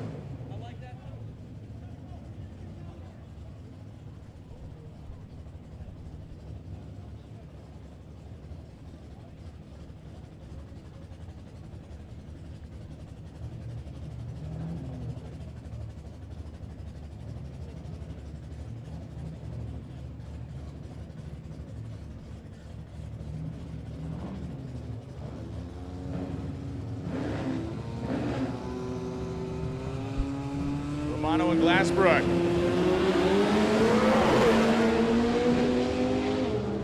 Glassbrook's car is running in the modified power adder category with a turbocharged 4-cylinder, 870, 152 miles an hour for Scott Glassbrook as Frank Romano, the Silver Bullet, goes 969.4, rowing his own gears, left-hand side of the strip.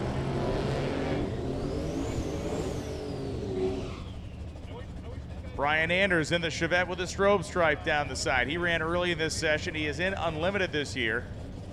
The stage next to the Super Street small block power adder Malibu of Dean Anderson.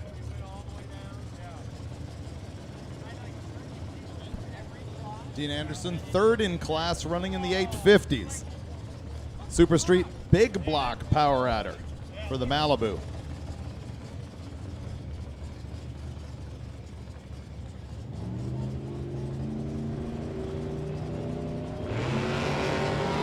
Nice launch for Anders. Got up on the wheelie bars, set the front end down softly, 117 in the 8th, and Anderson making a run at him down there. 935, 128 for the Chevette as Dean Anderson goes 898 to 161. Brian, here's a car that you attached yourself to by suction yesterday. And listen, I like it, all right? Ted Woman, the 1941 Willys AmeriCar. A few people know that the name of the model was AmeriCar. Everyone just calls it a 41 Willys. But it's a neat kind of dirty, gritty, old school gasser. Then you should like me. Not in the over-the-top way, but in a very, at least in my opinion, very period-correct way. Ted's kind of an aficionado of these things and loves this era of drag racing. He's done a nice job with it here. He is third in A gas. It's pretty much a low 10-second, 10.0-second Willys right there. Do another one. Let's go 3.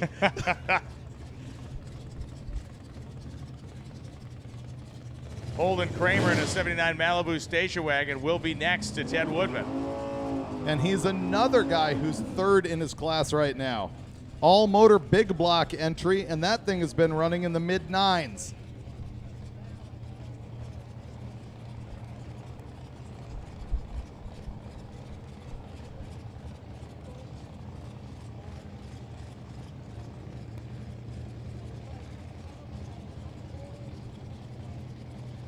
Lanes are open for D Group cars. The lanes have opened for D Group.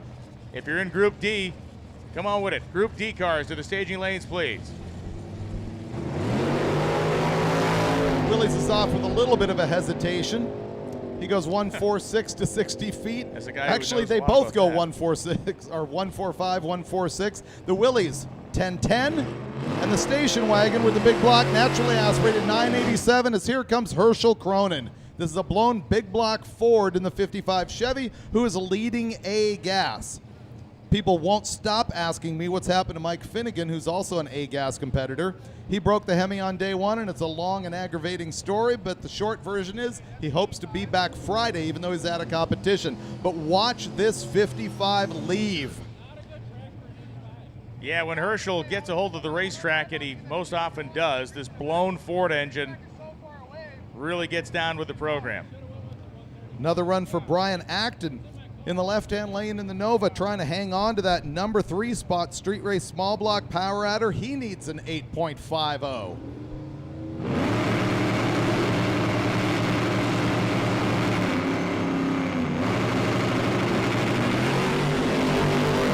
Yeah. Herschel Cronin making it happen. Cronin's car just sledgehammering its way through the air down there. Acton goes in 852. Cronin goes in 949 at only 97 miles an hour. Yeah, did you hear him lift up there at like 1,200 feet? The chickens are coming home to roost for some of these racers mechanically here today, clearly, as we've seen more foibles on the racetrack than we have seen of any day yet. Group D lanes are open. Group D. Lanes are open. Group D lanes are open. If Cronin can't come back and improve that, he's actually at threat to get overtaken by the Rusty Nova.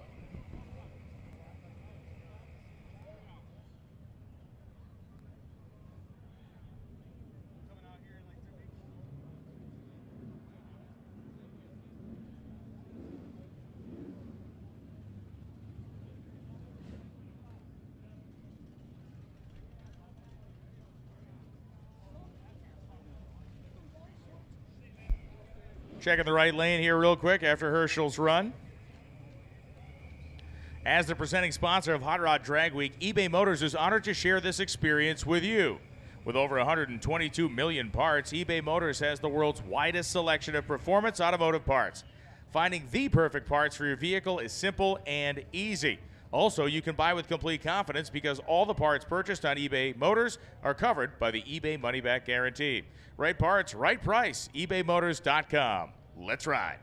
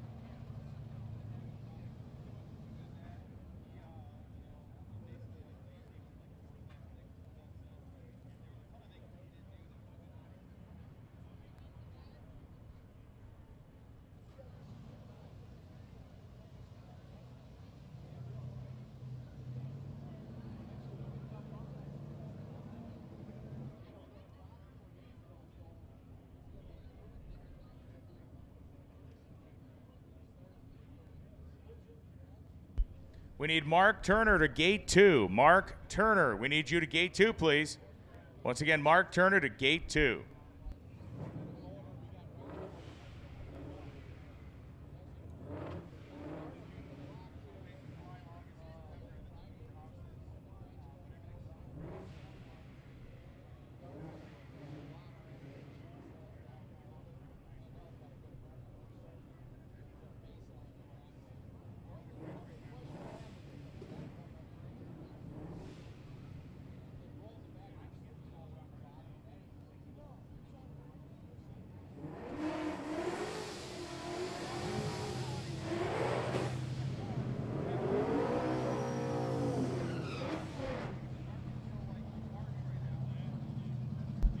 Tom Franks and John Puckett coming up right now. The Coyote-powered 83 Mercury Capri, and Tom Franks, a 79 Ford. Calls it the Fastura.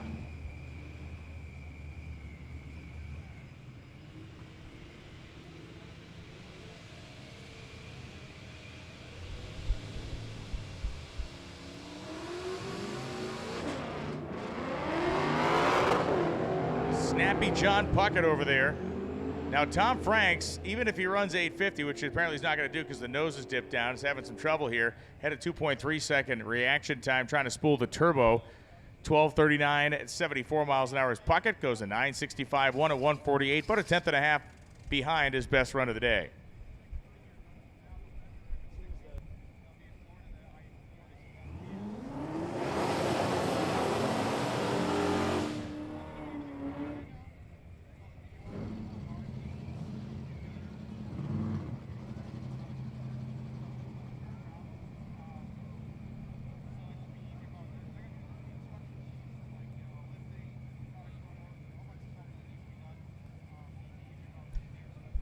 So just getting word here, we're going to move into our D group. After that D group rolls, we're going to have our little cleanup, little touch up, little spray up for our free skate session this afternoon.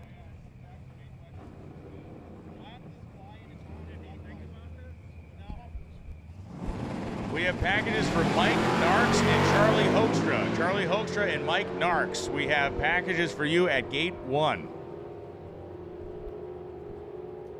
Wow, Jason Glick right there goes 909, but the other lane is going to be trouble for Jason Moore. 983. And he's not pulling over. Bad. That is a lot of smoke. A massive amount of smoke down there from Moore.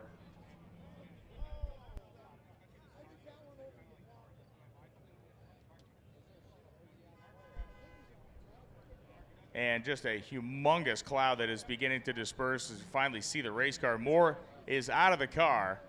Moore is out of the car. That is the good news. It is.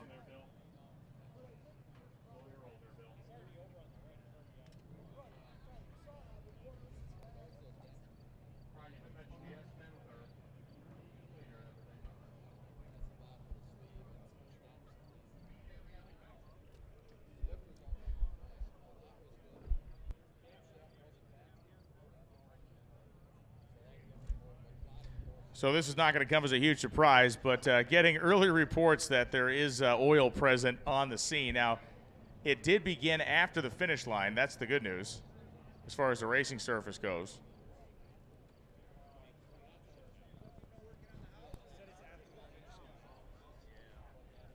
Hot Rod Drag Week drivers and co-pilots are eligible to win a $500 Summit Racing prize pack. Just drop your entry form off at the Summit Racing trailer. Don't wait. Entries must be submitted by 10 a.m. on Friday, September 23rd. Then stick around to shop for the performance parts you need.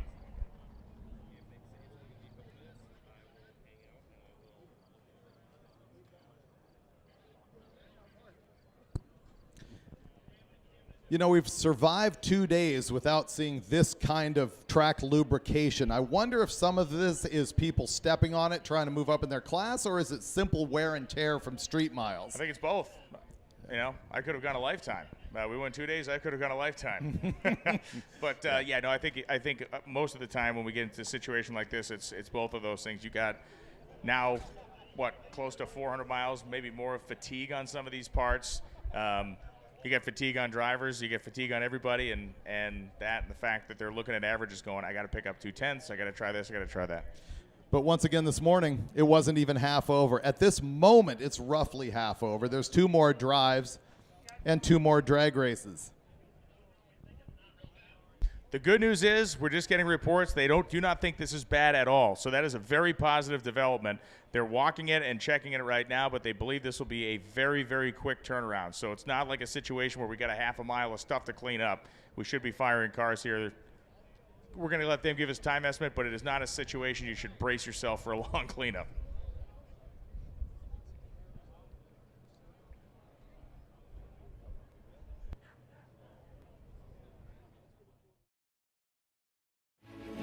eBay Motors has parts for new cars, new parts for old cars, and new parts for cars about as old as I am. eBay Motors has 122 million parts. That's insane. And I can order from my phone right under the car. They have all the right parts at the right prices. Now I can go to eBay Motors, find everything I need, and spend the rest of the weekend working on this baby.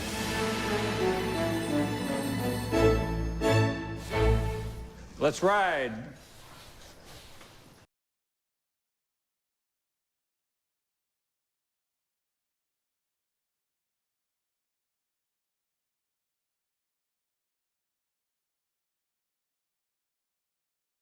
You know, primary sponsor of Hot Rod Drag Week. I hope we can retain that position forever because it's just a fantastic event. For those top products of people that really use stuff, you know, really people who are working on their cars and know about cars and stuff like that. Great support from these fans. We have probably 30% of participants out here running our product. Without gear vendors, you couldn't have low 6-second cars driving in the street because, you know, the heat's immense. And you need that extra gear to get the RPMs down. And when your RPMs go down, your heat in the motor also goes down.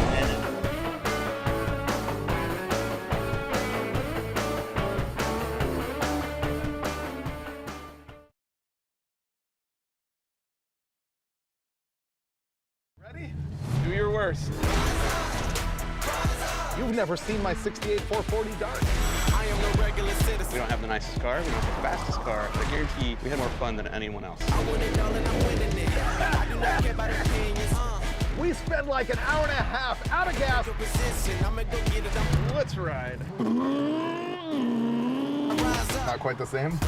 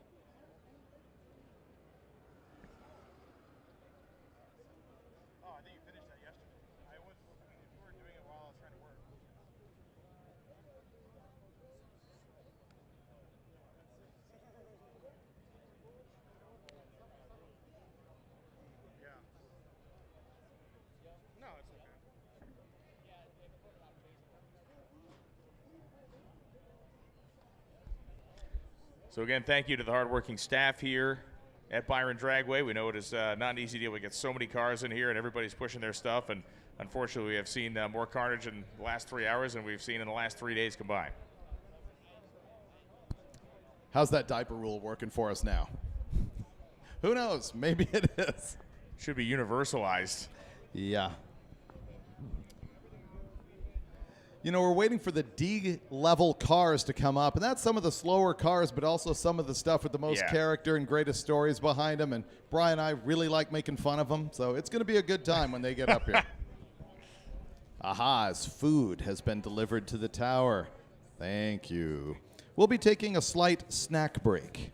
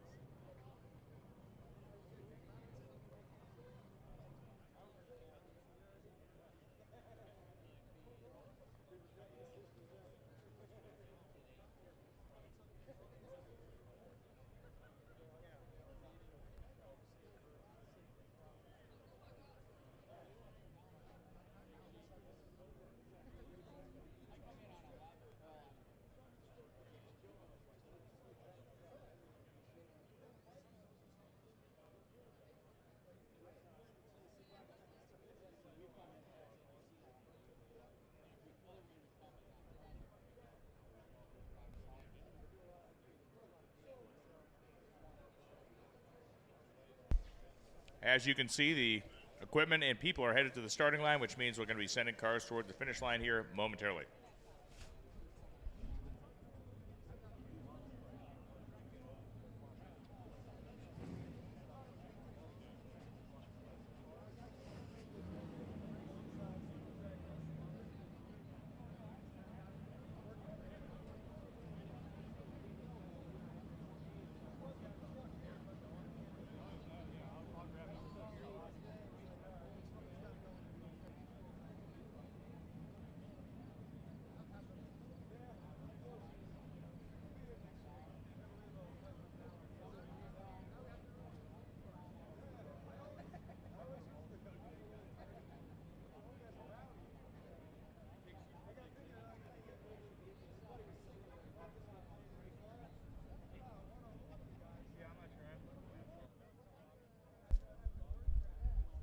All right, track's clear. Larry Dixon and Nicky Z making a run right now. Yeah, Dominic Zavacek, we have, well, he named himself. It says Nicky Z in his own car, so I'm going with that.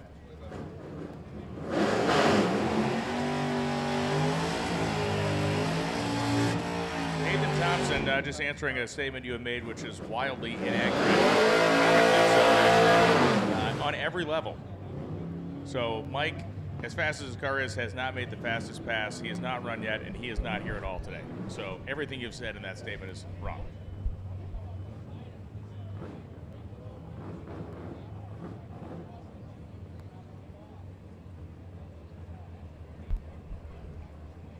It is going to be one more attempt at a burnout here by Dominic.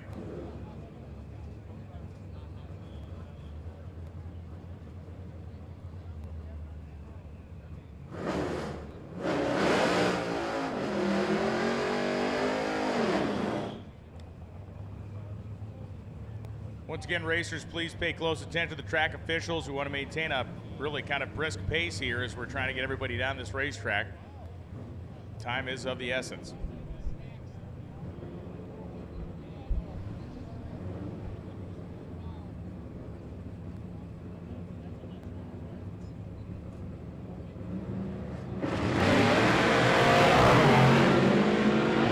Larry Dixon had the better reaction time.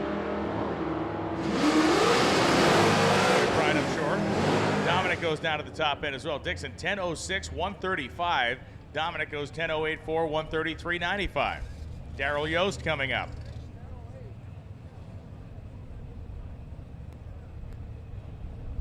Daryl Yost and Josh Norris.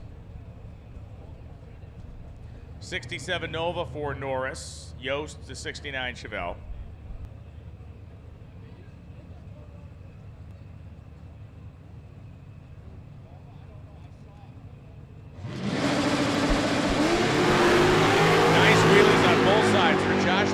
Daryl Yost.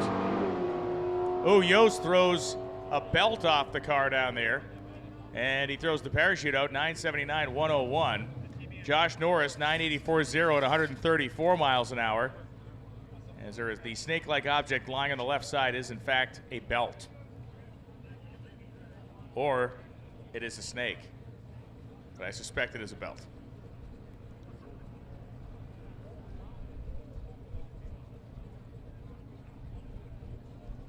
Tough looking LS Power in Malibu coming up next. Evan Erkowitz. Final car we have in the AB run group here, going into the D run group after this.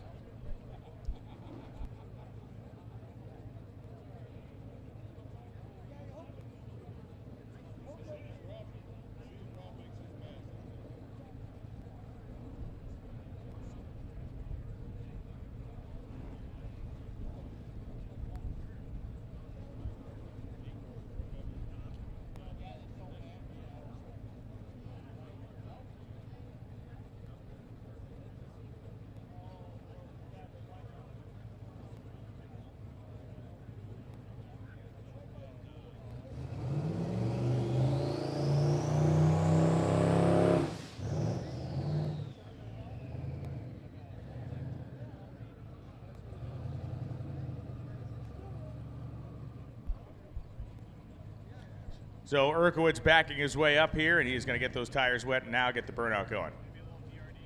So yes, please maintain your focus on the track officials. We're going to get you loaded up here and sent down the racetrack in efficient fashion. That is a mean-looking car. It's a mean-looking piece. I was going to say, this is a mid-8 unit, and I remember the days when that thing would just be like, whoa, yeah, this thing's dominating, that thing's cool. And it is all of that, but then you add the volume we have here today, and it changes up as he goes way deep.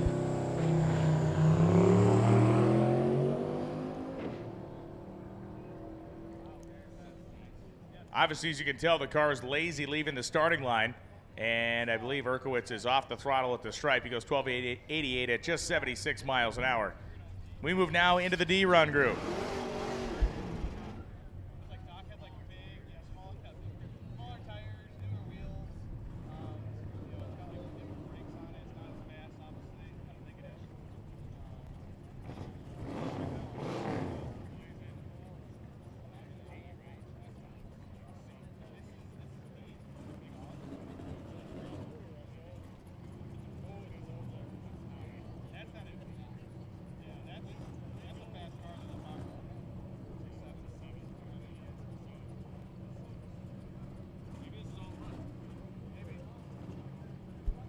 So Shane Polito coming up. Polito's car has a slant 6 in it, and it is not broken. Fear not, it is running.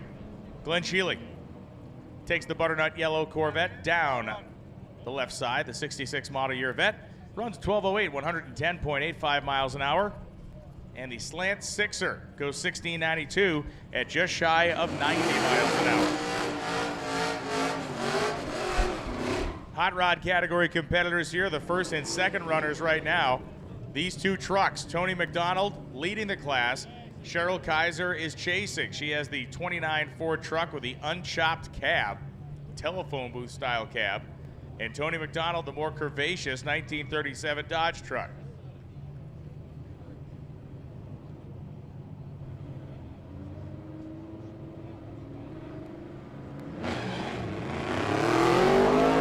Put a pretty good hole shot on old Tony McDonald as he rose gears down there. To the 8th mile they go.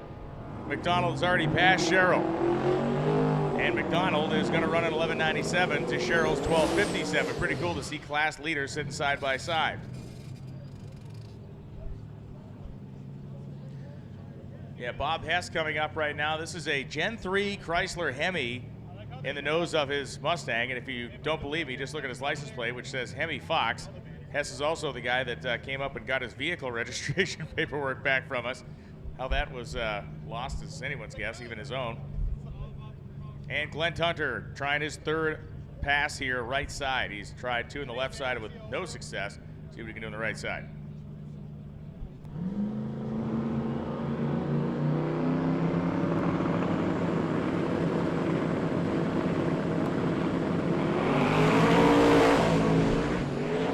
Drives into tire spin, a lot of wheel speed there as Bob Hess goes down the left side. Hess goes at 835, 178. Hunter goes at 928 at 170. With the tires making that much wheel speed, it's one thing to spin the tires early in a run. Obviously, it's not a lot of momentum, but man, Hunter was moving, and all of a sudden it drove into that spin. That could get bad in a hurry when the car starts to rotate. The bigger the tire, the less it wants to recover as well.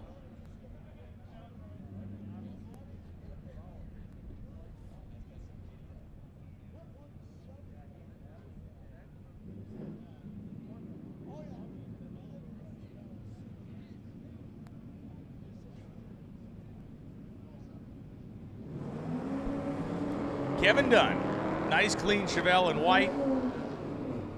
Challenger left side.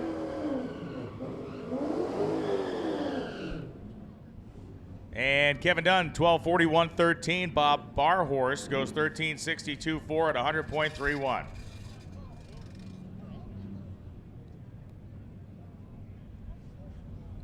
Robert Schmidt, the 1996 Impy, the Impala SS. And Mike Sweeney, 12 model year Challenger, 19 Challenger. It's a 1320 Scat Pack.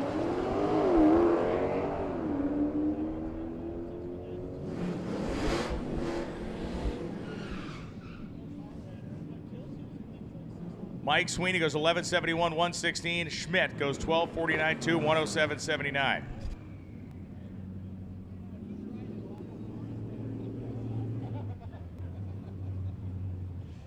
The 6-speed equipped 1989 Pontiac Safari wagon of Sean Lemieux, and John Powell comes up in his S10 pickup truck.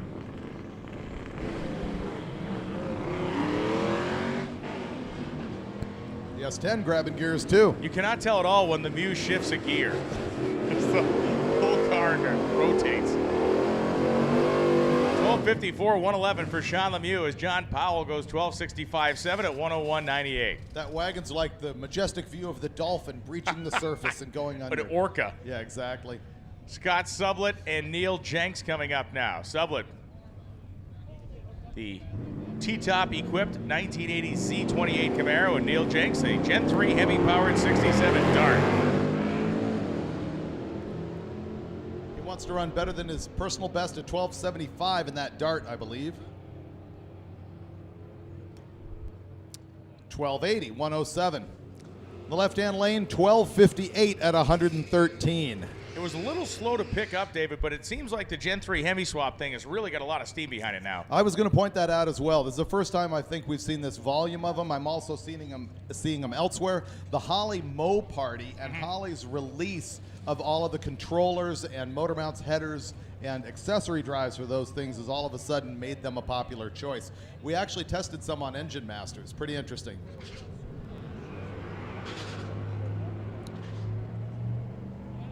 You can almost watch a whole episode of Engine Masters while Logan Tarrant is going down the track in his Caprice. As Robinson in the left-hand lane goes 11.82. Brian just finished his lunch, 18.36. That's 78 miles an hour.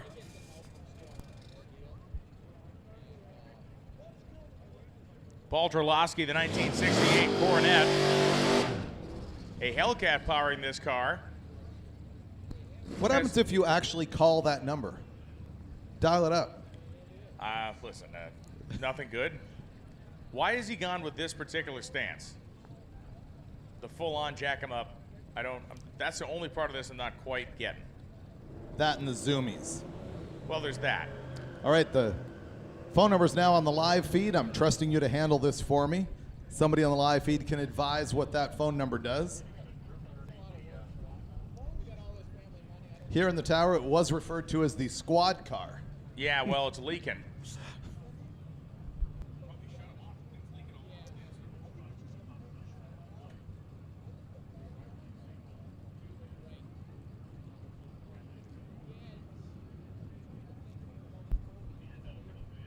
John Coster going to be coming by himself, or maybe the squad car maybe leaving a deposit for us in the starting line here. We're going to check that out.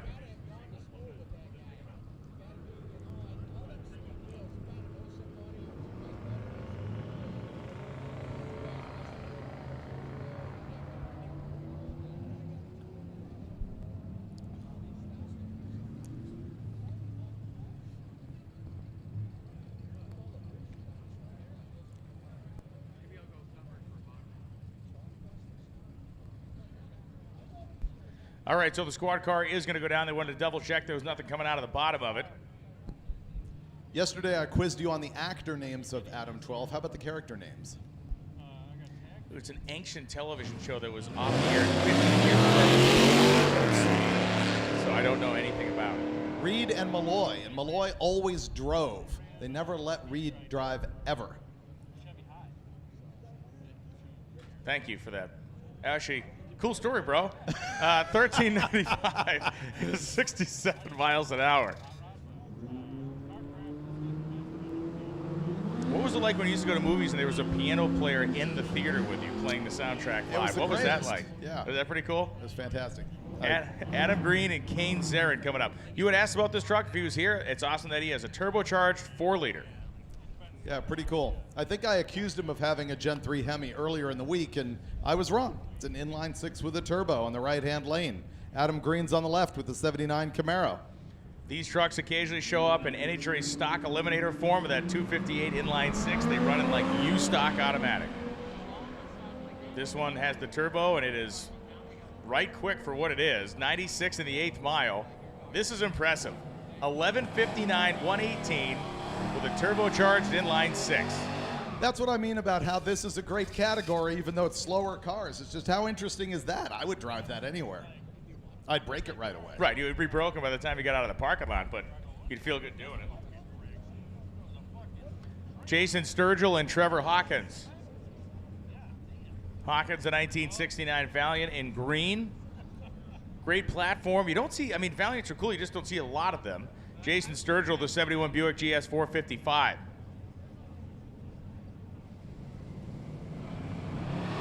Also a Gen 3 Hemi in Hawkins' car. Jason Sturgill's 71 Buick GS 455. We're hoping it still has that 455 torque-making Buick motor in there. 1203, 113.55 for Hawkins, and Sturgill goes 14.19 with a 1 at 98. Whenever somebody says Buick V8, the Pavlovian reaction is, oh, it's torque motor. What they actually mean is don't rev it above 4,500 RPM. No, they actually are great engines. Of the BOPs, I like the Buick best, but you don't want to rev them. They fall apart. So do Cadillacs. Justin Swanson and Matt Soderberg. 54 210 Handyman model. You will know this right off the top of your head, but named the only Chevrolet vehicle, a Chevrolet model that begins with a Y. Of all the cars they've ever produced, there's only been one. The Yeoman. Yeah, that is correct. That is the Chevrolet Yeoman. 12:55.0 to 105.15 is Justin Swanson. They keep calling him Swanstrom because I see Swanstrom more than I see Swanson. Goes 14.12 at 99. The only Chevrolet ever named with a Y. And you criticize my trivia? Yeah, Adam 12 guy. Come on. David Kerwin and Josh Miller coming up. At least mine is about automobiles. And we're sitting here looking at cars, not a bizarre Oh, dumping the clutch and bad things happening there with the El Camino. It's all good, man. Stop. Yeah, Stop. I was waiting. Stop. There you go. Unclear on which pedal's which. 12:79.5, 110 for Dave Kerwin.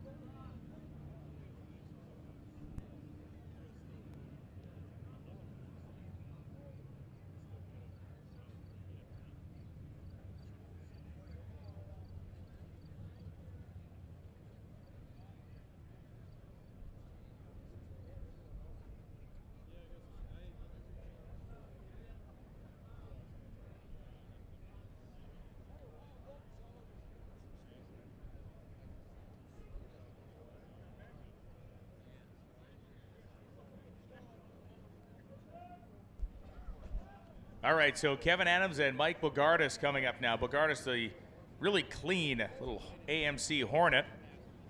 Kevin Adams, the 1994 Mustang.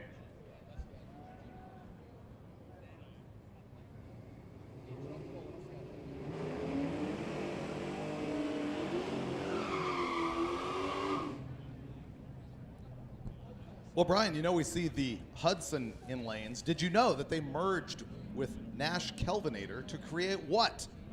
American Motors. And we see on the starting line what? An AMC. How'd I do?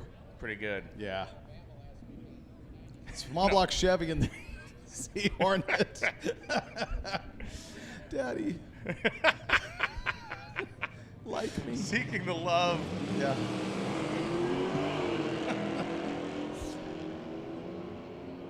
Kevin Adams now down through the 8th mile at 94 in the Mustang. Both of these are Street Machine Eliminator runners. 11:53, 1:12 for Adams. Bogardus goes 12:74.9, 106.60. It is a kind of a cure for the common Willys, right? It's a unique body style. We do occasionally see like 1944 Fords and Chevrolet coupes, but to see a 39 Hudson is pretty rare. What did Kelvinator make aside from refrigerators? Cars? Thank Next you. question. What is the company? What does Singer make?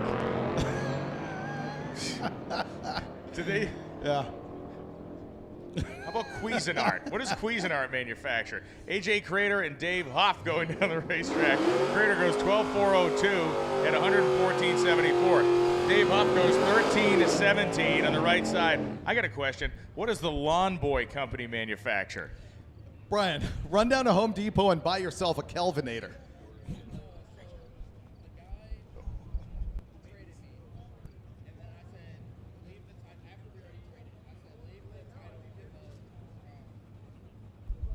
As Brian's lunch is being shoveled in a wheelbarrow. Oh man, look at the launch out of the stick in the 68 Ford Torino going down there that we've been praising. We love that body style. Bill Bush is in the right-hand side in that El Camino. He goes 11.89. The Torino, 12.43. I had to shut off Brian's mic because the moaning that's going on as he ingests this giant hoagie is rather repulsive. Uh-uh. Yeah, huh?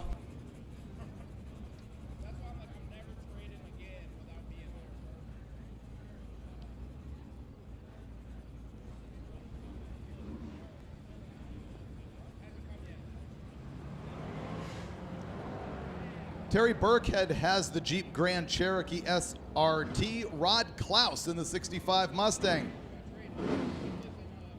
Wouldn't you be humiliated years ago when they told you an SUV was going to outrun your Mustang? At 1170 with the Mustang going 1609. Maybe that's humiliating just in and of itself. You don't need the SUV in the other lane in order to be shamed by that.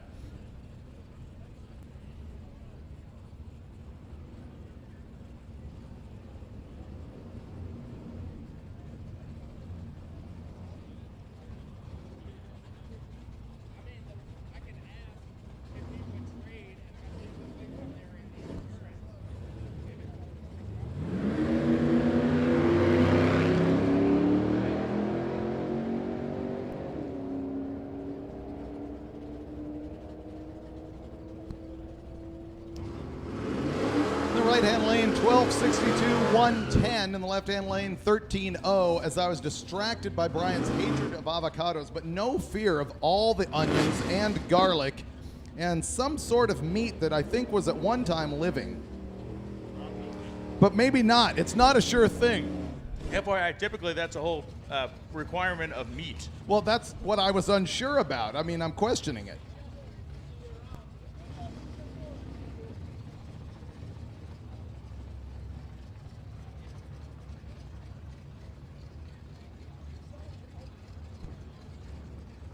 The red Camaro here on the line. Jeff Sixt is advising me on his rear window that he is roadkilling it. That generally means hacking and butchering things along the way, but keeping going no matter what it takes. Ryan B on the right-hand side has got his little 5-liter, meaning actual pushrod Windsor in his Ford Ranger. And the Ranger, 12.03 at 112, and the 75 road killing it Camaro, 12.64 at 108.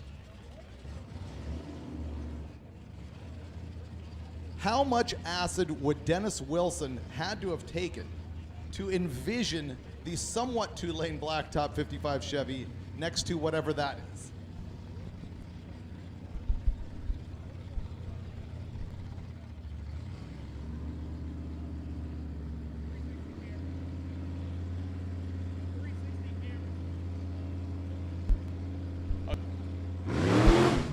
Ty Mason. That is a Factory 5 GTM supercar.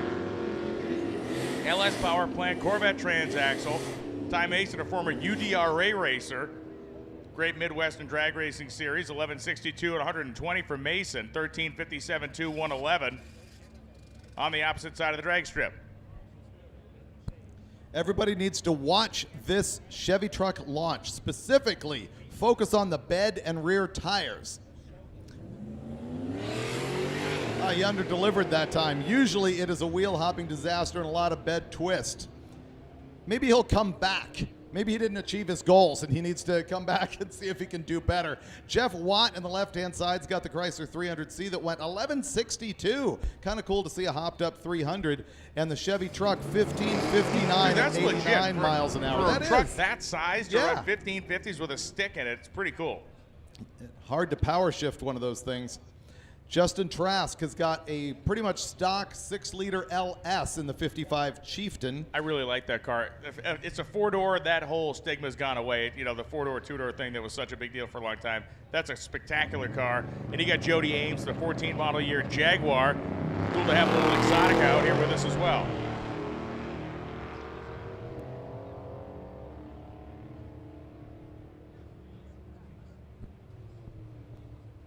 Jaguar 1204 at 115.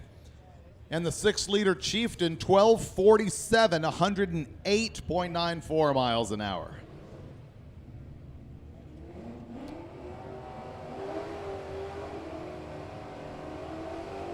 You're seeing all kinds of different class cars running at this point. You got Bruce Fleming in the left-hand side in street race big block naturally aspirated. And then on the other side, David Arnold is in street race small block naturally aspirated. They're going to mix it all up.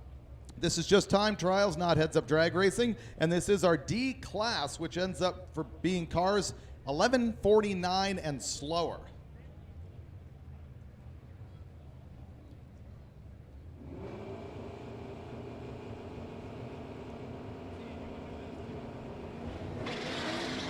The Oldsmobile wasn't going to hoist a tire when it's wheel hopping like that, and you can also see him banging gears with smoke puffing out the back every time he grabs one. The Mustang is going to go 1225 at 110, and the Bang shifting Oldsmobile 1235 at 120.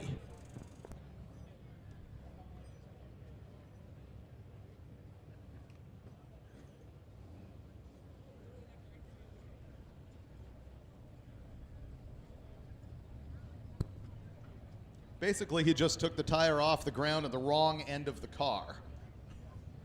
Typically, it would be that left front, but, you know, rears are an option.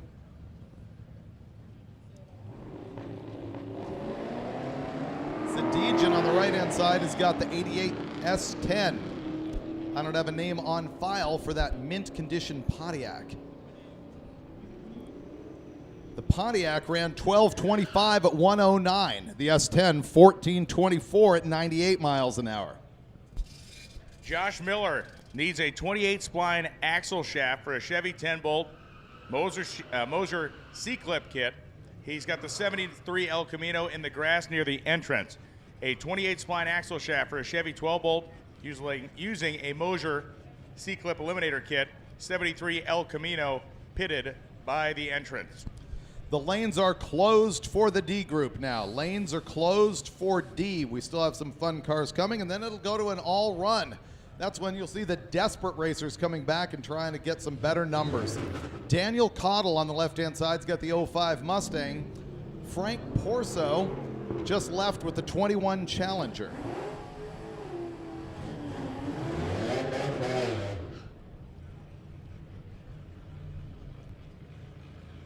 The Challenger 1240 at 109, and the Mustang 1448 at 96 miles an hour. Brian, the Beretta. Yeah, this Beretta is great. We were guessing it had a turbo on it, and he corrected us with this message says it's nitrous. At least it is today. He's going to have to find some for himself in Cordova tomorrow. And it's a stick. Geez, keep getting better and better. Watch it boogie. Ray Davis in the Cadillac. Got the hustle on. You expect the Cadillac go 11s, 12s. The Beretta on the brakes goes a 1334 at only 77 miles an hour. One thing I did not notice with this giant Buick Electra deuce and a quarter down here is the fact that the roof had metal flake paint on it. Kyle Wimmer, 64 Buick Electra 225, and Nicholas Latomsky.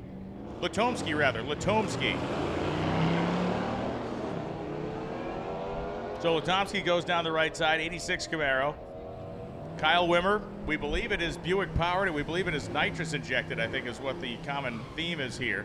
1416 at 93 for undoubtedly the heaviest car at Drag Week, 1332.2. It would actually be cool to put that thing on the scale with that big truck. That's what I was about to say. Yeah. I think it's probably heavier with the truck. Though technically not a car, so you would have passed under that technicality.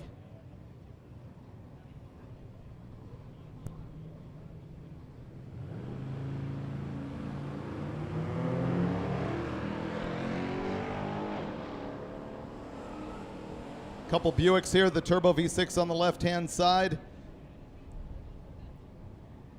And the big 455 and the 67 Buick on the right-hand side goes 1269, while the Turbo V6 1172 at 110.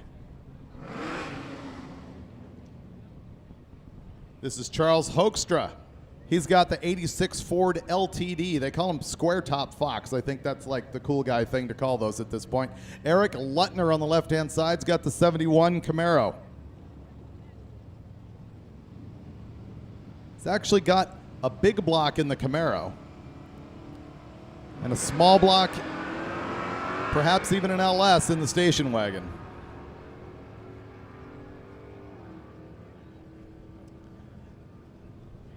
The wagon goes 106 to the 8th mile and only 64 miles an hour at the top end. He goes 1222, whereas the big block Camaro ran 1172 at 114. Comes another one of our B-gas cars, the Wildfire Nova. He's next to a 344-speed Dart. Rob Levin's in the 65 Chevy 2. He's been running 1245 in this thing 2 days in a row, B-gas. Discovered at the checkpoint yesterday that Rob Levins lives about 2 miles from me at home. Had no Wouldn't idea. he want to escape you?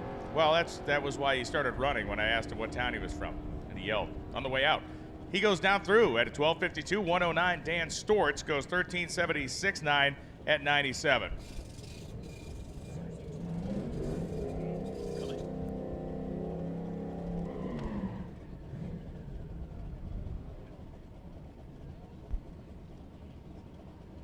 So Cohen Duncan coming up and Guy Tody. Tody's in a 17 model year Super Sport Camaro. Duncan is in a 64 Chevelle.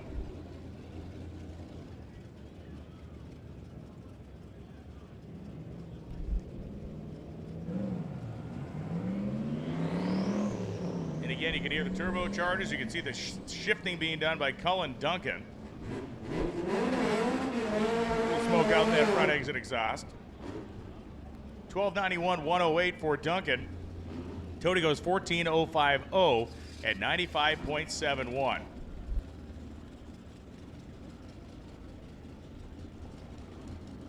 Prescott Phillips and Harry Haig coming up right now. Haig is in the Chevelle that gained notoriety several years ago with those high-mounted turbos through the hood. It has had unfortunately, a series of problems this year. Valve train issues, a flattened camshaft, and the engine is not in a happy way. Harry has made runs at each track. They have been very mildly conservative runs. This is actually looking like the best pass he's made all week. And Haig will drive it through an 1162 117. That car, of course, has run deep in the 8s before. Prescott Phillips, 1257.2 in the Volkswagen at 104. I can't lie, I wanted the Volkswagen to outrun him.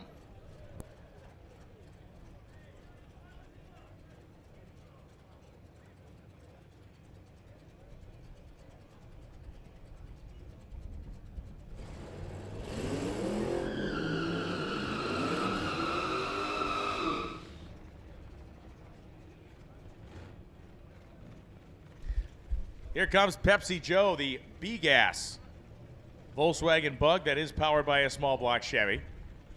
And Steve French, the 1995 Camaro. Lanes are closed for the D group. Lanes are closed for the D group. We have a series of very fast cars that have come into the impound lane over there.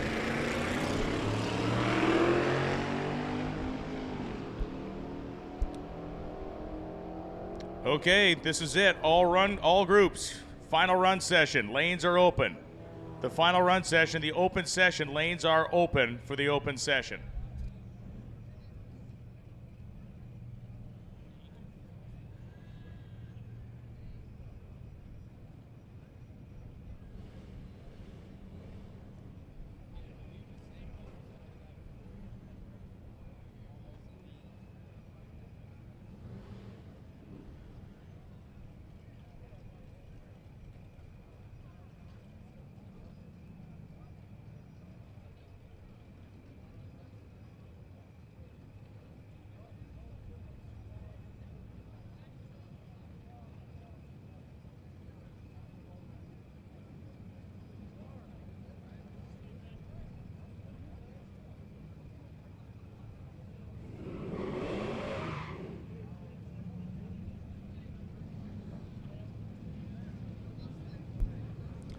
So Bree Brewer is in the Mustang.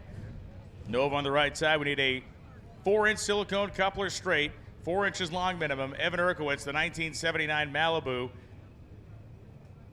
pitted on the return road side of the racetrack. It is that very low slung Malibu with a kind of dirty white paint, mean looking car. Evan Urkowitz is looking for a 4-inch silicone coupler straight, 4 inches long minimum. Find him in the pit area, come up to the timing tower, which is basically where he's pitted anyway. Help him out with some parts. Bree Brewer goes 15:30 at 84.55 miles an hour. The Nova goes 12:92 at 104.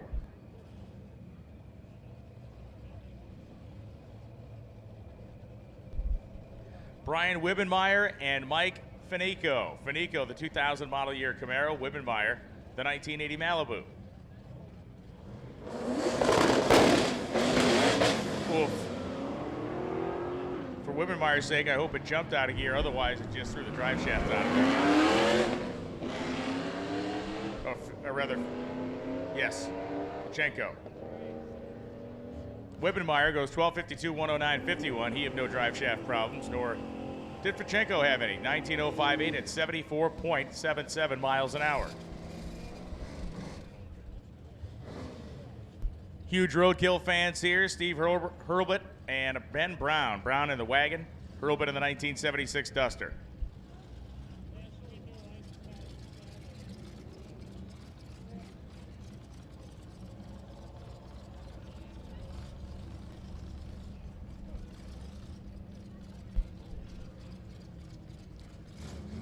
Ben Brown creeping his way in. Hurlbut sitting there waiting.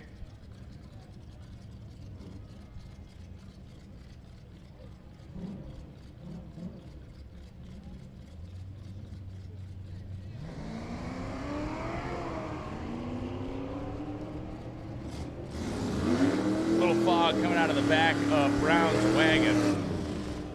And it is ever growing down the left lane. That is emotionally crushing. Hurlbut goes 15:19 at 82 miles an hour. The fact that I mentioned that they were roadkill fans, that's probably what did it. Molly Motorsport is the official piston sponsor of Hot Rod Drag Week 22, offering a complete line of forged power pack pistons to take your engine to the next level. Made in America and held to the highest quality standard in the industry, trust the piston technology leader. Trust Molly Motorsport.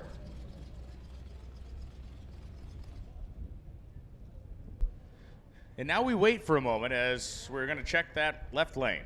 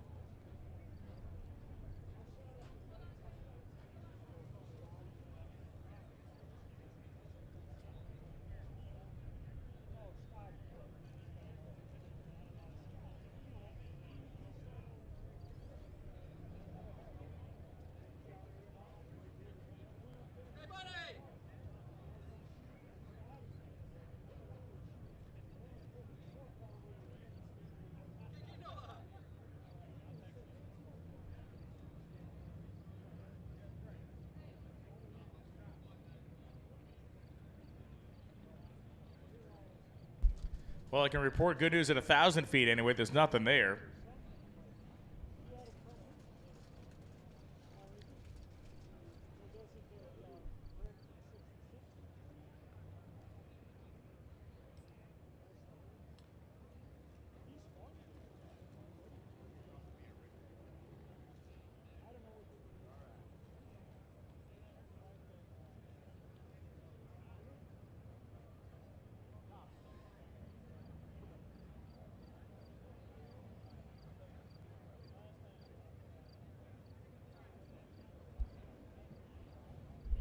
People are wondering what tomorrow's racetrack is. It is Cordova, Illinois tomorrow. And because Cordova, Illinois is coming up tomorrow, because a lot of our racers are packing their stuff up to go, a reminder, third floor of the timing towers, we're going to drop off your time slip today. See Tanya and the crew up there to get that handled. You know, Brian, you may not actually be the king of all media, but you're at least like the Meghan Markle of all media. And you wouldn't believe how many things Brian does. Between being the anchor on NHRA on Fox and doing announcing everywhere else, and he's also got the Automotive podcast that you should check out that he releases once in an eternity, but you can watch, you can listen to all the old ones. Look, there's like 60 of them up there. If you've never heard it, there's a gazillion hours of content. And then also, he's got the Drag Association, Drag Racing Announcers Group, to train people how to do this. I haven't watched a minute of it. It's a good thing. It's people that are interested from tracks all around the country. It's free to join, and you don't have to have any experience. In fact, the less experience you have, maybe the better, because it's kind of just the basics. It's the fundamentals of doing this, and it's not to teach anybody to do it how I do it, but it's just to give you the basic pieces and parts to be the best version of yourself, which it's actually clearly really you still good. have a plenty of room to grow there. I'm at loss, but I did watch the entirety of the first one. I might have skipped past all the people asking how much money they're going to make. And yeah, that was pretty great. You trampling on their hopes and dreams. That's called reality. Yeah, I skipped that part, but the rest of it was really good. You can find them on YouTube on the NHRA channel. And of course, you can find all of the action from Drag Week on hotrod.com and Hot Rod's social media. Also, the live feeds, the Mother's live feed here is on replay every single night on the MotorTrend channel of YouTube. As this guy's rolling up the window with our faces on it. Here's the facts. In the 80s, the more that a guy looked like an 80s girl, the better that the 80s girl liked the 80s guy. I'm just putting that out there because I'm waiting. I know you thought that. I'm not sure. Facts. Okay, cool. Facts. I've got the shots to prove it.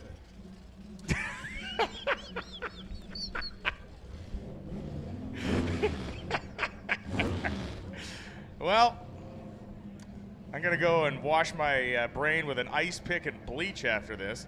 Carrie Neesham and Kevin Jackson coming up now. And this is a steel 5-window coupe, and I may ask to be driven off into the sunset in it this afternoon. It is a small block Ford with a stick. I love that he knows the origins of that car back into the 50s. It's great. And Carrie goes 1264, 109.48. Kevin Jackson, 1394.2 at 95 miles an hour. What began as a pleasant joke with that window treatment ended up becoming a very strange window into your life. Became a very repulsive joke. It would be so much better if the tower wasn't as hot as the surface of the sun. Our performance might be just slightly improved. I like it. It's a good look for me when I turn the color of a overripened or overcooked lobster. Yeah. Jerry Kratz and Chris Moss coming up now. Kratz in the Falcon sedan delivery. Really neat little car over there. And Chris Moss, the 77 Ford F-250, down in the weeds. I bet that looks like it's a Crown Vic swap program. But he's banging gears. Well, yeah, he's probably got a Crown Vic front end in it, Crown Vic axle. Yeah, front stick. axle for sure. Yeah, not a whole chassis like they did on Hot Rod Garage with the Crown Hick, which was a great name. And the Falcon sedan delivery goes 1265 and the pickup truck 1330.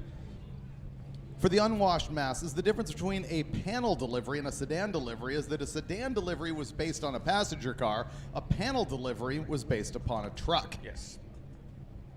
And all of a sudden, my Chevy Yeoman question becomes even more cogent after that awesomeness. Kel Lindquist coming up, and Dave Brock. Brock, the 70 Malibu. Lindquist, the 2002 Trans Am. You know what car never won a Trans Am race in the early 70s? Pontiac Trans Am? A Pontiac Trans Am. Lundquist goes 971.3 at 143 miles an hour as Dave Brock goes 1216.9 at 112. All right, let's do a little outside of drag racing trivia. Who was the lead Pontiac driver during their efforts in Trans Am in the early 70s who was also a journalist concurrently at the same time he was doing that? Failing. Jerry Titus. Oh, I should have come up with that. Who also raced the Mustangs. Yeah, he was actually killed in a wreck, too. He died in a Pontiac. Creepy.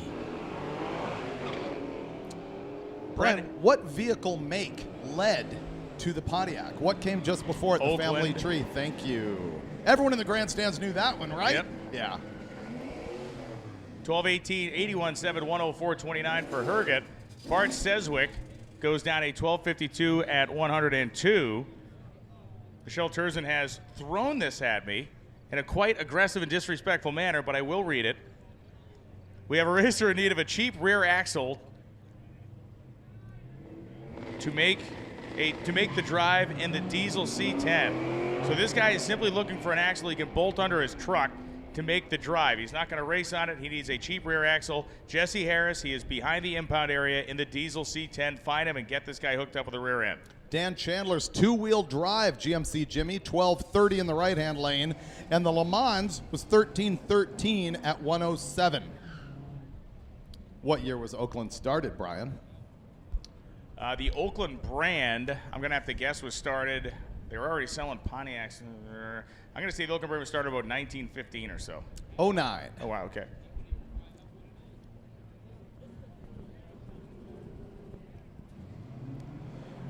Chris Hosner in the left in the Vista Cruiser. These are my friends from the band called the Vibrolas, punk rock band. Have a lot of fun. I tried to get them out to one of my events to play, but it just didn't work out last year. 1401 on the right-hand side for the Camaro and the Vista Cruiser. He's enjoying a fantastic vista, a nice view of the trees at the top end as he rolls to a leisurely 1702 at 82 miles an hour. Very David Attenborough of you right there. That was nice. Was it? Mike Whitney and Brian Decker coming up right now. Decker, we talked about this yesterday. He did not plan on running his 86 C10 truck. We're glad he's here doing it, but his actual competition vehicle was not ready for drag week as Mike Whitney rolls up in a 66 Chevy 2 wagon.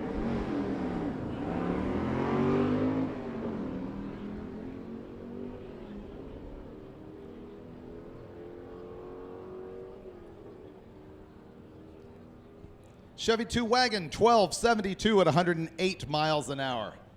The C10, this is another one where you take a lunch break while he's running. 1787 at 76 miles an hour.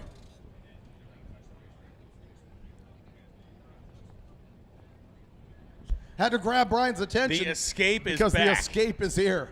I So- couldn't let him miss it. This is a, Ford Escape. You think, ha ha ha, he's got a scoop kind of mounted to the front of it. He's got a set of Mustang wheels on it, the drag light rear tires on it. The interior of this thing is gutted. It is called the bolt-off Escape. And it almost ran into the 14s yesterday, which scoff if you will, but the fact that this dude's out here having the time of his life and has what is probably the quickest Ford Escape in the nation, I'm digging it. I'm digging it. It's wrong-wheel drive. It's an SUV. It literally is like something we would have rented years ago.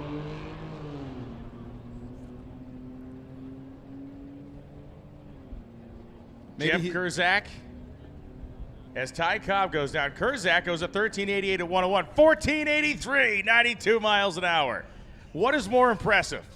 The Charger running a 1388 or an Escape running 1483? The Escape. I present to you the Escape, the bolt-off Escape. It's very French. Very French. Speaking of which, we have two spectators here on property who came from France, from, I guess, just south of Paris, to be here all week long. They've got a 71 Cuda back home that they race at Santa Pod and throughout Europe when they can. But they came out here to watch a drag week. Yeah, I got to chat with them yesterday. Great, great people, and they made the commitment to come here en français.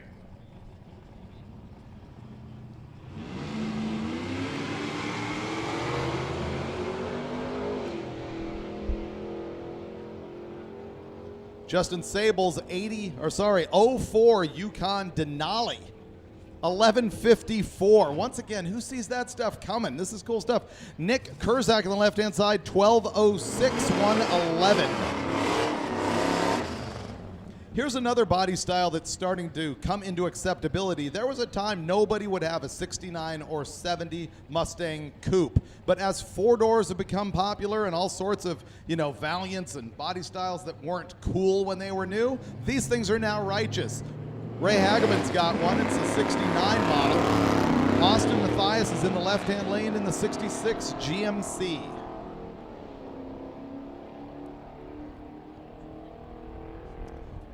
The Mustang 1295 at 106, and the truck 1511 at 90. Yeah. Dan Gruba and Nate Mahoy coming up. Mahoy coming up in the Monza Spider. Gruba, the 1993. That's a Charger over there. That is not a 93. It was. It's a Charger that he's made into a Ute. Pretty cool piece right here. And I believe he claims this is kind of like the first one anybody ever did. I haven't kept track of that particular trivia. But now there is a company that makes kits to make these conversions now with a couple of different styles of cars.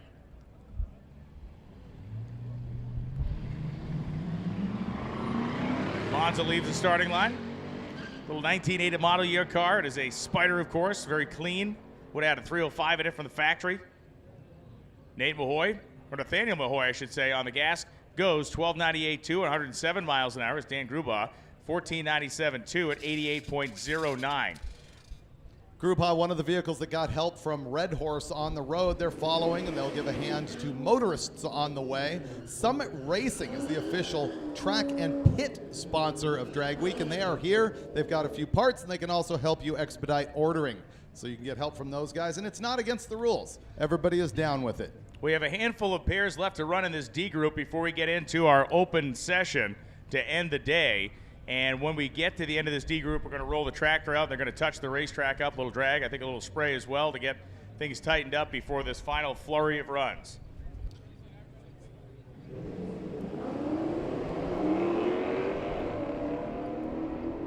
Cheryl Kaiser and her husband and dog have been out here so many times on Drag Week. This time they've entered the hot rod class with their little pickup truck. They're currently sitting number 2 in class as she goes 1260 on the left-hand side with the Model A. 1187 at 114 on the right-hand side.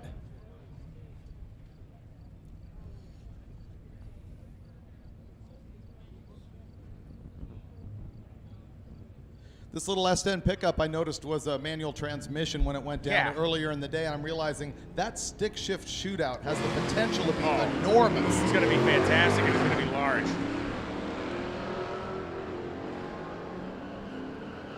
Neil Jenks at 67 Dart, late model Hemi horsepower, manages at 1288, 105.95. John Powell, 1261.2 at 108.20. For those of you new to automobiles of any kind, and you're wondering how we can identify a manual transmission from here in the tower when it cannot see inside the vehicle, it's basically because you watch the nose dip as they shift. You usually see a blip of exhaust out the back. Some more violently than others. The more violent, the better. Byron Sprang leaves the starting line in his 2000 Lincoln Town Car. Jason Sturgill, 71 Buick GS 455. When Sprang's done running, he's probably going to go pick up some people at the airport. He's got a couple of Uber runs to make this afternoon. 1573.2 at 88. And the right-hand side, the Buick GS 1435 at 98 miles an hour.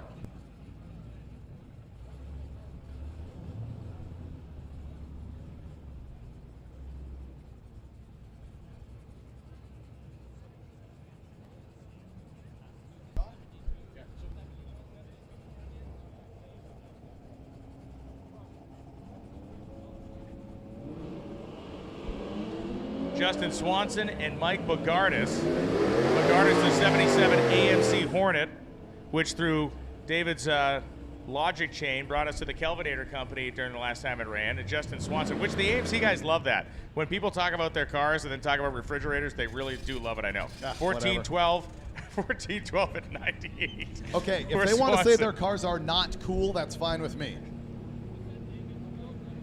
Trevor Slusser and Rick Cruz. That was a landmine that I am going to deftly evade. Barishnikov my way over.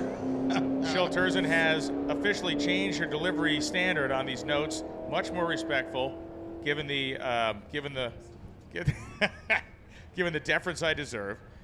Okay, so we have a razor and knee, the ARC model 8000 or 4000 switch panel. Carol Barhorst is looking for an ARC model 8000 or 4000 switch panel. That's going to be that 74 GTO, the green one? Yes. Nova-looking GTO. Pitted with Greg with the 68 Firebird against the fence in the grass area of the pits. Switch panel. Brian, you commented the Monza potentially came with a 305. What obscure Chevrolet V8? 267 cubic inches. Stop it. I hate Don't you. Don't even. I hate you. I finished the answer before you finished the question. Why are you even here? Just because I was able to do that. Your paycheck's going to bounce. Again? Yeah. Frank Webb. Uh-oh. Frankie, baby. No. Please no.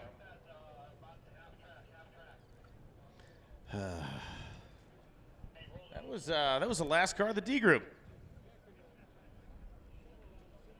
Just gonna check the tensile strength of this mic cord around my neck real quick.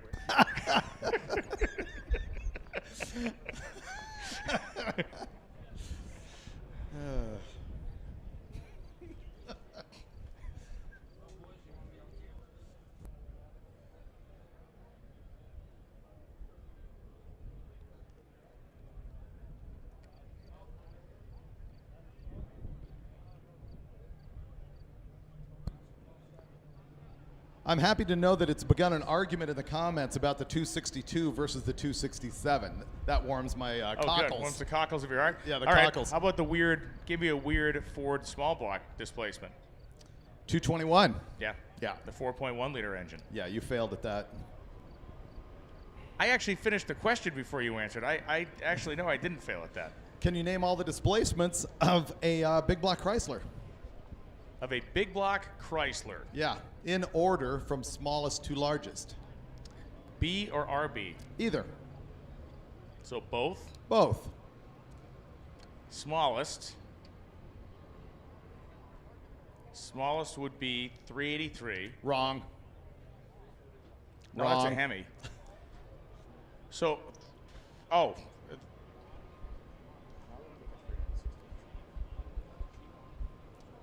Your ears are smoking. Yeah, they really are. Was there like some sort of industrial like truck motor that was a weird displacement, like some of the Ford stuff? Do you want me to just handle this no, for you? I'd handle it because I'm not going to get the small one. No, That's a small 273 is a small block. Stay in your lane, Warren. Stay in your lane. Well, no, Warren. Who was it? Warren flailed and failed on the 331. Oh, Jay okay. flailed Jay and was failed on on the it. All right. 273. Drag Racer TV in here failing on the trivia. 350, 361, 383, 360, yeah. 400, 413, 426, 440. Yeah.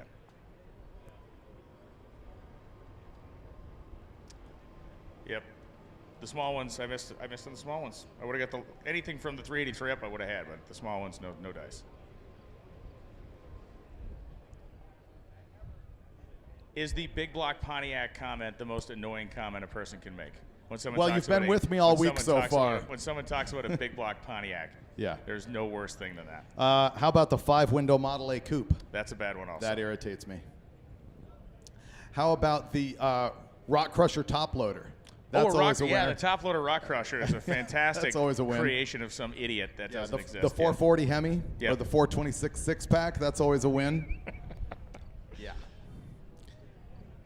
Is there any Chevelle ever made that was not an SS396 Right. from the yeah, factory? Yeah, it's a 396 car. Oh, really?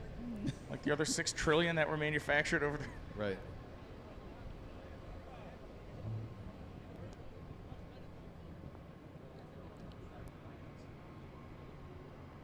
All right, we're going to filler video on the man. live feed. Stay tuned. Every boy's dream. It'll be gripping. Here it comes. And meanwhile, black.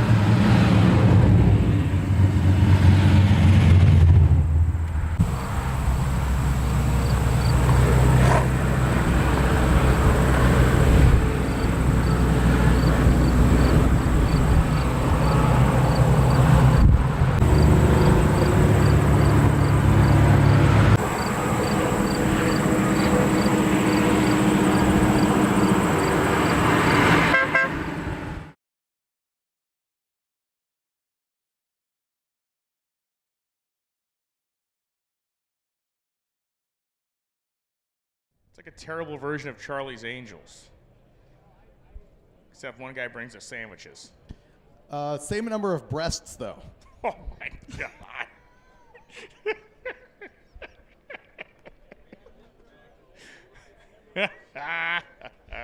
Oh, we're back we're live. back. And that was hilarious. All right, I have to credit somebody who was here on the live feed giving me a correction. Earlier today, I'd said the 73 Camaro was the last one with the small rear window, and he is right. The 74 is the last with the small rear window. Go. Thank God we got that settled. Racers, let's get you in cars. We're going to be starting in about 2 minutes, so we'll get you started pulling ahead. Lonnie has sent a note. Lanes will close at 3 p.m. this afternoon. So 1 hour and 20 minutes from now, the staging lanes will close. We will run out whatever is left in the lanes at 3 p.m., and that will effectively be that. So this last pass of traction compound being waved onto the course, we will then begin pulling cars out of the lanes. So if you've wandered away from your car, please get back in that direction. 74 was the year that they went to the big bumpers. I was trying to, block that out of my memory. Yeah, ugly. Yeah, not too bad. By today's standards, they're getting better and better. They were True. completely unacceptable back in the day. But yeah, 74 was the last in small window. So that's me being wrong. Let me just go ahead and point out some of the audience being wrong. Like the guy Like everything? who was like, Freiberger said that the 350 was a Chrysler. 350 is a Chevy. No, in fact, they did make a 350 cubic inch big block Mopar that was released in 1958. Have a nice day. There's a guy typing in all caps. You used to be someone in Australia, David. What have you done to alienate the Australians? How have you angered them? Oh, well, It's not my fault.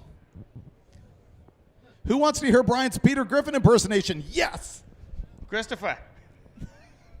No, the impersonation. No, get to the impersonation. True or false? Highest compression in a factory-built production engine, 427 L88, closed chamber head, 12.5. Highest compression NA fact? No way. No, there was Max not. wedge, 13.5 to 1. Yeah. Next player. How's the Ford tractor coming along, Brian? It's good, man. Rock and roll. I got some parts on order for the V8 that's going in it, and but right now it is fully functional with a. Well, tell them what it is. With a perfect. The story's a little better if you have a early point. 40s Ford 8N. It's got a nice. I found an early vintage 40 snowplow for it. It's awesome, and I'm putting a flathead V8 in it. All right, that was a great story. Let's get back to trivia about rear windows.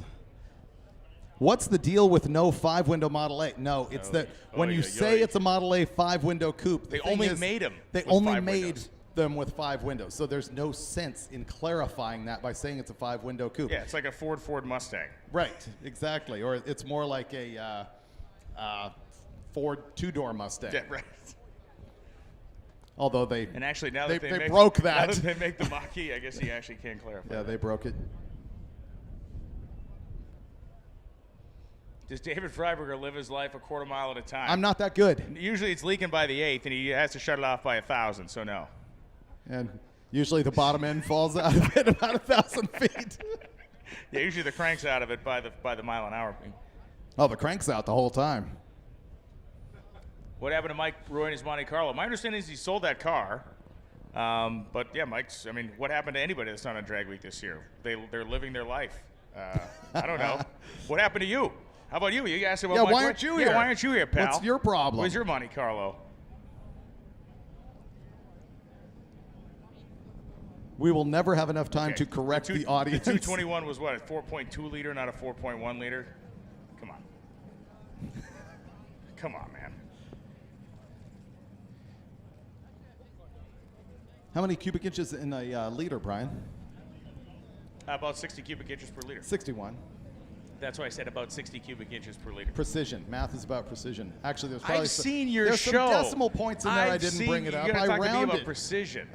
I've watched your show as we have Mike Borgren coming up right now as we get into this final open session for the next 1 hour and 17 minutes. The lanes will be open, then they will be closed. This thing is, in fact, precision. This being another Swedish entry, Michael Borgren. We keep, vaunting that this thing has been in the 6s as it was last year at Drag Week. He hasn't done it yet. I'm expecting him to uncork that on the last day, but right now he's working on leading modified power adder. His best pass of the week yesterday, 7:044.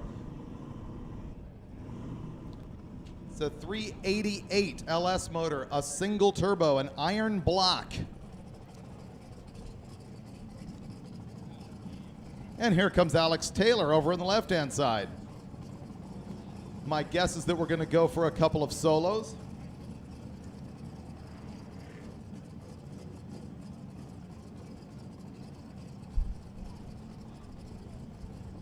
So Borgren inching ahead in the Volvo. Alex Taylor waiting in the wings here in the water box. At this point, being at the head of the pack, they will have time to get back in the lanes if they so choose. And right now, Borgren does not have a full pass under his belt here at Byron Dragway.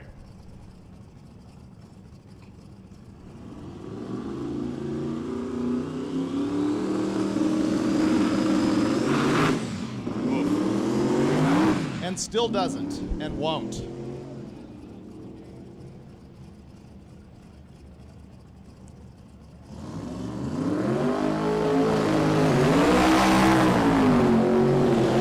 Here comes Alex Taylor in a very interesting battle for the win in Ultimate Iron versus Bryant Goldstone. Goldstone did not get down well earlier. I don't currently see him in lanes, although I suspect he'll be back. He's right behind You Stefan. got him? Yeah. Ah, okay. Yeah. Oh, I see him now. So we'll be tracing this to find out who's going to come out on top of Ultimate Iron for today. Then there's the drive, then there's tomorrow, then there's the drive, then there's the next day. You know, to me, the heat this track has in it now and the amount of traffic we've had down it, the radial cars, I think, are at a big disadvantage at this time of the day. So we'll find out if these big tire slick cars like Alex Taylor's, like Stefan's, like Goldstone's, like Bailey's will have better luck.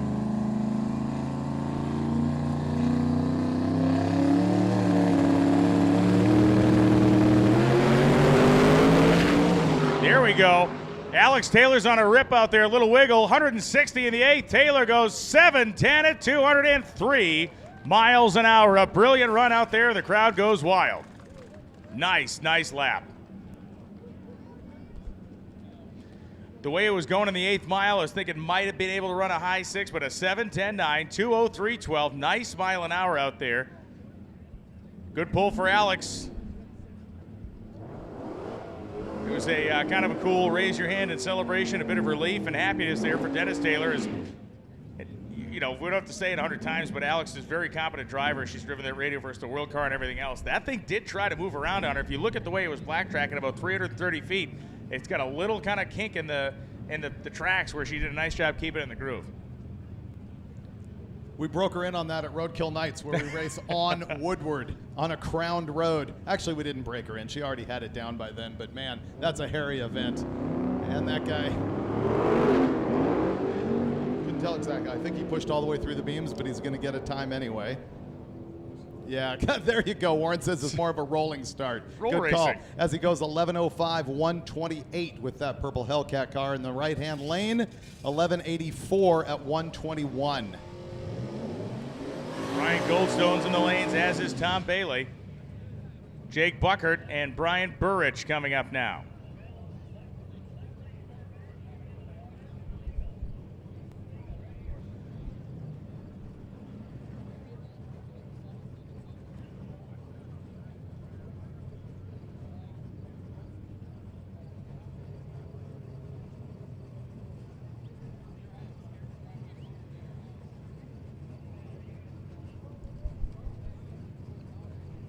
Halfway home. In they go. And Buckert hazing the tires off the starting line with Burrich, able to hook up and roll it through. Barry Burrich goes 10:23 at 144.84 as Buckert goes 11:35.3 at 161.52. Was that hazing or napalm strike? That was World War I naval smoke bomb. There you go. That's more accurate. Right, we're going to give a solo here to Gustafsson, who's back with the third quickest car of the event to this point. 6:52, his best run yesterday. He's really in a chase with Westberg, who's got the S10. Those two cars are hunting after each other for the number 2 position, which could become the number 1 position if Tom Bailey doesn't make it all the way to the end.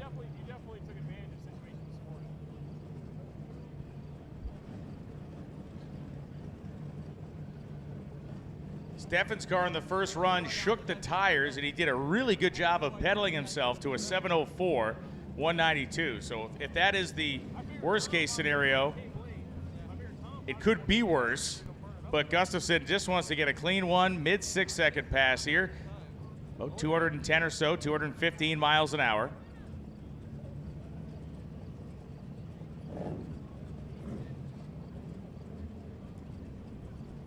Has the car set up. They're trying to stop him for some reason. Get away from the car, man.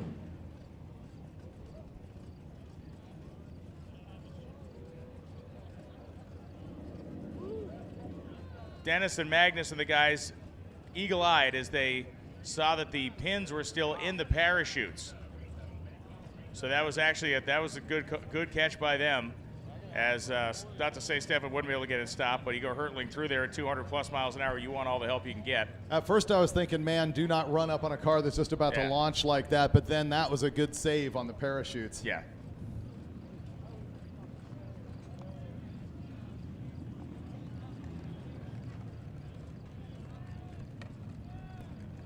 Back and go. Back them up and just let them restage. They didn't even start it. It was like 3, so. One of the things we've worked on at Drag Week over the years with these very fast cars is trying to make sure we're not actually rushing cars and people,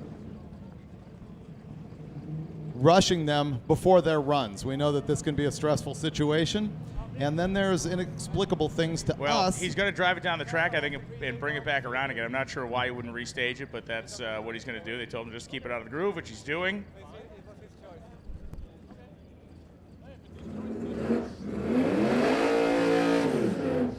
Probably got thrown off. Like, there is something to be said about routine.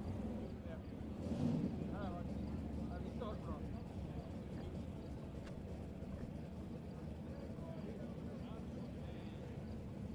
Varför vill han backa? Varför vill han inte bara backa? Han ville inte upptäcka att han har ju varit sur på Roy med. Han ville väl åka runt med om allting och liksom. Han skulle väl bara banka tillbaka och säga in att det är kört. Men han bara, nej, vi gör om allting och vi måste få en. All right, we know that Gustafson's going down track, and we'll circle back and come back to the staging lanes. Meanwhile, we're going to run this 32 Ford once he gets off the track. It's an LS-powered car. Not running in our hot rod category because it has too modern of an engine in it. Disallow.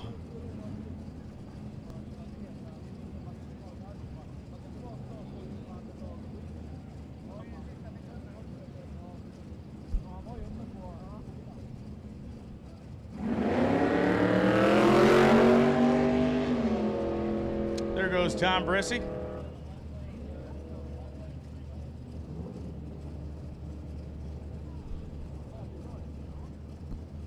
$12.28 at 103.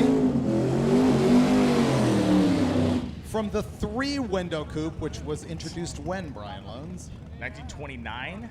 1932. Oh, 32. Well, 32 Ford. But what was it? 27 they stopped making the Model T. Correct. Then it was 28, 29 was one version of a Model A. 30 and 31 is the one that didn't have the carriage line on the cowl. Right, it was too, sort no of like line, one 32, piece. yeah. All Model A coupes are 5 windows, but then of course there's a million other combinations that you could get out of those things. Crazy, like, you know, sports riffs that look like a convertible. Yeah, sports, it was pretty wild how many different configurations they sold them in. Now I'm going to get a text from my buddy Sam, who's going to list chronologically every single. He will. I know he will, especially with that threat right there. So once again, the ritual of the tape on the windows here for Bryant Goldstone. Maybe the last time we see it today. Steve Morris looking on as Tom Bailey's car has gotten to the end of the staging lanes. When the Swedes come up to the line, the language in the chat changes radically. It does, doesn't it? Yeah, it does.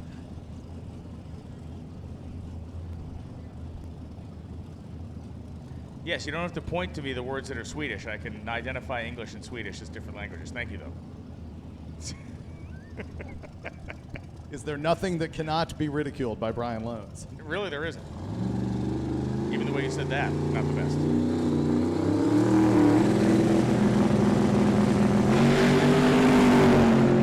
A little more aggressive, but still you can hear where they pulled the power out and fed it back in again as Goldstone goes to the top end, 725 at 182.38 miles an hour. Alex went a 710. So if they stand on that, they're going to give up a little real estate, give up a little cushion. Dave Deal, James Williams now. Deal the 94 Mustang, Williams the 80 Malibu.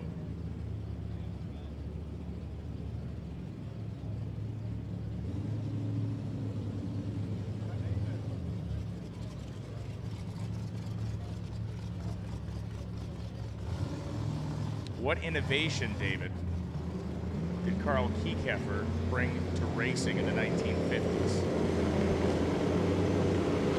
I'll get you on that in just a moment. Man, that's a good pair out there. At the stripe, 809, 176 for Williams. Deal goes 852.9 at 157. Nice.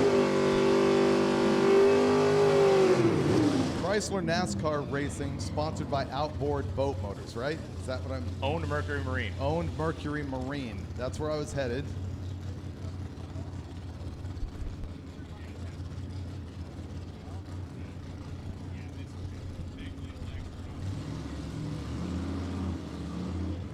So I'm heading the right direction with this, but I don't have the final answer. Alex? The use of big rig trucks to haul your cars to the racetrack. I wouldn't have guessed that one. Aaron Gerke and Dominic Palazzolo. He was the first team owner to put race cars in big rigs, and they didn't even really fit all that well. They were hanging out the back. Like your shorts. This truck has struggled. He's got a 7-second cage in this thing, according to Keith Turk. I haven't witnessed that with my own eyeball.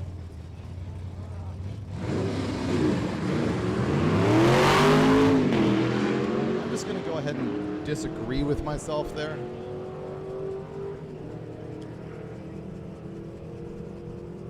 $11.20, 127 for Aaron Gerke as Dominic Palazzolo takes his Comet 1724 at 59 miles an hour. We are 1 minute or 1 hour and a couple of minutes away, 1 hour and 4 minutes away from closing the staging lanes.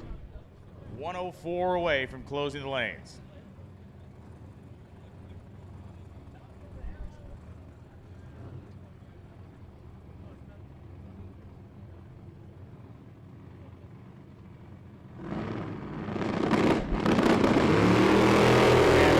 Popping and banging hard for the Malibu wagon.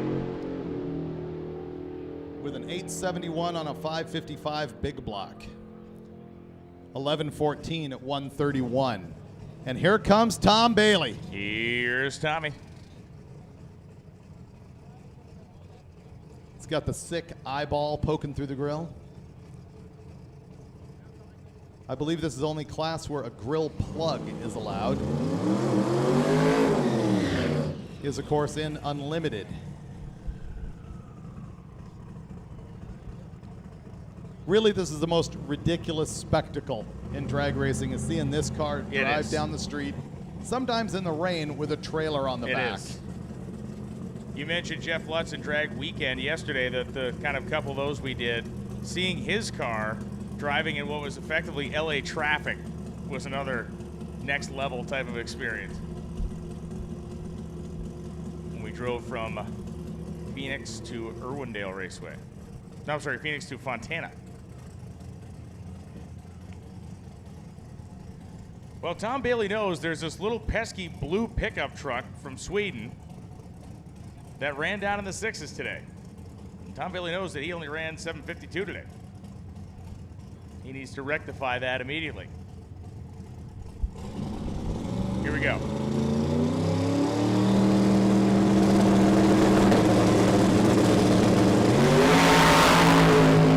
That's looking pretty decent. Bailey gets a little move in the middle of the racetrack. Tom Bailey takes it to the stripe, 659 at 214 miles an hour.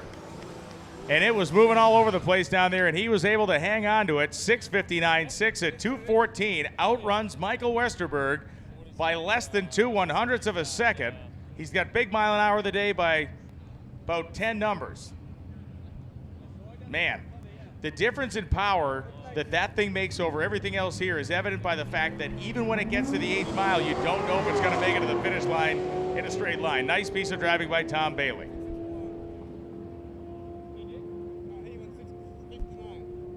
Corvette 10-12, 133.50. Tim Bradshaw 134.20. I'm going to guess he sits on that run and keeps it because it's low ET of the day. And it keeps his average where he needs to be to win overall. You know, it's not quite as impressive when it's going to end up with only a couple hun off of the S10, but we'll see what happens on the last day when everybody uncorks it. On Friday, you'll have to watch the live feed. That's the day that people come out, make a safety run to finish their week, and then they tune the car up and go as quick as they possibly can. Right now, you're seeing some runs that are dialed back just for saving the car so that it will last all week. Martin Villeneuve came from all the way up in Canada. We're happy to see our northern people back down here again after the whole shutdown a few years ago. It's huge. I saw Ross Dudley here the other day. He wasn't driving his car. It looked like either a locked up or hit The all-aluminum big block 67 Belvedere wagon. And on the other side, the Honda Miata. I am just cursing that guy with that. He's going to punch me in the tooth.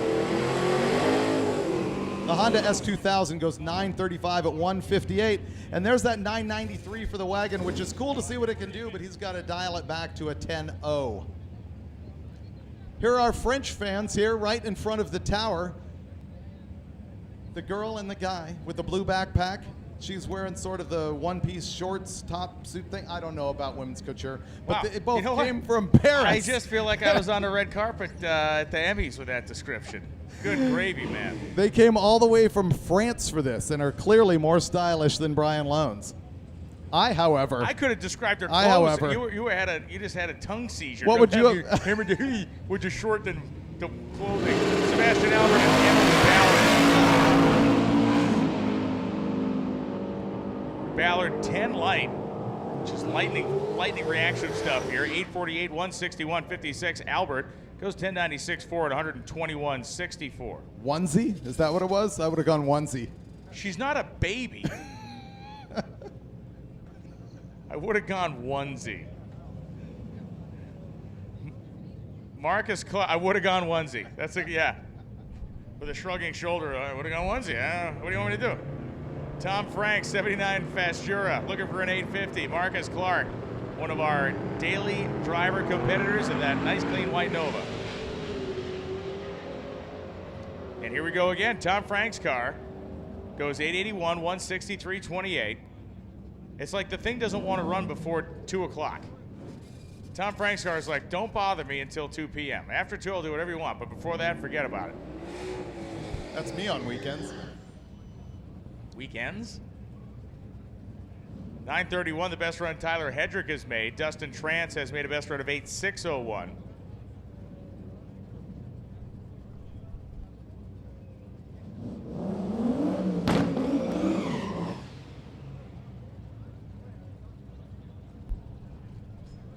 So Trance and Hedrick roll up. It is Hedrick in the Mustang. Hedrick running in the Super Street Small Block Power Adder category.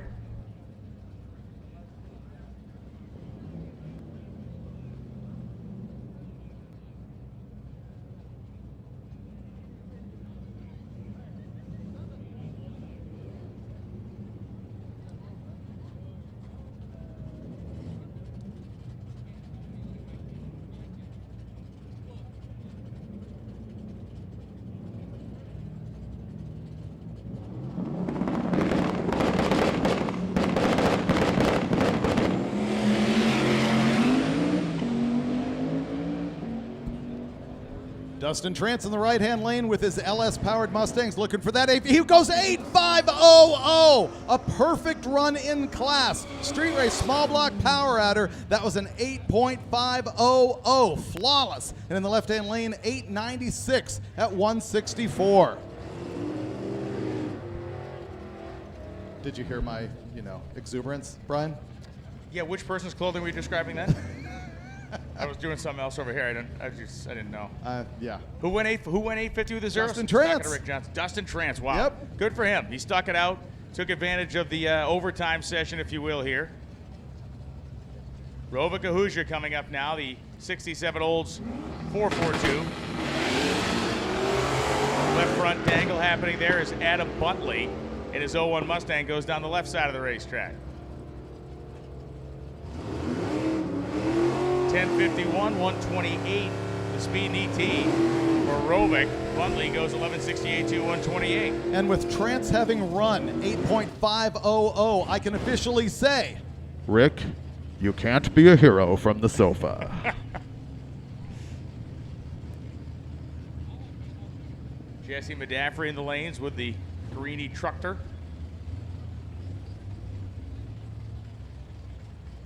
Jeremy Heiser made it back. We made a call for a welder for him a while ago. He got that repair made.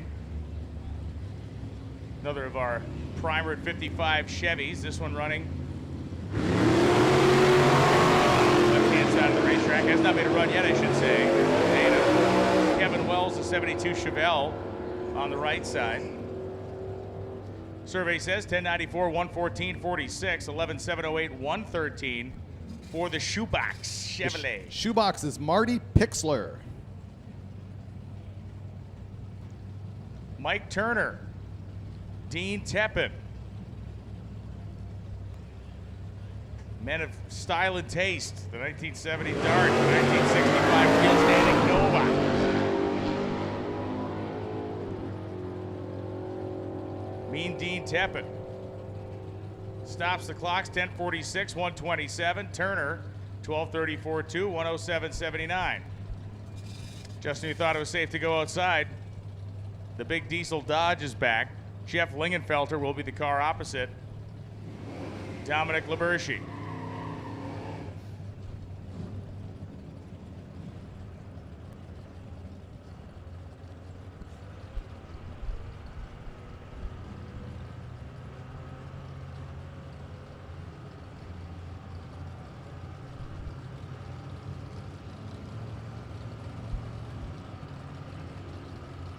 Lingenfelter goes in. The huge truck goes in. Spool-o-matic.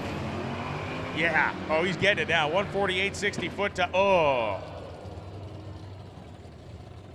83 miles an hour in the 8th, and the white smoke, not a good indicator down there. 11:34, 115 for Lingenfelter. Labershi goes 13:083 at 61 miles an hour.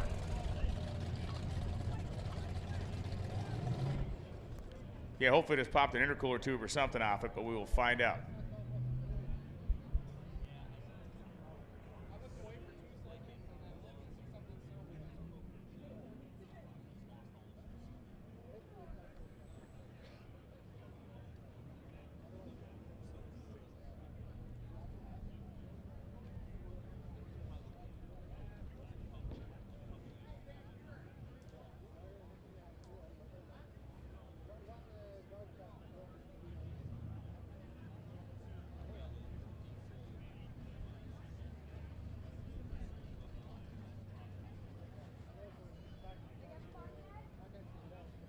Known by enthusiasts worldwide for their premium car polishes, waxes, coatings, and cleaners, Mother's Polish offers a broad array of quality products under its Ultimate Hybrid, CMX, California Gold, Powerball, Back to Black, Speed, and Professional lines.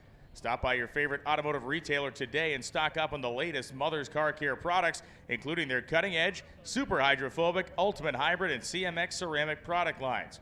Whether it's your daily driver, hot rod, roadster, or classic muscle car, remember, there's no shine like Mother's.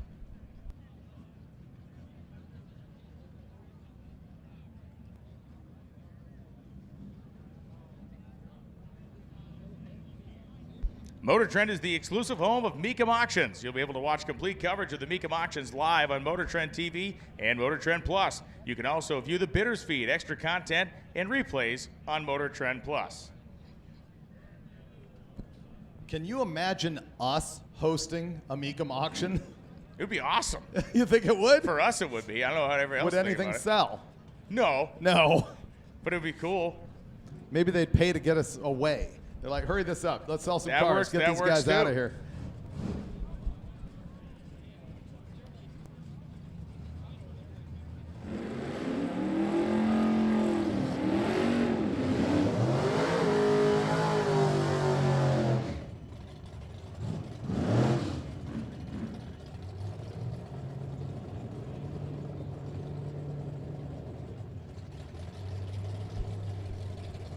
Bob Reese coming up now. Andrew Taylor. 89 Firebird for Taylor.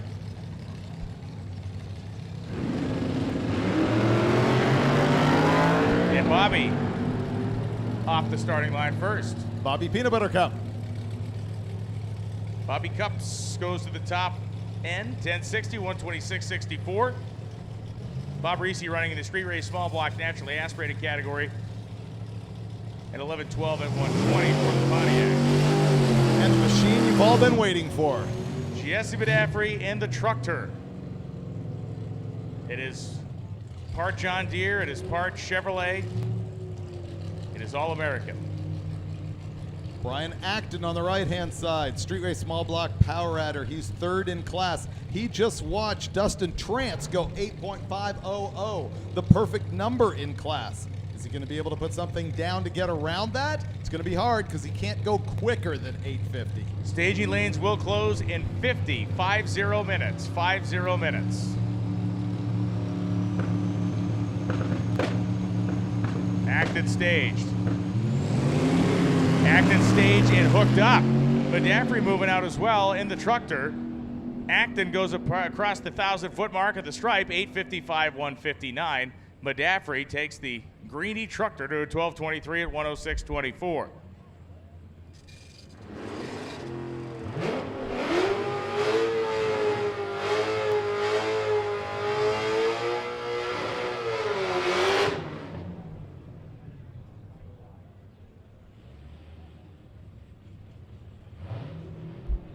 Chris Dacre, the 2010 Challenger. We love Dacre's car because it is a stick shift and because he drives it like he absolutely despises the car. It is awesome that he's willing to really put this thing through its paces, and he can wheel too. Listen to him crank through the gears. Jeff Butland across the racetrack.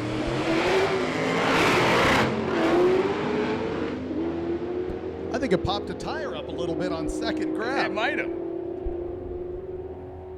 893 on the right-hand side for the Vega. 150 mile an hour in that thing. We talked about it yesterday, but 150 mile an hour in that car, 1007 is pretty impressive for the amount of weight those cars have to move. On the Challenger, yeah.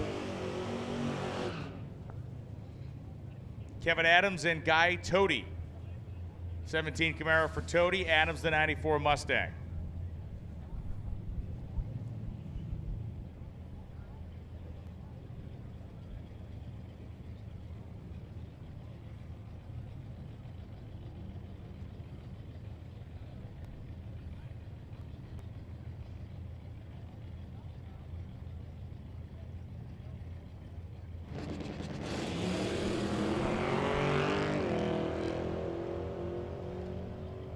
Both running in Street Machine Eliminator.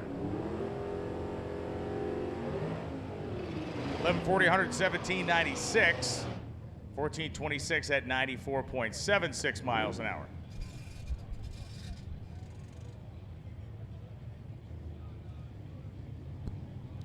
Brian, do you see the metal flake roof? Oh my God, you threatened me with this. I do, David. I did. Do you know anything you could tell me about metal flake paint? Daddy, Maybe I don't know a lot about it. I would like to learn more. Please validate me. Please. Please validate. Metal flake paint. Who was the first to use it? The Mesopotamians. I don't know. George Barris. George Barris, 1949, in a weird sort of hovercraft thing called the X-Pac 400. The stuff was made by a company called the Bo Beckman, a division of Dow.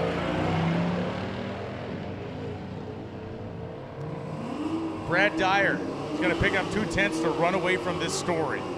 10:24 to 129.8 miles an hour. Kyle Wimmer goes 14:17 at 96. Carry on, good sir. What were the flakes in metal flake made of at the time? I'm hoping you're going to say lead. Chromed sheet aluminum. Okay. The first actual passenger car was painted, it was Dick Scritchfield, very famous hot rodder, painted it in Eagle Rock. But they did the Hot Rod magazine story in 1961 at Dean Jeffrey's shop, and so he got credit for doing it, and he didn't. He didn't. He didn't? No. Just like George Barris would take claim for the Monkey Mobile and Dean Jeffries actually built it? Right, turnabout is fair play. So Jeffries did the same thing? Yeah, it works out that way. The Metal Flake Paint Company is still in business. The flakes are currently made of a polymer. It was fascinating, Brian. Still waiting for the punchline. Steve Eden, 11.17.3 at 120 miles an hour. Mike Kalbfeld goes 10.60 at 127.87. Learn more on the February 1961 cover of Hot Rod Magazine. Just had to promote the brand there just a little bit. People looking up content. Yeah, there's also a cover blurb that says, gargle lead gasoline for fun. Actually, Impress your friends. there was a story about how to dig an oil dump in your backyard. Jim McFarland did it. Oh, it's great. I use it to this day. Left-hand side, 11.16, 127. Chris sixth on the right in that Caprice PPV, 11.55 at 117. There were some great, like, insane quote-unquote tips in those old magazines. Like, I have one where if you have like a bulkhead and it goes to your basement and you want to work on your car, they tell you to unbolt the door and drive the car up on basically the concrete blocks and use your basement steps as a work well type of thing. I'm sure nobody would have died in that situation. That was gripping. Gary Bauer, Zach Royce, 75 Plymouth Duster. Royce goes 11.076, 117. Bauer goes 11.30 with a 2 at 120.08 miles an hour. If I'm trying to get in my garage and can't get the door open, I just drive through that thing. I've got handlers, so I'm like, fix this. Fix the door, fix my car. I'll be back when I'm done shooting. There are people that have that.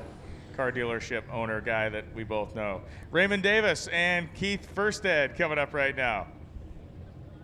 78 Fairmont. Or you could just huck an exhaust manifold through the windshield if you get angry. That also works. Every episode of Roadkill, Brian. Don't you watch anymore? I'm hurt. I thought you would follow my every waking moment. I've watched it. What was that last episode when you guys went to Alaska? That's Right. the most recent one, right? Yeah, that was that first one we shot. Yeah, they probably re-aired it on MotorTrend TV, which you can see on your local cable provider. The right-hand lane, 873 at 160 miles an hour in the Fairmont. Left-hand side, 11.02 at 131.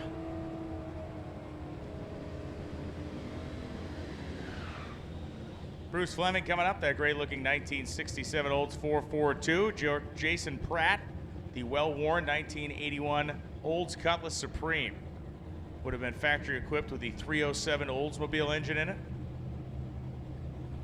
What a thing of beauty that was. It's kind of weird how a couple of those, like that Buick 307, the Buick and Olds 307s hung in there for a few more years. The Pontiac one was ditched out. The 301 was gone before the other two were. I think the 301, of those three engines, throwing the 305 Ford there, Chevrolet has 4 engines. The 301, I think, had to have been the worst out of the 4. It's the only low-deck Pontiac, I believe. They self-immolated. They took themselves off the earth. Jason Pratt, 1097, 3125. Bruce Fleming, 1299, 3888. Then there was the colossally horrendous Buick diesel, but that also gave us the strong engine blocks that guys would eventually build some pretty good engines on. Oldsmobile diesel. Right? Oldsmobile diesel. Keith Sack, back again.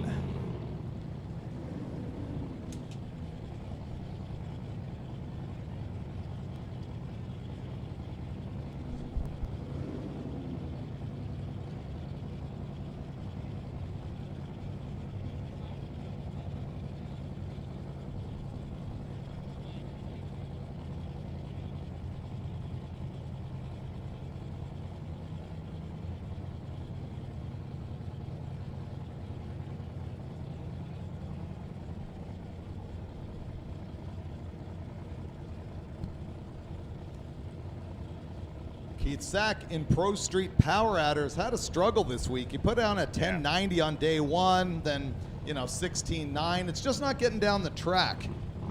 We hope that changes right now. You see the way the back of the car hops. But it's when it actually launches making the power, thing. and it's going to make a pull here. For Keith Sack, he's on the gas, and he goes 889 at 143 miles an hour. That thing would come up on boost and it would just shut itself off. So at least they got it this far. Got that sorted.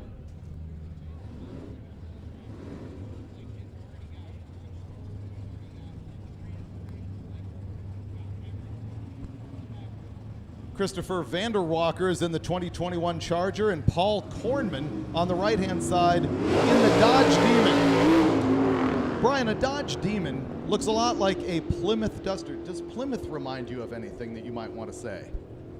Not particularly. Christopher Vanderwalker goes down 1097, 125.56. Paul Kornman goes 14.99.4. I had to sit through the story. 67 miles an hour. Share it. Share. So the Plymouth Automobiles, people think it is named after Plymouth, Massachusetts, because even if you look at their logo back in the day, it had ships on it. The Mayflower, in particular. Yeah.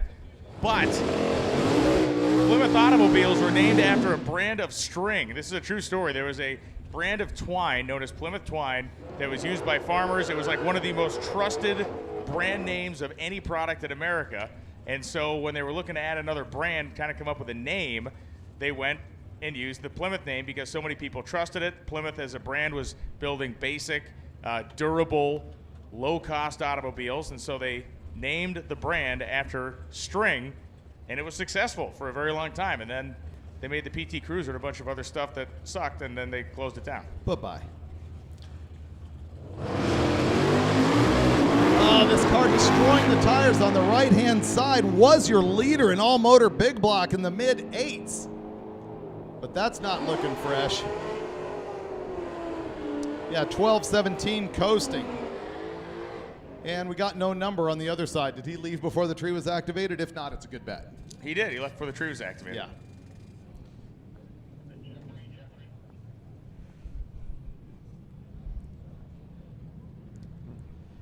"39 minutes. Lanes will be closed. 39 minutes.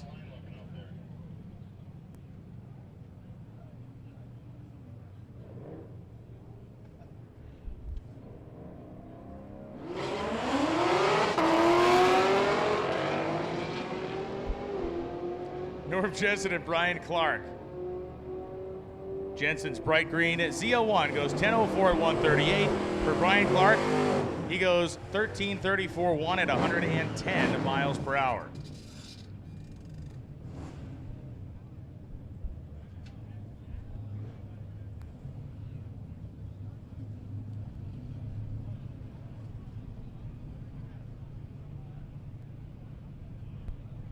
Big thanks again to our event sponsors: eBay Motors, the title sponsor of Drag Week 22; Gear Vendors, the presenting sponsor; Amsoil, the official oil sponsor; Holley, the official piston sponsor; Holley NOS, the official nitrous sponsor; Mickey Thompson Tires, the official tire sponsor of Drag Week; Mothers, I've been working with our live streaming coverage this weekend; Summit Racing Equipment, the track and pit sponsor; and VP Racing Fuels, the official fuel of Drag Week.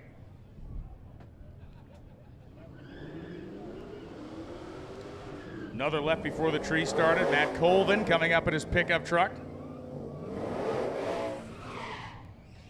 What Colvin has done is built like his own personalized version of what a Lightning should be. It should not have a plug, as the modern one You're does. going on record with that. I mean, you're gonna have an electric truck, that's fine, but like the Lightning brand, right? I get why they're doing it, but it's kind of easy. It's a little Lightning, bit, get it? It's like a Freiberger joke of a truck. it's a dad joke. Right.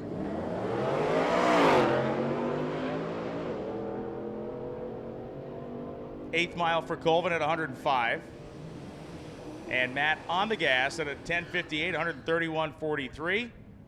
1360 at 101.67.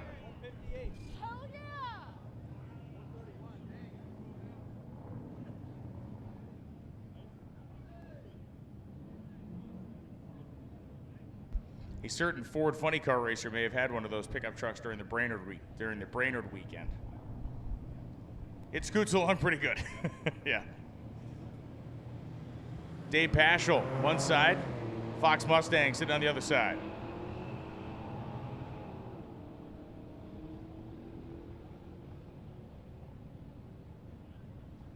.1142 at 99 miles an hour for Paschal. The Mustang gets down to 1620 at 91.68. In the closing half hour basically of the day here as far as the staging lane program works.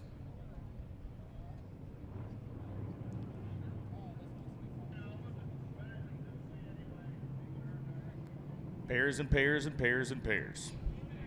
Carl Copia, manually shifted Nova.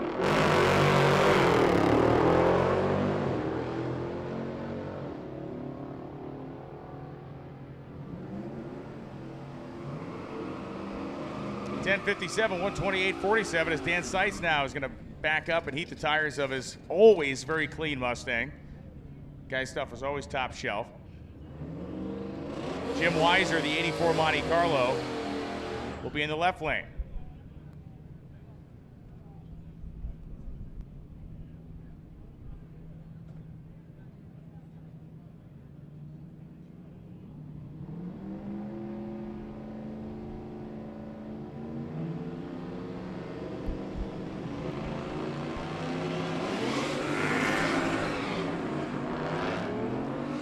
And tire smoke for Dan off the starting line. He is going to pedal. 8th mile at 124. And Dan salvages a 1071 at 131.08. Jim Weiser goes 982.9 at 139.60.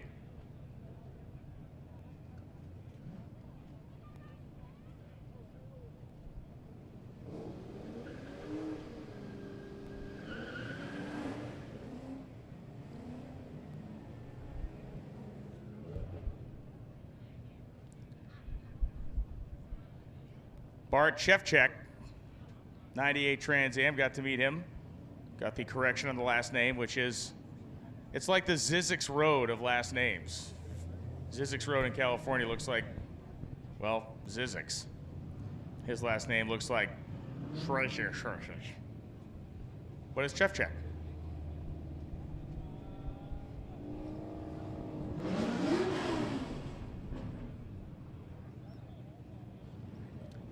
I was going to say it's our first burn down of the week, but they've rectified that.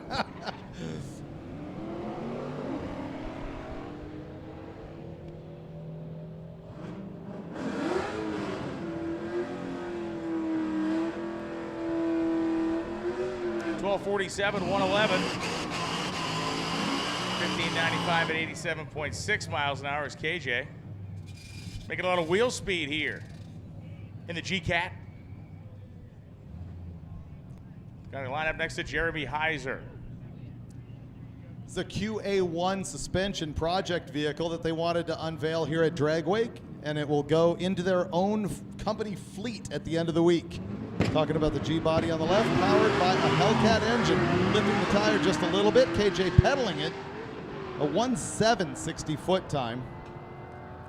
And the Hellcat powered Buick runs 1099 nice. at 130. Heiser goes 11.74.6 at 120. I think he was hoping for something quicker than that.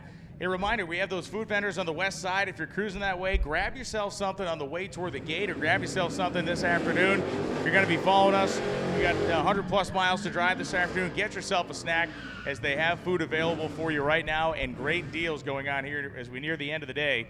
We are about 30 minutes away from closing the staging lanes. The traffic keeps trickling in to the lanes. But Westside food vendors, they got stuff left to sell, and they would love you to munch it down. Daniel Grubaugh and Neil Jenks.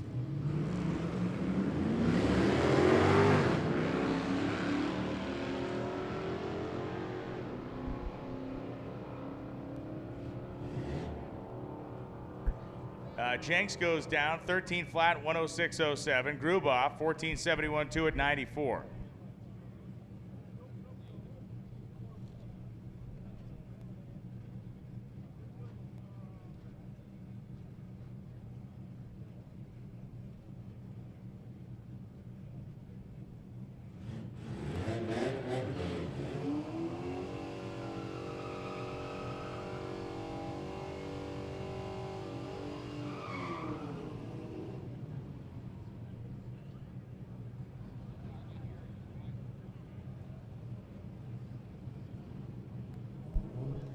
John Shmura and Mike Bogardus.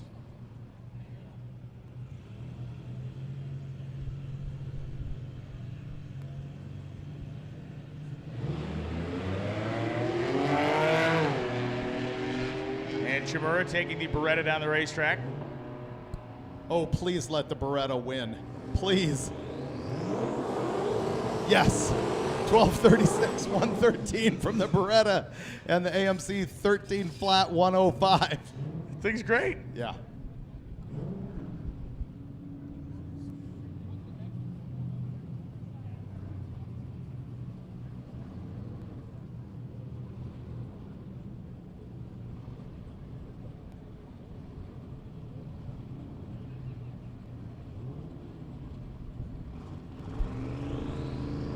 Rich Woodward, right side. Calypso Green Mustang, left side. Car running a Timber Street small block power adder with a stick and all the RPM. 855, 159 for Woodward. The other Mustang goes 893, 159.10. It's kind of a thing these days to have a tension gauge on your shifter so that when you pull the thing to grab a gear, it actually interrupts the engine's ignition for just a millisecond. Yep. So you can grab the next gear, so you can just flat foot shift the thing.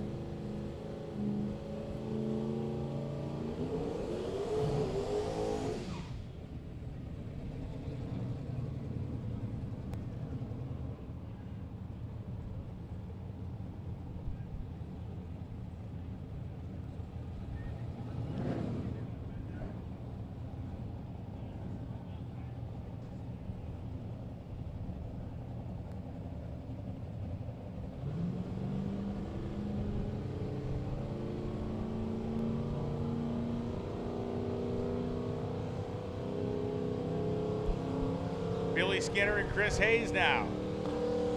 Both drivers rolling in.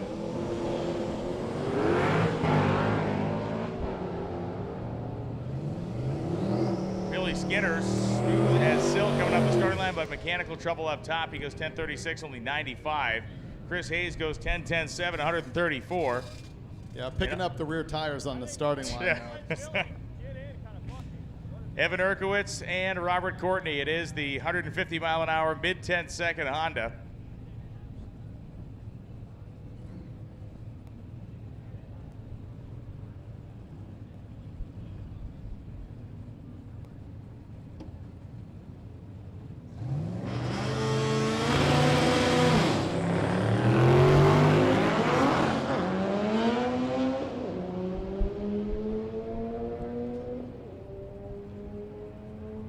.904, 152 for Urkowitz, 10:33.2 at 155.47.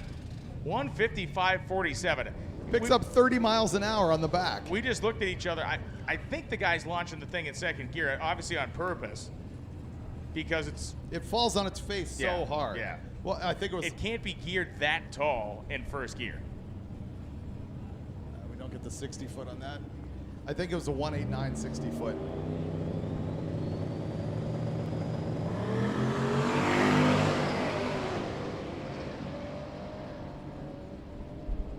Jake Buckert and Barry Burrich. Buckert goes 8:46.6, 166. They're trying to go 50. They just missed it. Burrich goes 10:19.7.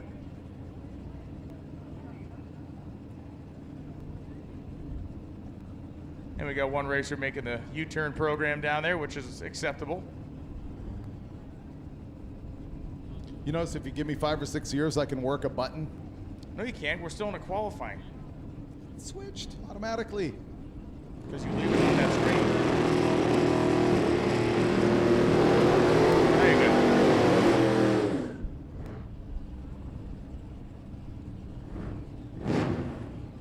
Two carburetors on top of the blown big block Chevy for the Malibu station wagon. And Trevor Slusser coming up in his lowered C10 truck. These 67 to 72 era trucks are, I mean, they were the hottest thing going. I guess now 73 to 87 has become the total hot commodity, but prices are through the roof on those things.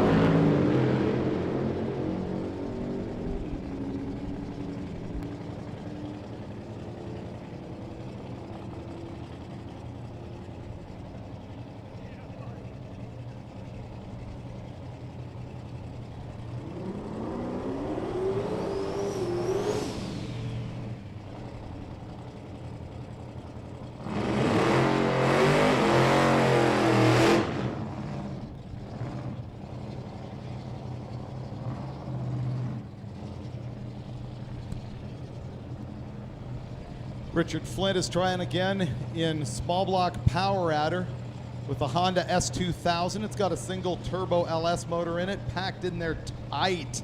He's got a whole bunch of stuff in a small space. Herschel Cronin on the right-hand side, trying to maintain his lead in the A gas category with the blown big block Ford 55 Chevy. He needs to get into the 8s this time. Yes, he does. Yes, he does.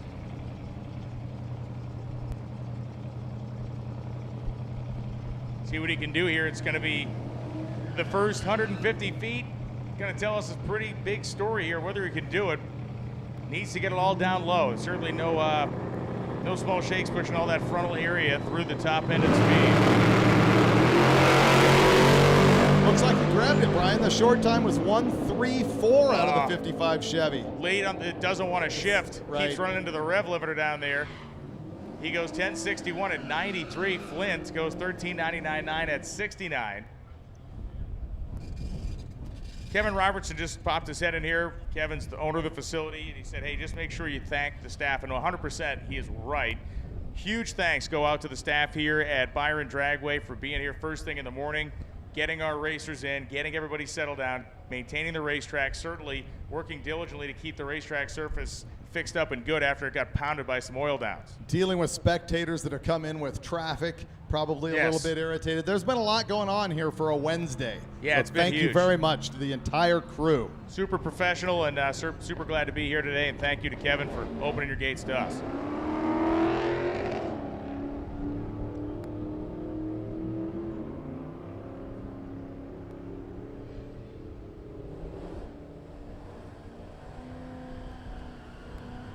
The big boss man coming up right now as we look down and see a 1260 at 109. Tim Bradshaw left before the tree was activated, so he gets nothing. And here comes Dom. Oh, they must be from like Maryland. They got a Decker salvage shirt on. The Deckers are awesome drag racers from the Maryland area and happen to be in the junkyard business. Dominic Labershi. And a Cadillac on the other side. Labershi blew a boot off it last time. Identical, did it again. Identical 60-foot time to the last run. He was 148 the last run. He's 148 this run. And then pop goes the weasel.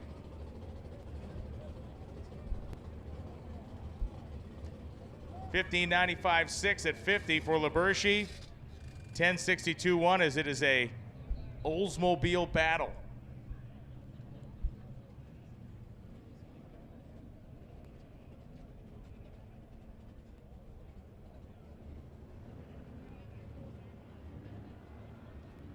And we are down to the small numbers in the staging lanes as we are down to the small minutes, 22 minutes away. If you have any canned compression to bring the Aussies, I'd also prefer some camshaft lobes. If you have any spare camshaft lobes in your pocket, they'll take them.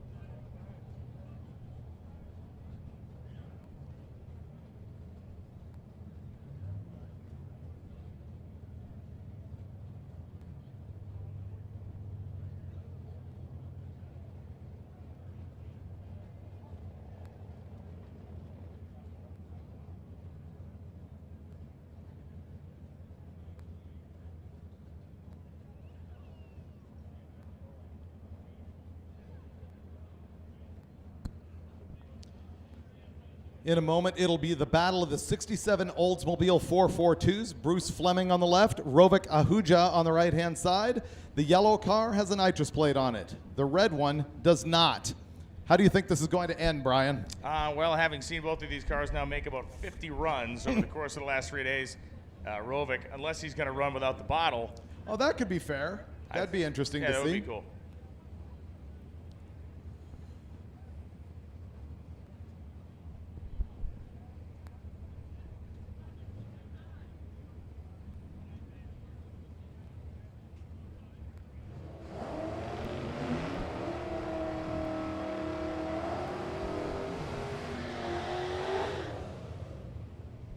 So tomorrow, for those racers or those fans that are hardcore and you want to come follow Drag Week another day, where it's a very short hop from here to Cordova, Illinois. We're going to take the long route there today, but you can get there far quicker than we will on the back roads. Going to be very cool tomorrow, as predicted. Morning temperature somewhere in the 50s. So there could be some gigantic elapsed times in the air. Bruce and Roving. Oldsmobile pals. Let's see what this shakes out. I think he sprayed it. How do you know? I think that whole left front tire, foot in the air thing means the nitroso is happening. Ah. And the 1053 at 128 also. That's a clue. 1198, 117 on the other side for the naturally aspirated red car.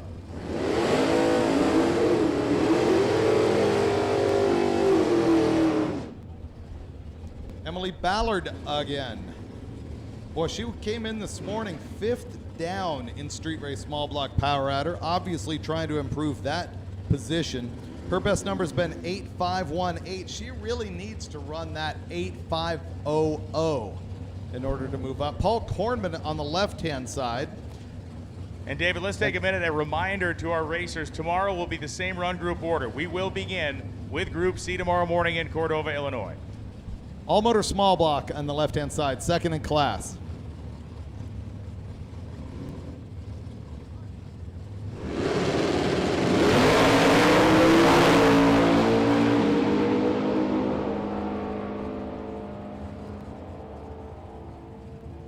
.857, 161.36 for Emily Ballard. Paul Kornman, 9:020. That's his best run by half a tenth today. Kornman, 9:020, 148.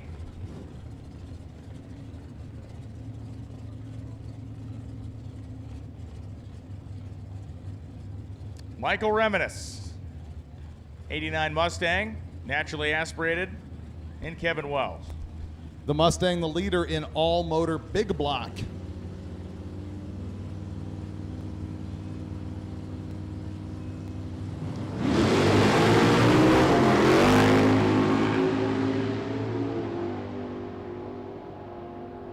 Tire spin, pedal run, 945 to 149. Wells goes 1077, 124. KJ Jones coming back up again in the Buick.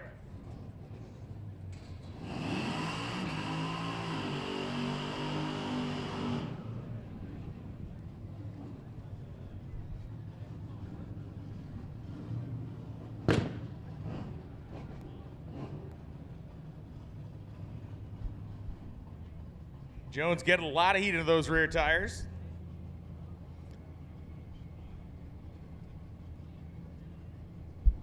C Group leading off tomorrow in Cordova. Let's see what KJ has here.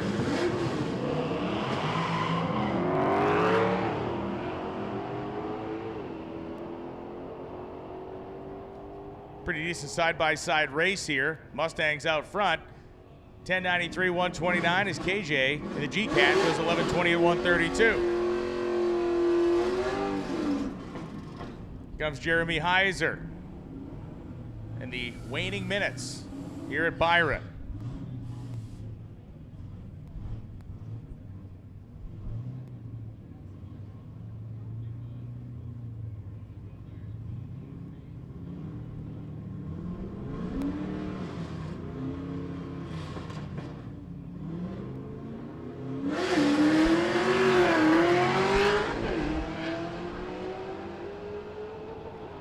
Heiser's car ran into the rev limiter about 500 feet into that run. Jeremy gathers it back up, runs 1173 at 121. 1566 at 92 miles an hour, right-hand side in the Mustang.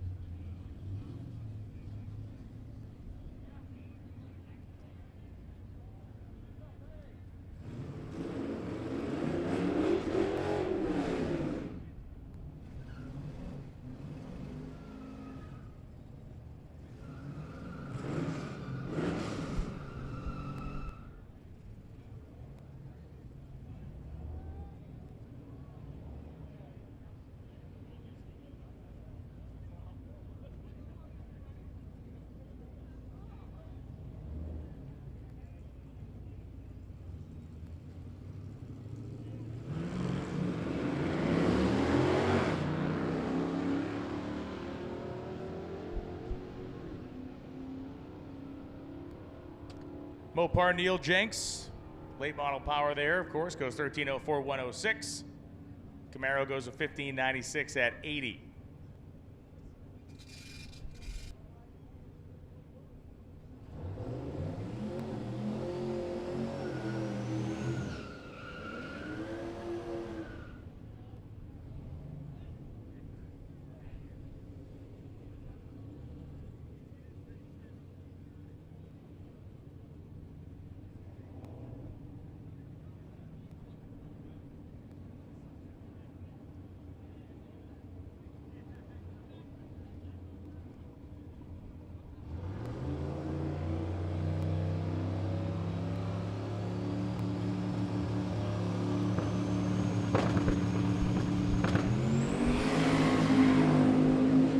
Brian Acton once again using up all the available time to try to run a 50.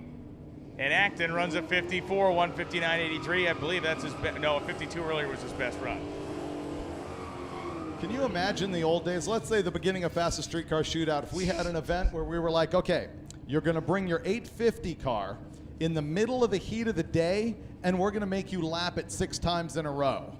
People would be screaming their mind out, going, you can't do that. Yeah, you got to let me tow it back to the pits. And now they're volunteering and paying us for it. Right. Martin Villeneuve and Mike Bogardus.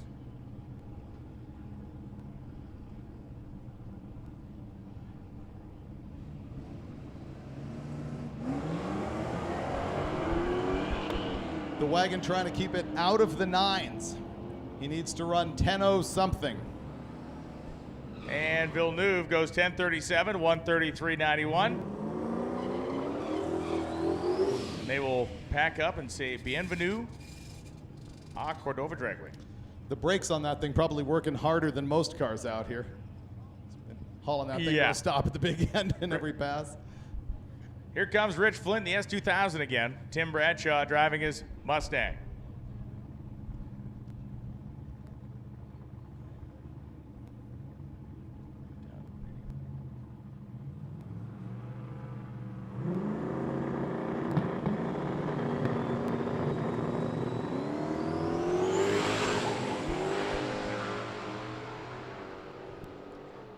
Flint really having to pay attention to that short wheelbase. Goes 876, 161, 52 in the S2000. 1107, 129 for Tim Bradshaw.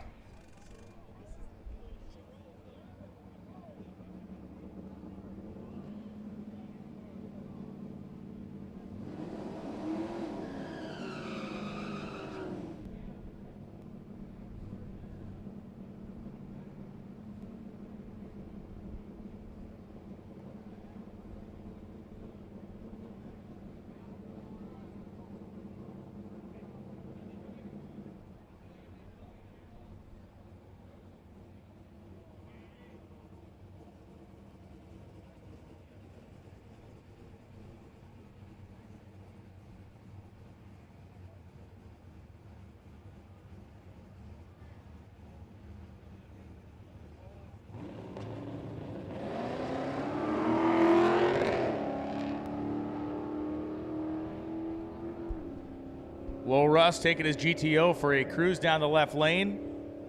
One last time today. Russ goes 1267.8 at 110. Now you're going to see the Mustang roll in here and basically just take the tree. This is Frank Webb.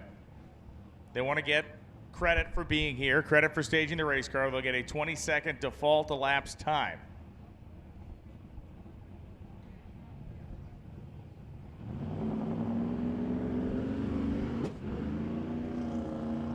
And he will drive it down outside the groove.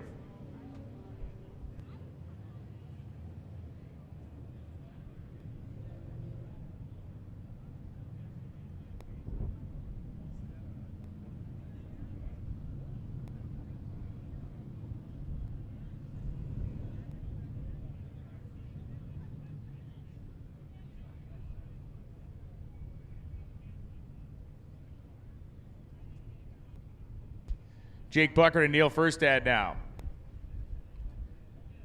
Getting down to what will likely be their last passes of this day of the event. Staging lanes will close in 10 minutes, so they could potentially rip-roar their way back around.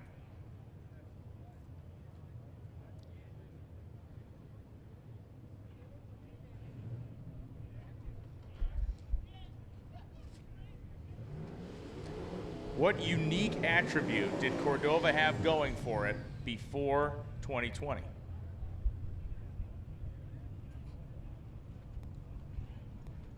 Unique in the entire sport of drag racing.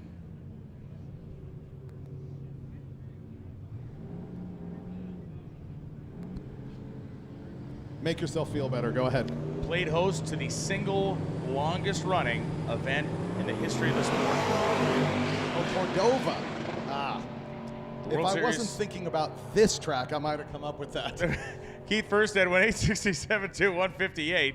Buckert goes 12:44 at 68.61. Cordova had the World Series of Drag Racing, which started in 1954, the year before the U.S. Nationals started, and was, you know, if history was going to go normally, it would have always been 1 year older than the U.S. Nationals in continuous form, but they did not run it in 2020. The U.S. Nationals did, so title swapped hands. Poof.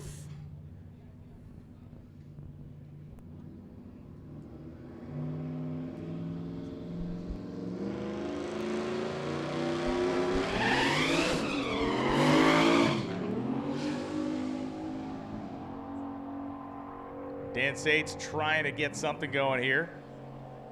10:09, 144 miles an hour. We are down to basically single-digit numbers in the staging lanes, or we're down to single-digit minutes before they're blocked off and closed.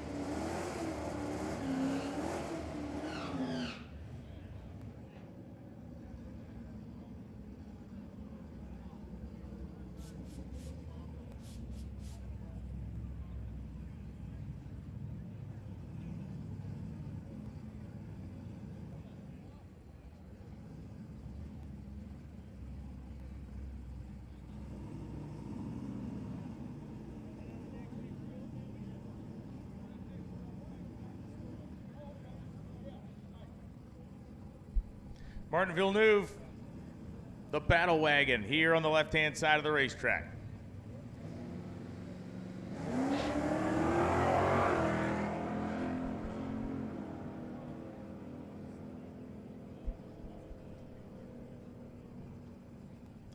Villeneuve goes 10:19 at 133, picked up actually, right? 10:19, 7, 133. Obviously we've seen it run 9s, but he's wanted to keep it a little tighter, that 10:0 area.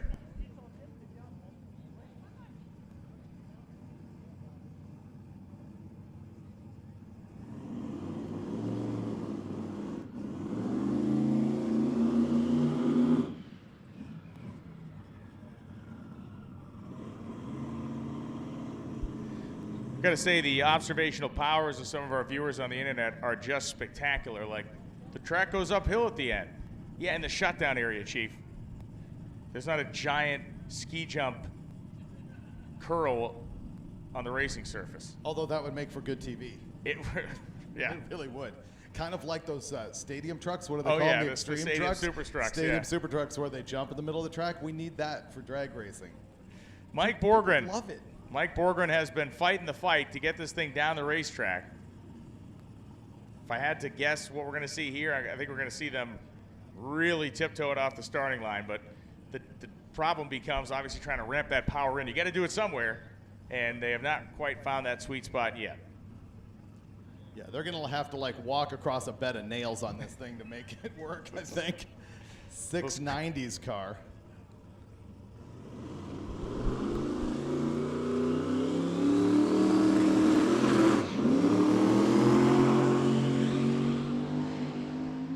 Driver like he's got an egg under the pedal. The second he tried to put the power to it, it's just going to blow the tires off. Throws the chutes out, goes 975 and 148. That's one of the risks of having these real high-powered cars is that you give yourself more trouble on some days. You might have a 6-second car, but if you can't do it every single day, other competitors get around you. Looking forward to seeing that thing as we move on to Cordova and then St. Louis. Here's another one flogging for a better number. Michael Ramirez. He's at the top of all motor big block. He needs to be running in the middle to high 8s. And we are now down to 5 minutes. As we've been giving you the countdown of the staging lanes, we are now down to 5 minutes before we close the lanes. Lanes will be closed in 5 minutes.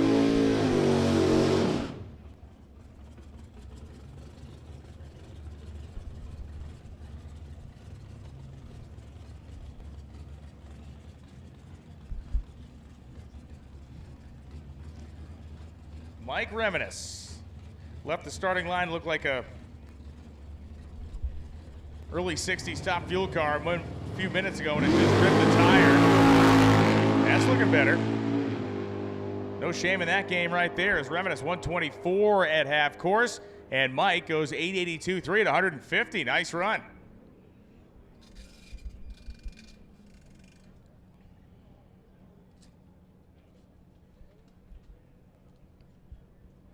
T-minus 3 minutes till we close the lanes.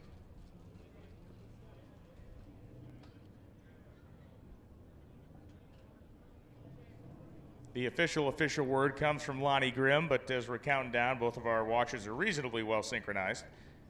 And one last time, we'll remind you, coming Sunday, October 2nd, 2022, it's the World Power Wheel Standing Championships, presented by Don's Auto Parts and Machine. It's going to be great. Kids 6 to 12 are $10, parking free. Wheel stand contest at 2 and 4 p.m. Bring a sweatshirt. Have a nice cold beer and watch some of the biggest lunatics in drag racing put on a show. Back in my New England Dragway days, I tried to get them to have a similar deal, and the prize was you pay the guys freight to come out to this thing. And I figured it would be a cool way to like be a feeder event. Like you could do a bunch of them around the country, and you kind of make this the ultimate version of that, and kind of like have the main prize. You know, throw the guy whatever, a couple $1,000 to come out. But honestly, so many tracks would just not have the guts for it. Oh, they didn't. There you go. And by so many, I mean all others. Yeah, all but one. Brian Goldstone is back in the lanes. That's a bit of a plot twist, as we are now 2 minutes away from locking him down.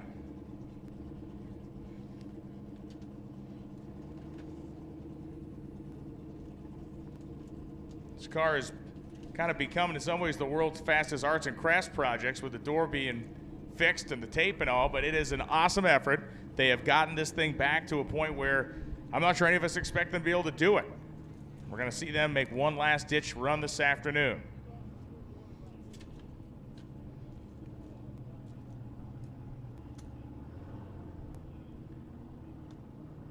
Do we post the route for the drive anywhere? You know, we used to do that, and it's cool. I don't know why they do that. Don't do that. Because remember, people would set up like lawn chairs and stuff, and it was actually really cool.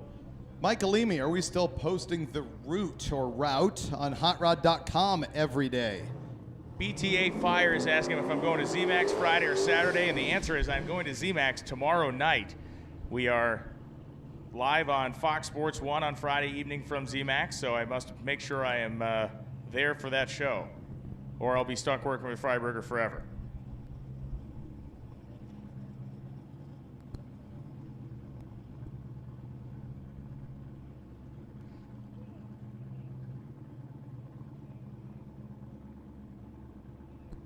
I'm not sure Pedregon's really a willing sponge for abuse like I am. Well, I just know he would shank me if I talked to him like this. I would get stuck. Yeah, you might have a boxing match. He'd cut me. Yeah.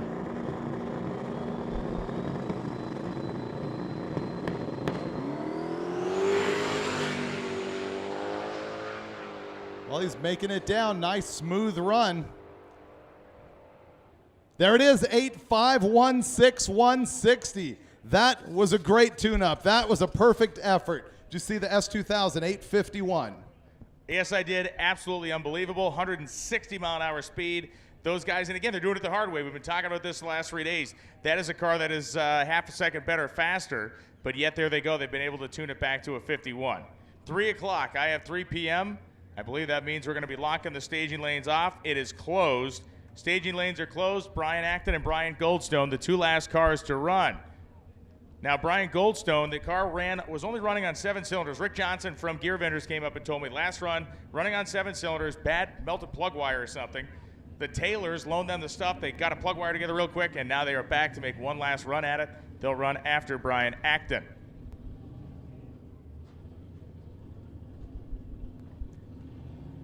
You want to give him the news? You want me to? You give him the news. This is tough news, guys. Tough news. A painful text I just received said the Swedish red Corvette, Stefan Gustafsson, is out. We are down to 4 6-second cars.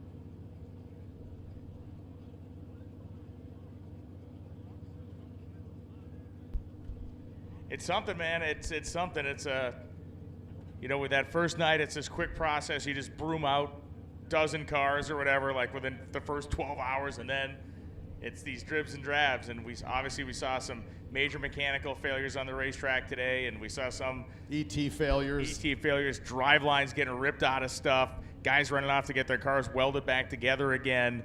It is this day 3, this turning point of the event, and we talk about it a lot, where Monday everybody's jumping around, smiling, happy, and by the time you get to the end of Wednesday and into Thursday, the mood certainly begins to become more serious, and the fatigue mechanically and physically sets in. It's definitely a story arc every single year. This is the true hump day where everybody finds out this isn't as fun as they thought it might be, and they start struggling for success, and it's the true warriors that end up making it all the way to the end. And then sometimes on day last, it still goes bad. Think about it. It all comes down to your last pass. And it's the whole adage. thing. Yeah, in drag racing, you're only as good as your last run, and that is the epitome of drag week.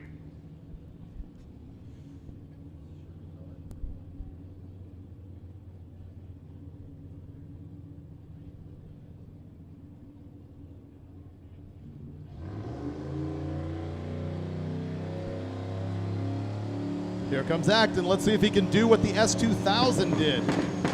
Keep it slow and smooth and run that 850 if he can. It is looking solid. He goes 128 miles an hour to the 8th and the quarter mile. There you go. 8.585.159. He really wanted an 850, but that's not horrible. One car yet to run, and that is Brian Goldstone.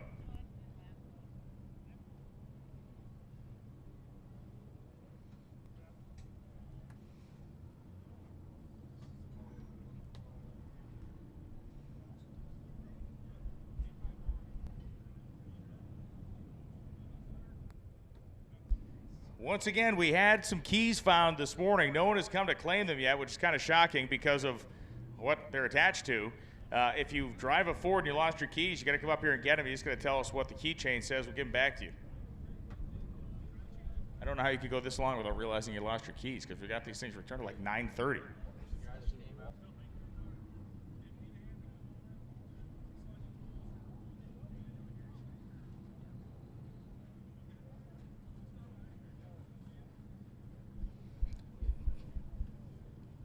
Pre-race prep being done there in the staging lanes.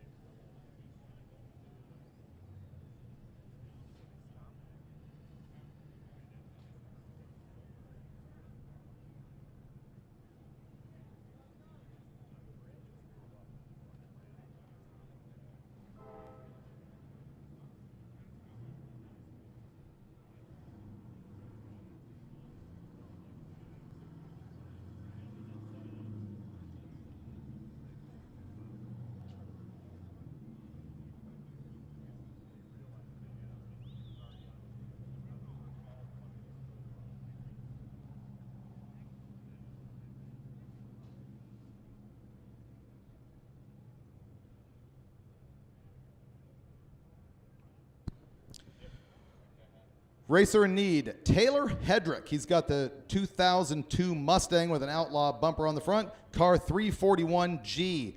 He's to the back right of the staging lanes. He needs Ford 4.6 2-valve exhaust valves. You gotta wonder what happened there. And a crank pulley puller. Once again, Taylor Hedrick, 2002 Mustang 341G. He's back to the right of the staging lanes. He needs 4.6 2-valve exhaust valves and a crank pulley puller.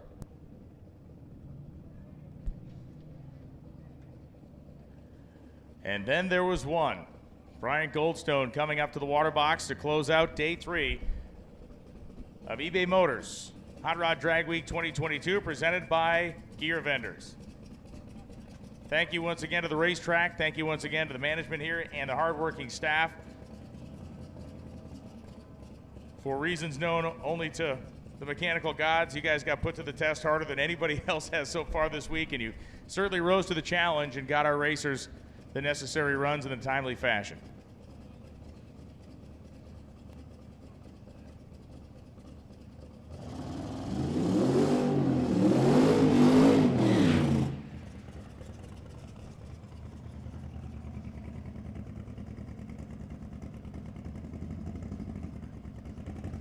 Not a very aggressive burnout, but again, you got a warm racetrack there, so there's not a whole lot of need to build a bunch of unnecessary heat in the tire.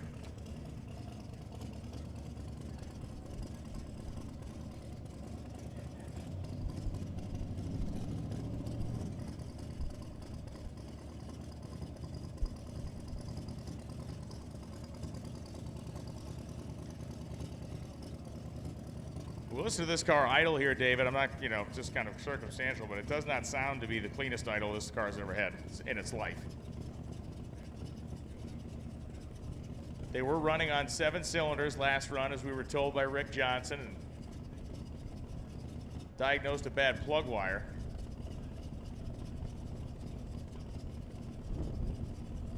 Window being sealed shut here on this final run of the day.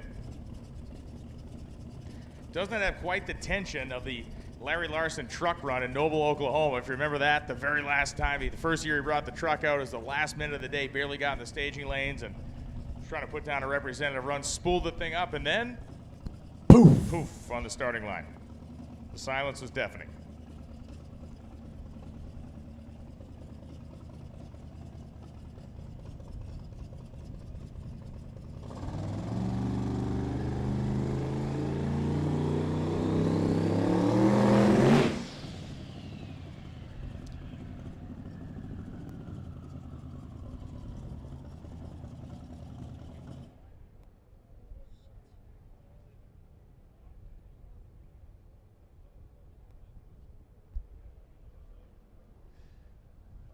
And they spotted some fluid or something down there. They shut him off, so they're going to let Goldstone restage. Just kidding, right? Just kidding. We'll let you do it again.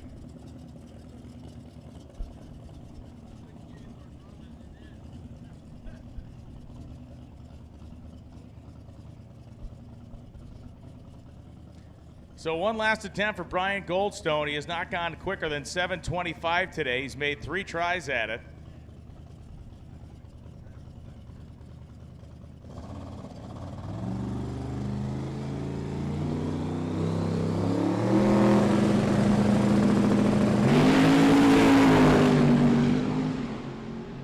Going to make a pull out of it, it looks like. 152 in the 8th mile. Goldstone goes 7:23 at 1:91, and that is the best run he has made all day long, and that will be the run that he will turn in to close out the event. And that is going to bring us to the close of our day 3 here at Cordova. And before we go too much further, I want to thank Rick Johnson of Gear Vendors as he presented me with this awesome guitar. The winners of Drag Week get their respective classes get presented a guitar. I've always been envious of that. Actually, the top 3 quickest yes. ETs overall, regardless of class. And so Rick has been generous enough to create one of these, and he's put our names on the bottom of it. Yep. Absolutely spectacular. So Rick, thank you. This is we also got this regardless of class. Clearly, we clearly. did. This no, we really appreciate that. It's like we've been doing this a long time, and it's nice to have that memento from the guy who's meant so much to this event for so long. That is an absolute fact. And The fans mean so much to this event, especially coming here to Byron. You guys turn out like none other. Basically, like no other track we go to, this place packs up for Drag Week. So thank you so much to everybody that came out today. And the thousands and thousands of you that have tuned in on the MotorTrend app and on YouTube, thank you for watching. We go to Cordova, Illinois tomorrow. The broadcast will start at 8 a.m. We'll crunch some numbers tonight to find out who's moving around, who's shaking, and who's leading the classes. And you can find that at hotrod.com. The team on Hot Rod is committed to doing more coverage of Drag Week than they have in many years. So you want to follow the .com. You'll see the magazine coming out, of course. You can also follow it on social media. On Facebook and Instagram, it is at Hot Rod Magazine. eBay Motors powers Hot Rod Drag Week 2022, presented by Gear Vendors. We'll see you live again on the MotorTrend channel at YouTube tomorrow morning from Cordova. Amen. Have a good night.